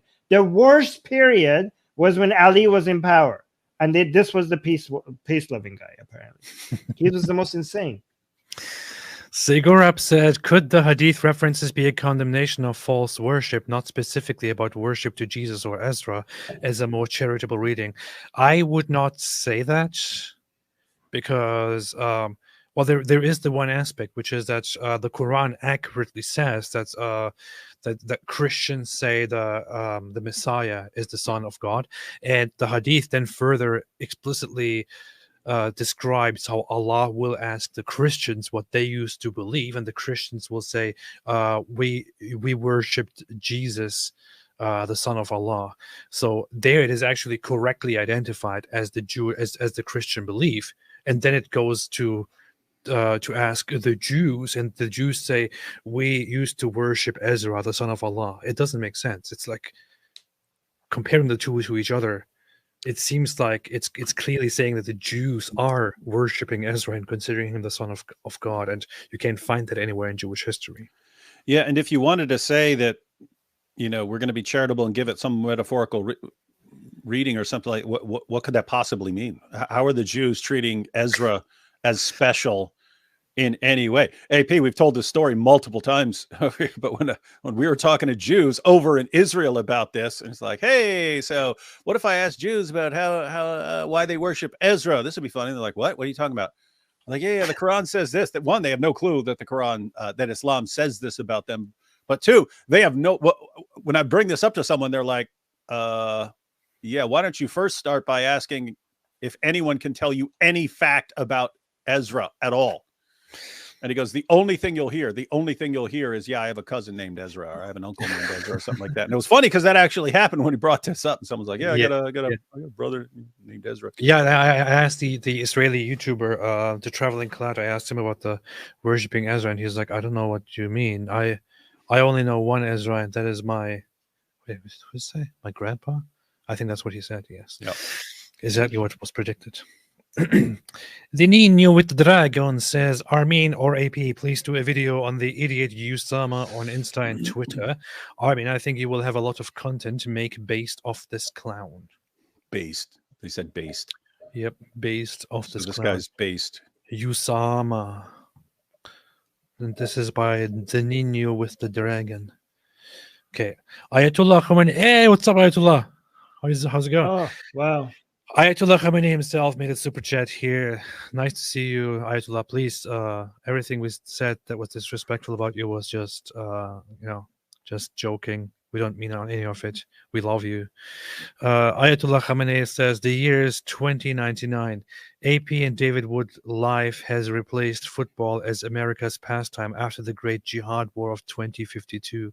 David Wood has uploaded his brain into a supercomputer, and AP is now a 800-pound super mutant getting carted around on a large golden throne. What the hell are you talking about? Made a $50 super chat for this. Well, I mean, the most interesting part from Armin's perspective is that this is actually coming from the Ayatollah. Yeah.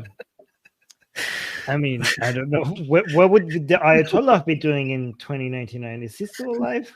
I don't know. I don't know. I don't know, but very interesting theory here. Mossad's leather strap says, had a LGBTQ supporter condemn me for supporting Israel, brought up 30,000 dead. I brought up Tel Aviv being 25% LGBTQ. That's 100,000 dead if Palestinians take over. Long story short, I think we got to convert. Alhamdulillah. I hope it works. People are stupid nowadays. Very, very stupid. I already had a conversation with somebody, a discussion, because the discussion was, how can you guys be advocating for those who want to kill you for being gay? And then one of the responses that I got was like, oh, so you're saying they deserve to be massacred altogether because they're Islam, because they're homophobic? Like, what? Who said any of that?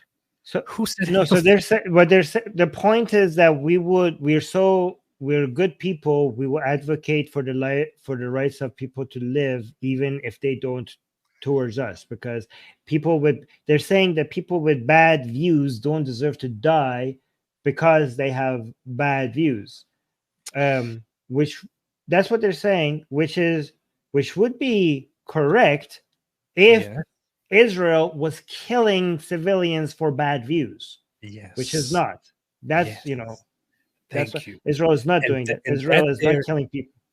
That there is the straw man, because when we point this out, and this guy then says, oh, so because they don't like gay people, they deserve to die. No, nobody ever even suggested that. Nobody even ever said such a thing. That's not the point that is being made. People don't get it. Mossad Leatherstrap had LGBTQ supporters. Huh, you made the same. You read that twice. Oh, twice. Read it 10 times. Sir Dr. Whitemate, Mama was a Drake fan, certified lover boy, now certified PDF file. This is funny that people are now incorporating the Drake and actually I don't think we should call Muhammad a pedophile, because I think we should call him a child molester, because a child molester is far worse than a pedophile. A pedophile is a condition, and there are people who have that condition who do not act upon it, knowing that it's the wrong thing to do. It's a mental condition that people have not chosen. A child molester is somebody who acts upon it. And in fact, I think Muhammad was not a pedophile, which makes him worse, because he had sexual attraction to adult women as well. But the fact that he had sex with a child while also being able to have sex with adult women makes his action even worse, makes it even more evil, I think. I think Muhammad was worse than a pedophile. Muhammad was a child molester. But here's the thing. It's actually not mutually exclusive. So, according to the modern understanding of psychology and the condition of pedophilia, for example, a pedophile doesn't have to be exclusively attracted to children or to prepubescents in order to be a pedophile. There are some pedophiles are known as non-exclusive, exclusive, and some as non-exclusive. Pedophiles can be attracted to both adults and to minors, and some are only attracted to minors. In both cases, actually, I think most commonly, pedophiles are if they engage in it, they are not exclusively pedophilic. They are attracted to adults and to children. It's very common. Yeah, there's a so basically everyone's correct here. There have been definitions in the past. There have been definitions in the past where a pedophile was a pedophile if he was exclusively, or at least massively, primarily attracted to children, whereas the DSM-5, and back then I wouldn't even call Muhammad a pedophile, because I was like, no, he was attracted to he was attracted to adult women as well. But so the DSM, so that's the Diagnostic and Statistical Manual of Mental Health, Mental Disorders, and in their discussion of pedophilic disorder now, they they have it as anyone who's any adult who's attracted to children is a pedophile. But then there's a qualifier as far as some people are attracted to young family members, and so you can have the incestuous kind, but then they also they have the qualifier, is it exclusive or non-exclusive type. So you would say that Muhammad was a non-exclusive, had pedophilic disorder, non-exclusive type, right? But do you agree with the other part? Yeah. No, you're correct in terms of a person could be attracted to children and never act on it. So you could and there are people like this. They're attracted to them, but I'm just not going to do it because I believe it would be wrong to have sex with a child. And so they have pedophilic disorder, but they're not child molesters. But so you're correct in that, Armin. However, I see we can all compromise here. We'll call Muhammad both a pedophile and a child molester. Because he's both. We can come to an agreement. He's a pedophile who acted on it and therefore a child molester. Yes. But I just want to, here's the thing, because if you, yes, child molester would be worse. Child molester would be the worst criticism, because it seems like that's the one you were getting at. Yeah, but I also want to say that if you tell pedophiles that they are criminals simply for being pedophiles, you're going to put children at risk, because they're not going to come forward with their mental disorder and tell professionals that they have this disorder. And if they don't come forward with it, they're more likely to act on it. So I think that we should separate people who don't act on it and people who do act on it, and also congratulate people who have this disorder and don't act on it, to encourage them to come and seek help. Yeah, I will encourage them not to act on it, but I'm not going to praise them for having. We're not going to. We're going to praise them for coming and seeking help, trying to make sure that they don't. Yes, I think you should. Yes, I think people should be encouraged to. Hey, I congratulate you for being a pedophile. No, you're supposed to say it. Yeah, that's what you said, Armin. You said we should congratulate them for. It's like, wait, no, he did say for coming forward. He did say forward. Yeah. Apostate Joe Smith said, "No words. I've been deeply moved tonight. Thank you. Spirit of Nikaf, read Tumaj. Hide in a mouse hole. This is all very, very good. And don't forget to tweet about Tumaj. Tweet with the hashtag free Tumaj. It's not too much to ask." A pusillanimous leather grape on Zabiba machine of the cow said, "Maybe Pondering Jew is a Muslim pretending to be a Jew to try to make David hate Jews."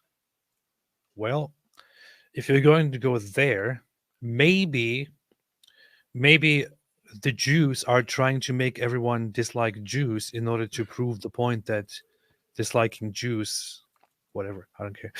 Gotop said, this came unexpected. Gotop said, I knew it was happening as soon as I pointed out that your goat's already all broken up, and I said AP's too rough with his goat. And I was like, Goat Hub's going to comment on that. Goat Hub said AP is too rough with his goat. We like the sound of that.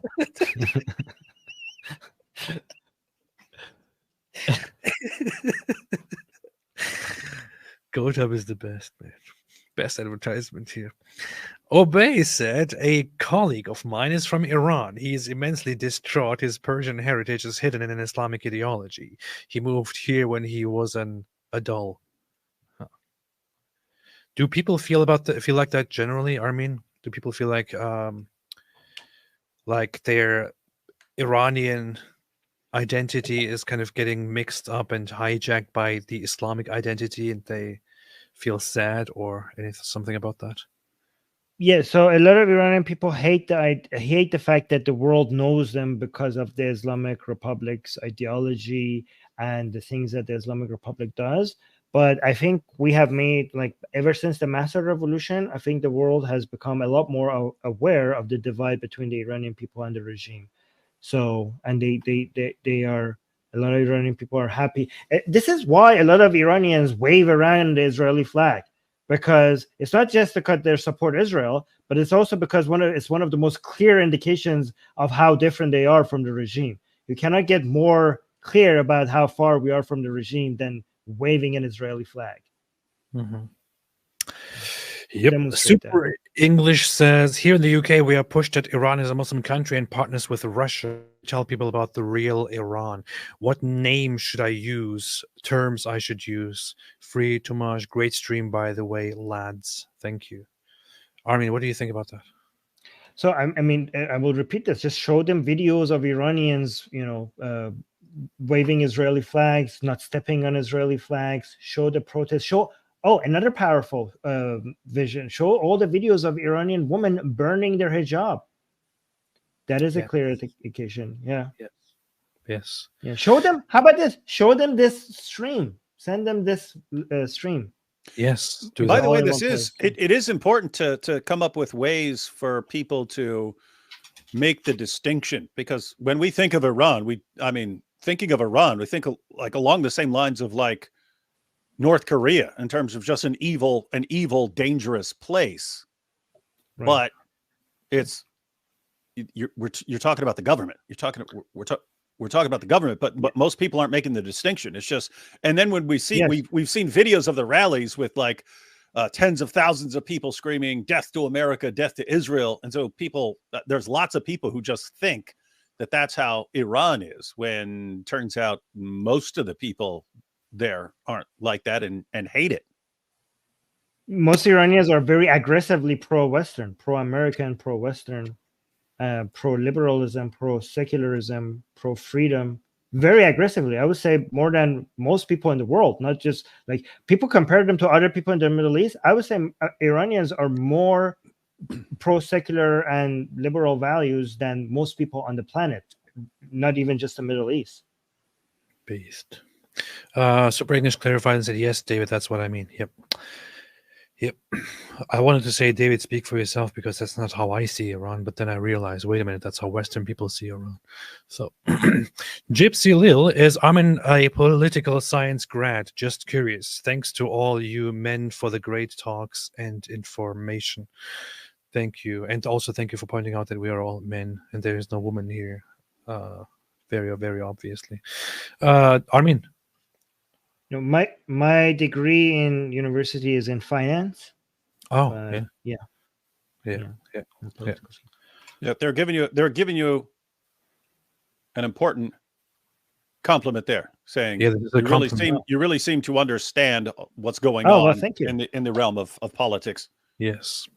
Well, yes. Yosef, I would say many Iranians had gotten a mandatory political science degree by just living. That's a good point. That is a good point. I'm pretty sure leather strap of the anus is also a misquote from Hebrew Madras Rabbah Genesis 18. I'm sure David will look that up and see what that is about. No, that's not even the Bible. That's Midrash, I think. So yeah, that's yeah. So I don't know what they'd be talking about as far as something mistranslated. It'd be funny if it's actually connected to something there, or a mistranslation of something. We'd have to see more on that though, because we don't know what we're talking about on that issue. Yeah. George Gagnon said, I see in your bio on YouTube you are an ex-Muslim. So have you let God's beloved and only begotten Son, our Lord and Savior Jesus Christ of Nazareth? Oh, me no. I'm an atheist. I'm a proud anti-religion atheist activist. What? I'm still a heathen. Wait a minute, I didn't know this. Wait a minute. Well, now I have to do this. Yeah, AP only does shows with Christians. Yeah, with Christians. Yeah. Yes, yeah. But I do like talking to a lot of people with different opinions than me. So so I can tell them they're all dumb. So I could tell them they're all dumb, and I'm the only smart. Yes, if you want to come and convince me, I would be open to that discussion. But anyway, but here's another thing. I would say, like I told David, I do like philosophical debates with Christians and people of other religions, but I think right now we're dealing with such a major threat to to democracy, to the world order that we're having, coming from two much more immediate threats, that these philosophical discussions, as fun as they are, I think they take are less important than the threat that radical leftism or wokeism and Islam. I think these are the two main enemies that we need to work with each other, or else we're not going to have a society for us to be able to have philosophical discussions on I whether would God is go real or God is not real. further and say they're not just less important; they are entirely unimportant right now. I wouldn't. Well, I mean, they're fun. Yeah, they are fun to They're everyone except AP. Yeah. Hey, yeah. Hey, it was funny. This was years ago, but an atheist posted. I don't even remember where, if it was on YouTube or on Twitter or what. But an atheist posted, "Hey, why do we give David Wood a free pass? Is it just because he's blasting away at Islam? But his beliefs are stupid too. Why aren't we going after him?" And then another atheist responded and said, "Let King Kong take care of Godzilla, then we'll worry about King Kong." And I was like, that's a good point. And I go, wait, am I King Kong in that analogy, or is Christianity King Kong? Right? Because Godzilla was clearly Islam, but the question was about me. And he said, let King Kong take on Godzilla. So does this guy actually think of me as King Kong taking on Godzilla, or is Christianity King Kong in his comparison? But I didn't know. I didn't ask. So. Both. George Gagnon said, "My dear brothers in Christ, I am a Franciscan friar of the Catholic Church. Are you Christians or are you atheists? I'm baffled. It says in your bio ex-Muslim." Yeah, this is not very. That's even if Christianity is true, this is not good advocacy. You could do better in. Yeah. So George, just to clarify, George, there are 3 people on your screen right now. 2, the weirdo with the blue hair and the guy with the pink background. Those are atheists.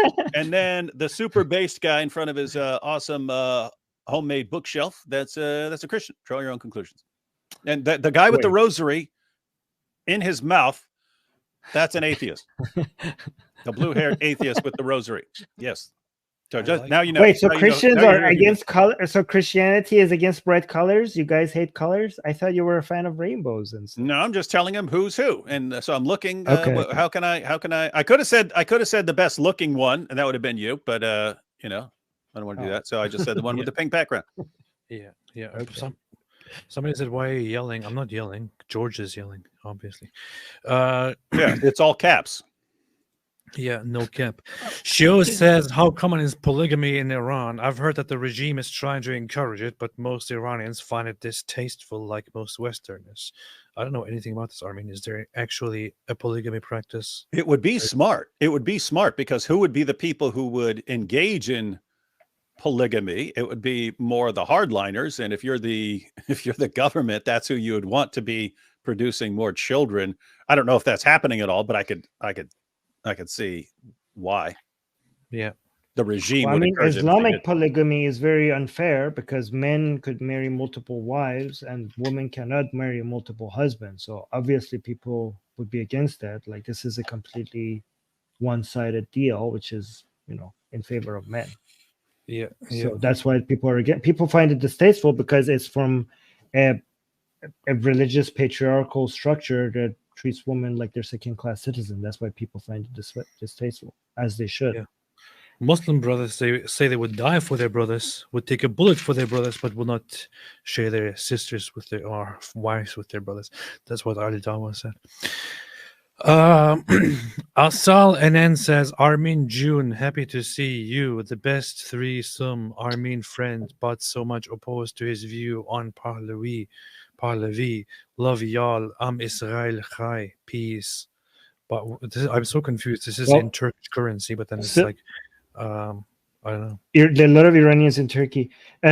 So, yeah. So, by the way, I want to, now that you're mentioning Israel will live, I want to mention that during the Pahlavi dynasty, Iran was a refuge for Jews living Iraq, right? So Iran, like in Iraq, it was not a safe place for Jews, and people were harassing and attacking Jews, and the Pahlavi dynasty opened its borders to provide support to Jewish people. During the Pahlavi dynasty, Iran and Israel had a good relationship, and Iran was a safe place for Jews.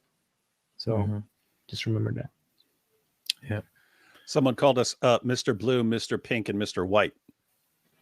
That's fun. That's Reservoir Dogs. Nice.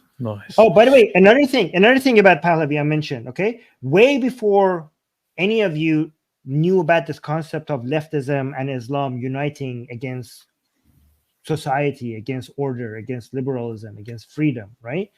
40 years ago, a man coined this unity, and he called it the irtija'e sorkh o siyah, which means the unity and the backwardness of the black and red. So this was more than 40 years ago. Mohammad Reza Shah warned the Iranian people of what happens when these two groups unite with each other, and people didn't listen to it because there was three forces in Iran: the white, the black, and the red. The white was the Pahlavi dynasty because he was doing reforms, which was the white revolution, giving freedom to women, getting the right to vote to women, and education to women, the right to education, and many other new reforms that made the country a lot of better place. And because of the white revolution, the Pahlavi dynasty was white. The red were the leftists, the communists, and the black were the mullahs. And he said he warned about the Iranian people. He warned the Iranian people of the unity between the black and the red. So this what you guys are dealing with today. The Mohammad Reza Pahlavi warned Iranian about this more than 40 years ago, and he knew what would happen, and people didn't listen to him. Beast. Jay said everybody like. Wait a minute. Dave Ray Rodriguez said, David, I just saw a couple of your videos with Nabil Qureshi. His book Seeking Allah, Finding Jesus is a Powerful One. What are your must-read books? I'm not sure. Like, it's kind of topical and interest-based for me. Like, if you want to say, hey, what books do I need to? It kind of be like what are you interested in? Because the list would be kind of different. Like if you were talking about Islam, I would say, okay, yeah, Nabil's book, Answering Islam by Norm Geisler and Abdul Salib and so on. If you were talking about general apologetics, it'd be kind of a different list. If you're talking about like donkey-brained atheists and their horrible defenses of atheism, then Armin's got a book right there, Why There Is No God. So if you're looking, if you're in a joking mood and you want like something really, really funny, you can read Armin's book on Why There Is No God. So yeah, it depends. Probably as far as like just like books you might read. Probably my favorite book of all time would be Till We Have Faces by C.S. Lewis, which is interesting because it's one of his much lesser known books, but it was a fiction. It's kind of I have zero clue why no one has made a movie out of it. It would be like Lord of the Rings. Probably because like quality movie. Awesome. Not boring at all. No, there isn't a boring second in that book. It's crazy. That's why I have it. It's the book. The book, it's people who worship pagan gods and so on. So I think like the Christian audience never jumped onto it because it's it's written in a pagan society and so on. So it's not like his ordinary apologetics books and so on. So I think it was never as popular in the Christian community. And so I just think it was never, I think that's why. But as far as like awesome stories, man, what an awesome book. Nobody's going to buy it. So there's only one book that you need in your life. Enough said. Or in English. Yeah. Oh wait. Jay says everybody's like Free Palestine, but I'm stuck in the year 1996. The hit film Biodome is out, and I'm Pauly Shore singing Free Mahi Mahi Free Mahi. We actually agree. I mean, we do all. I hope I agree with the chant Free Palestine. Right? But Free Palestine from what? Free Palestine from Islam, Free Palestine from Hamas, Free Palestine from radicalism. Like, and the best way to support, like, I mean, I'm not anti-Palestine. I'm pro-Palestine, but the best way to support Palestine is to support Israel's war on Hamas. Well, I think as long as it depends on what you mean by Palestine. I think after October 7th, especially for the future. Speaking strictly for the future, there is no other hope for a Palestine other than as part of the one stable and promising and good state that already exists in the region, which is Israel, which, by the way, also was synonymous with Palestine before 1948. Between 1920 and 1948, when you said Palestine or Palestinians, what you meant was the Zionists, the The Palestinian people, the Palestinian movement was the Zionist Israeli movement. The Palestinian music was Israeli music. Palestinian football team was the Israeli team. After Israel was declared in 1948, it became a separated thing where Palestinian was left meaningless and later hijacked by the Arab population. What is David laughing at? And I don't know what he's laughing at, but I would say that in the future there should be no more no hope for anything like a two-state solution where the Arab side has actually a separate state. It should be all part of Israel. I would think. I mean, I don't have any hope for the current generation, but I think, I mean, a one-state solution would have worked. That would be the end of Israel if there was a one-state solution. Well, so I think yeah.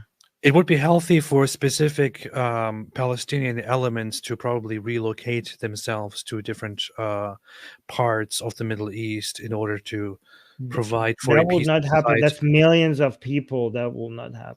I know. I'm not saying everyone. I'm just saying certain elements. Because if you are going to commit to coexisting in a certain place, you have It will to not let go happen of in a the number. It will not happen in a number that will make that to give that result. I know. There's millions of people. I get that. I get that. But here's the thing: you can either commit to becoming a peaceful, disarmed region without becoming a sovereign state and further threatening the existence and the peace of the Israeli people and the region, or you can leave the place and become part of something else, or maybe but those are the thing. Yeah, but those are value. Those are something like Egypt taking over Gaza once again and becoming part of Egypt, for example. They don't.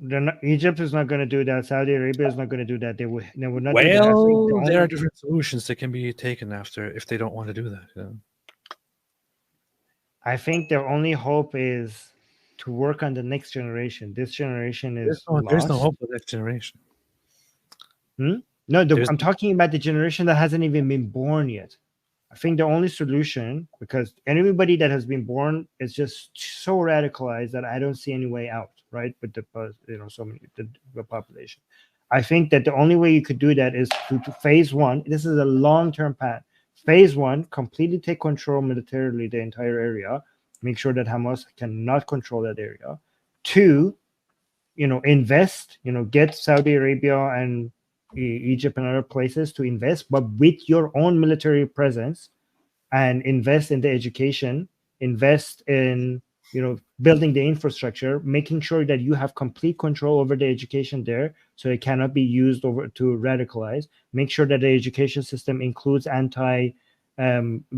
teachings against anti-Semitism, teaching, and then work on build the economy so much and develop it to the point that people have hope for this world rather than the next life, but also completely make sure that the propaganda of Hamas is not going to corrupt the minds of the next generation. And then after that, then maybe, It's not just Hamas. It's also, I mean, you have the West Bank, for example, where supposedly the Fatah, the Palestinian Authority under Fatah, is supposedly ruling without the influence. All of them. But they all are of them. They're just as bad as just Hamas. Make sure. I know, they're even worse. Yeah, I agree. But I'm saying that you have to expose the next generation to alternative ideas. You have to basically break that bubble. You have to move in and completely pop that bubble, and also make sure that your ideology is within the education system and work on the generation that have. Why would Israel bother even putting up with that? Because it didn't work because so there's far. there's no other way. Because the one-state solution would be the end of Israel. Okay, you cannot move millions of people. Egypt and Saudi Arabia are not going to control Gaza. This is going to be for survival of Israel. This is going to be the only thing left, the only solution left. Well, one thing that can be done is to say, okay, we have dismantled everything in Gaza. We are now leaving, and we will put this big trench and a much bigger wall and a much more secure blockade in place. We don't care what anyone says, and we will leave it as it is. Manage this by yourselves, or Egypt jump in and You, do well, this. you cannot do that. You can do that with Until- Gaza. You cannot do that. Then you're gonna make sure that you radicalize West Bank even more, and you cannot do that same wall with West Bank because the settlers of Israel want to be all over that area. So you're not going to be able to do that with the That's West why Bank. that's why settlements should be expanded further to continue and turn it all into Israel. Well, the people will still be there in the West Bank, even if you expand the settlements further. There's millions of people there.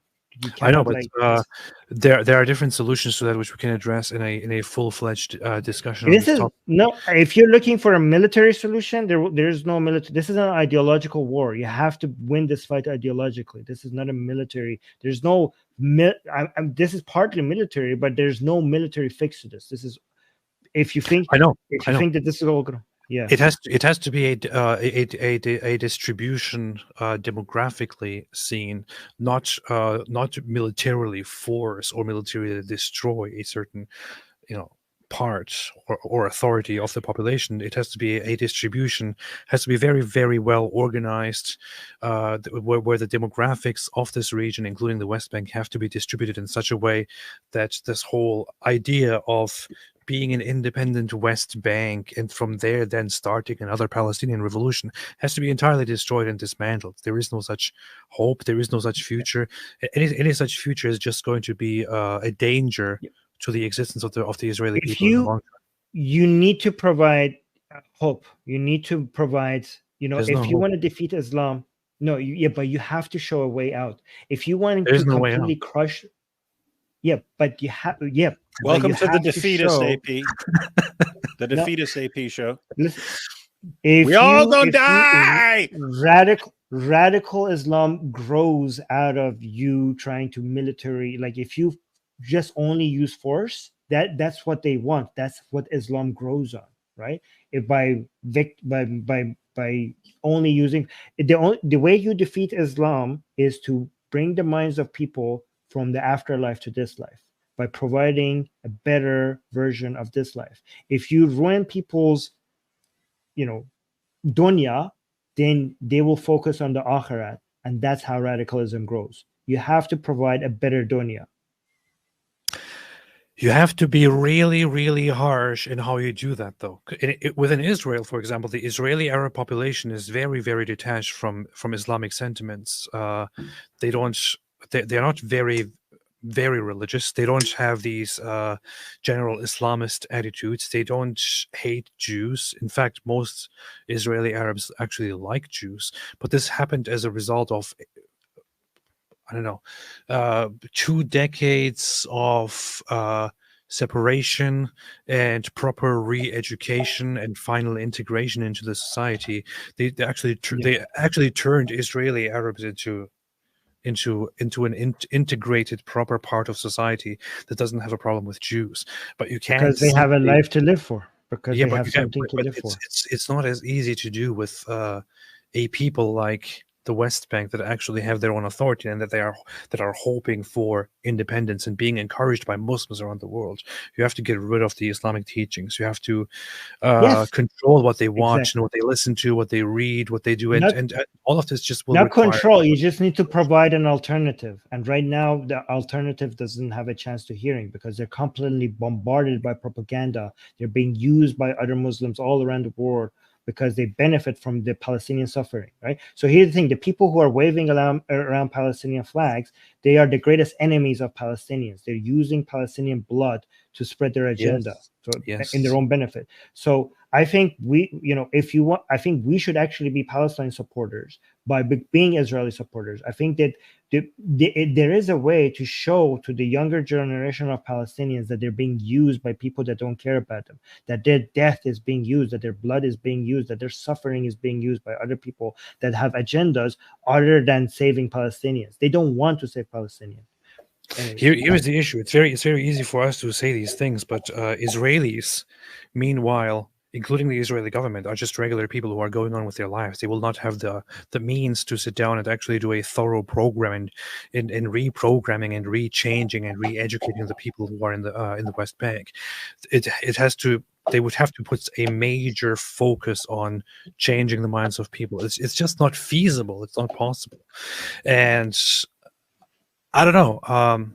We can discuss and talk about this forever. We should It's have a not. It's more feasible than any other solution.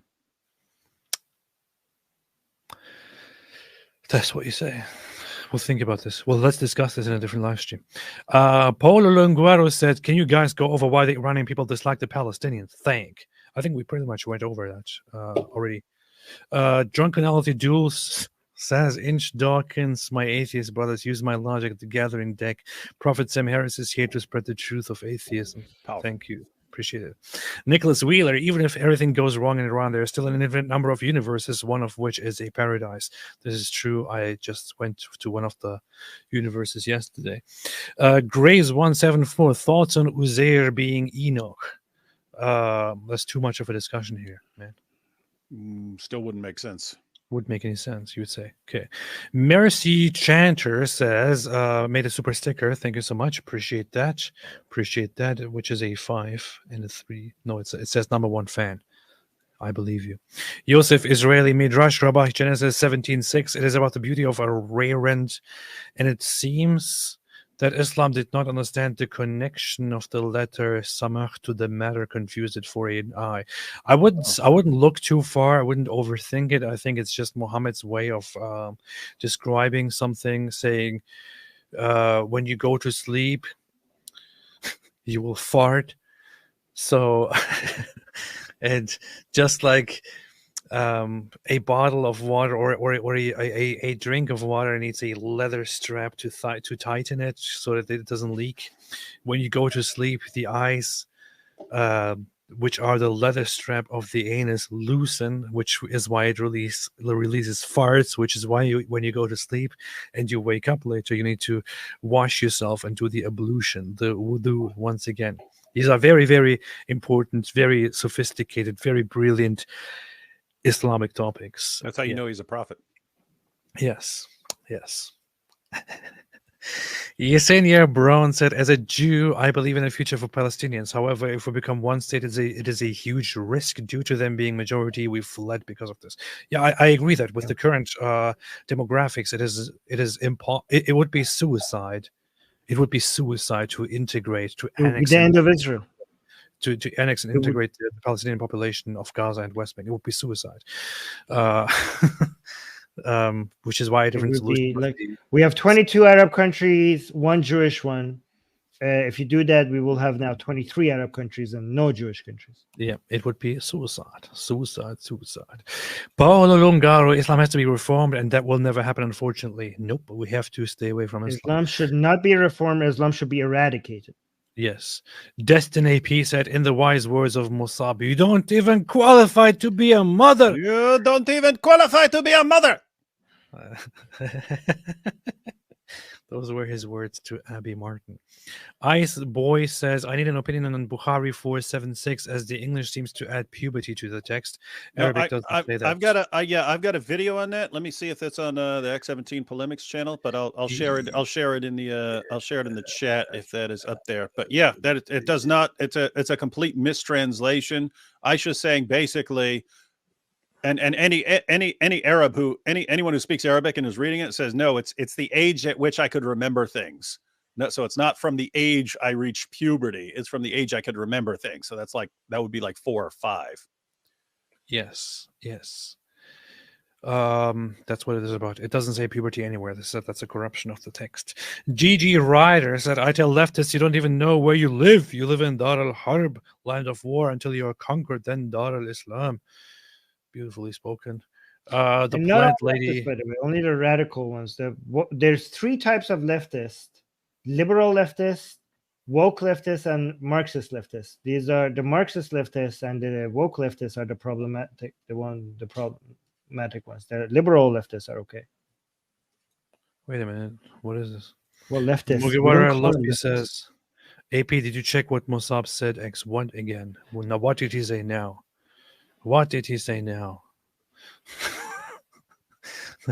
Is he causing chaos now? I don't know. I haven't checked. I don't know. Hey guys, I just shared a link in the chat. That link in the chat is to a video about Sahih al-Bukhari and the total mistranslation. And I'm sitting there with Al-Fadi, who is an Arab. So yes, he's explaining things. do that. The plant lady, unfortunately, he's a Christian, or you have to just put up. Yeah, with can't trust him. The plant lady said, AP and David, thanks for existing. My favorite kuffars. Question to Armin. Do you know about the Mandaean in Ahvaz, Iran? How do Iranians feel about them? The Mandaean? No, I actually don't know. Do you know what the Persian version of what you're saying is? Well, it is a minority group that is still around there, but I don't know how you.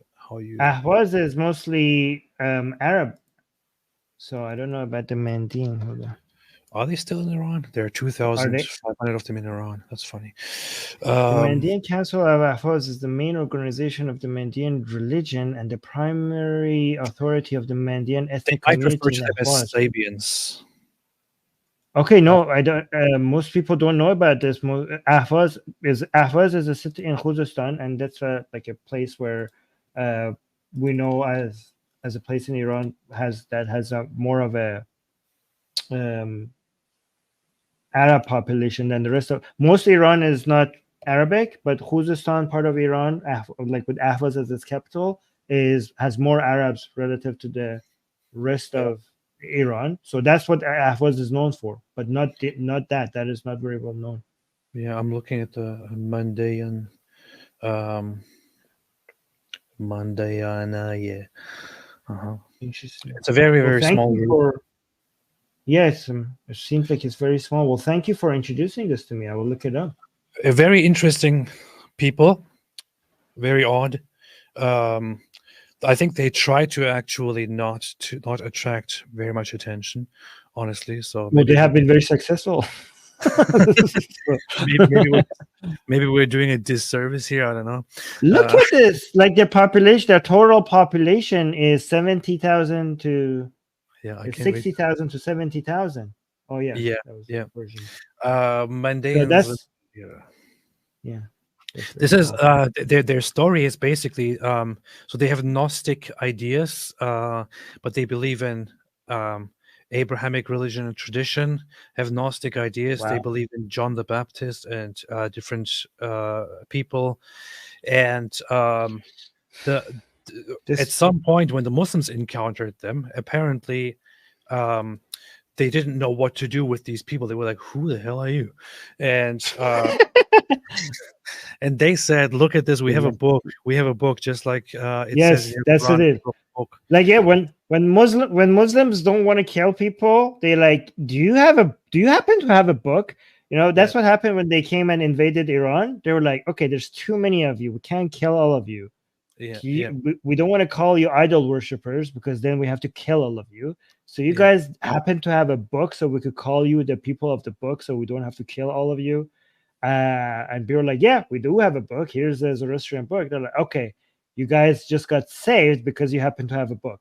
But then they went to India, and I mean, they killed a lot of Iranians, to be fair, but they didn't have to kill everybody. But then they reached India, they're like, okay, you guys are definitely idol worshippers. There's no saving you. You're no Ahlul Kitab. You're not people of the book, and yeah, you have to die. So that's why they killed so many more Indians than they killed Persians, because they were like, you literally have an idol. You're like the people of the Quraysh. It says Mandaeans have been forcibly converted to Islam, making them apostates from Islam if they revert to their religion, thereby risking being murdered. This is probably just Islamophobic propaganda. Muslims would never do something like that. However, so historically there was a point where they tried to identify as a people of the book and were then called by some people the Sabians, the Sabians, the Sabians, identified in the Quran, which doesn't really make much sense, but that's how they were kind of identified. It's a very interesting little group, but they have this habit of sticking to themselves and not expanding, not talking, not sharing their beliefs very much with others. They're like, hey, we're good, just get away. And they care a lot about baptism and stuff. Yeah. Yeah. Very interesting group. Anyway, Yosef Israeli said Rabbi Ur Sharki of the Brit Olam Institute wrote a letter to all Muslims and met with leaders on ways to reform Islam. Good luck, you can't reform Islam, it's dead. Abu Ahruf said, Armin, please read The Caliph and the Heretic by Sean Anthony. I would recommend Sean Anthony as well. It is an explosive exposition of even scandalous about the origin of Shia Islam. It is pre-sectarian narrative. It can help you to open remaining Shia's eyes in Iran. Alhamdulillah. All right. Thank you everyone for watching. Armin, thank you so much for joining today. It was very, very good, very precious, very educational. I would always say free Tumaj. Go on Twitter and share the hashtag and make something about it. Let's voice our demand to set the guy free. Anything else you want to say, Armin? No, just guys, I know we have don't let our disagreements that we might have distract us from fighting evil, right? There's we all three of us have different opinions about many different things, and sometimes when you hear other people's disagreements, you give up on working with them. We shouldn't make working with each other and friendship agreements shouldn't be a condition for that. Agreements shouldn't be a condition for friendship. Agreements shouldn't be a condition for working with each other. There's so many things that are right now a threat to our way of life, to our future, to the future of our children. And don't let learning about other people's views, minor disagreements that we might have about our philosophy or about the way that we look at the world, stop us from facing this evil that we're all facing, right? So just keep that in mind. And I think if you recognize what is the immediate danger, then that's good enough. That's good enough. We could deal about other things later. So, and again, thank you everybody for being part of this. There are a lot of Iranian people right now that need your attention, and again, also a lot of people around the world that need the Iranian people's experience and education. So I think there's a bridge to be made here. And also, if you're Israeli, there's also a very important bridge to be made here. A lot of people I know watch the show from Israel, and I think that Iranian people and Israeli people are benefit both if we cooperate with each other. More Iranian people are discovering people in Israel and communicating with them and working with them, and more people in Israel are discovering people in Iran. And our channel, Atheist Republic, is doing a good job in building this bridge between Israeli people and Iranian people. So again, this will be good for both Israel and Iran. So if you're Israeli, try to find ways to communicate and get in touch with Iranian people, and also vice versa, because Iranian people are very, very eager in building this bridge. And I just hope that we could see that the same thing from the other side. Yeah, along the lines of what Armin was pointing out there. One of the problems when you had the Arab Spring and so on, and a lot of Western governments thought, we'll bring freedom and democracy to nations in the Middle East, and then everything's going to work out great. And what happens? You end up getting ISIS and so on.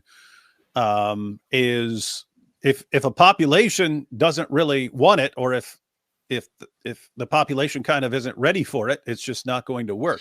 Iran, the population looks like they're ready for it. It kind of looks like if a democratic nation was going to work there, it seems like Iran, of all places, is the place where the population is actually ready for it. Yes. Perfectly said. Right. Yeah. Go subscribe to Atheist Republic, even if you are not an atheist, like me, for example. Yes. Thanks everyone. We do get a lot of Christian and Jewish support on our channel. Sometimes they get a little bit annoyed because of some stuff that we say, but they stick. But at first they were like, stop saying that. But then they stay around. They're like, they are, the Christians and Jewish people who stay, because I'm not going to censor myself. I'm still going to say some stuff that some Christians might find a little bit distasteful. You are on an atheist channel. They say interesting things. If they are going to talk about how much they like eating babies, get over it. Be done with it. It's an atheist channel. Just continue. Listen. No. But the Christians that still continue to watch our shows, they have grown a thick skin, and they're just used to us sometimes saying stuff like that. So that's good. Yeah. Beast. All right. Thanks everybody for watching. Thanks everyone for joining again. Spread the word. Oh, this is one of the longest live streams I've One of ever the had longest live streams in the history of YouTube. of the universe. Thanks everybody for watching. We will be back soon. I will probably be back tomorrow. And until next time, have a fantastic day. And as always, homosexuality should be fine. Oh wait, sorry. Sorry, as always. Stay away from Islam. Perfect.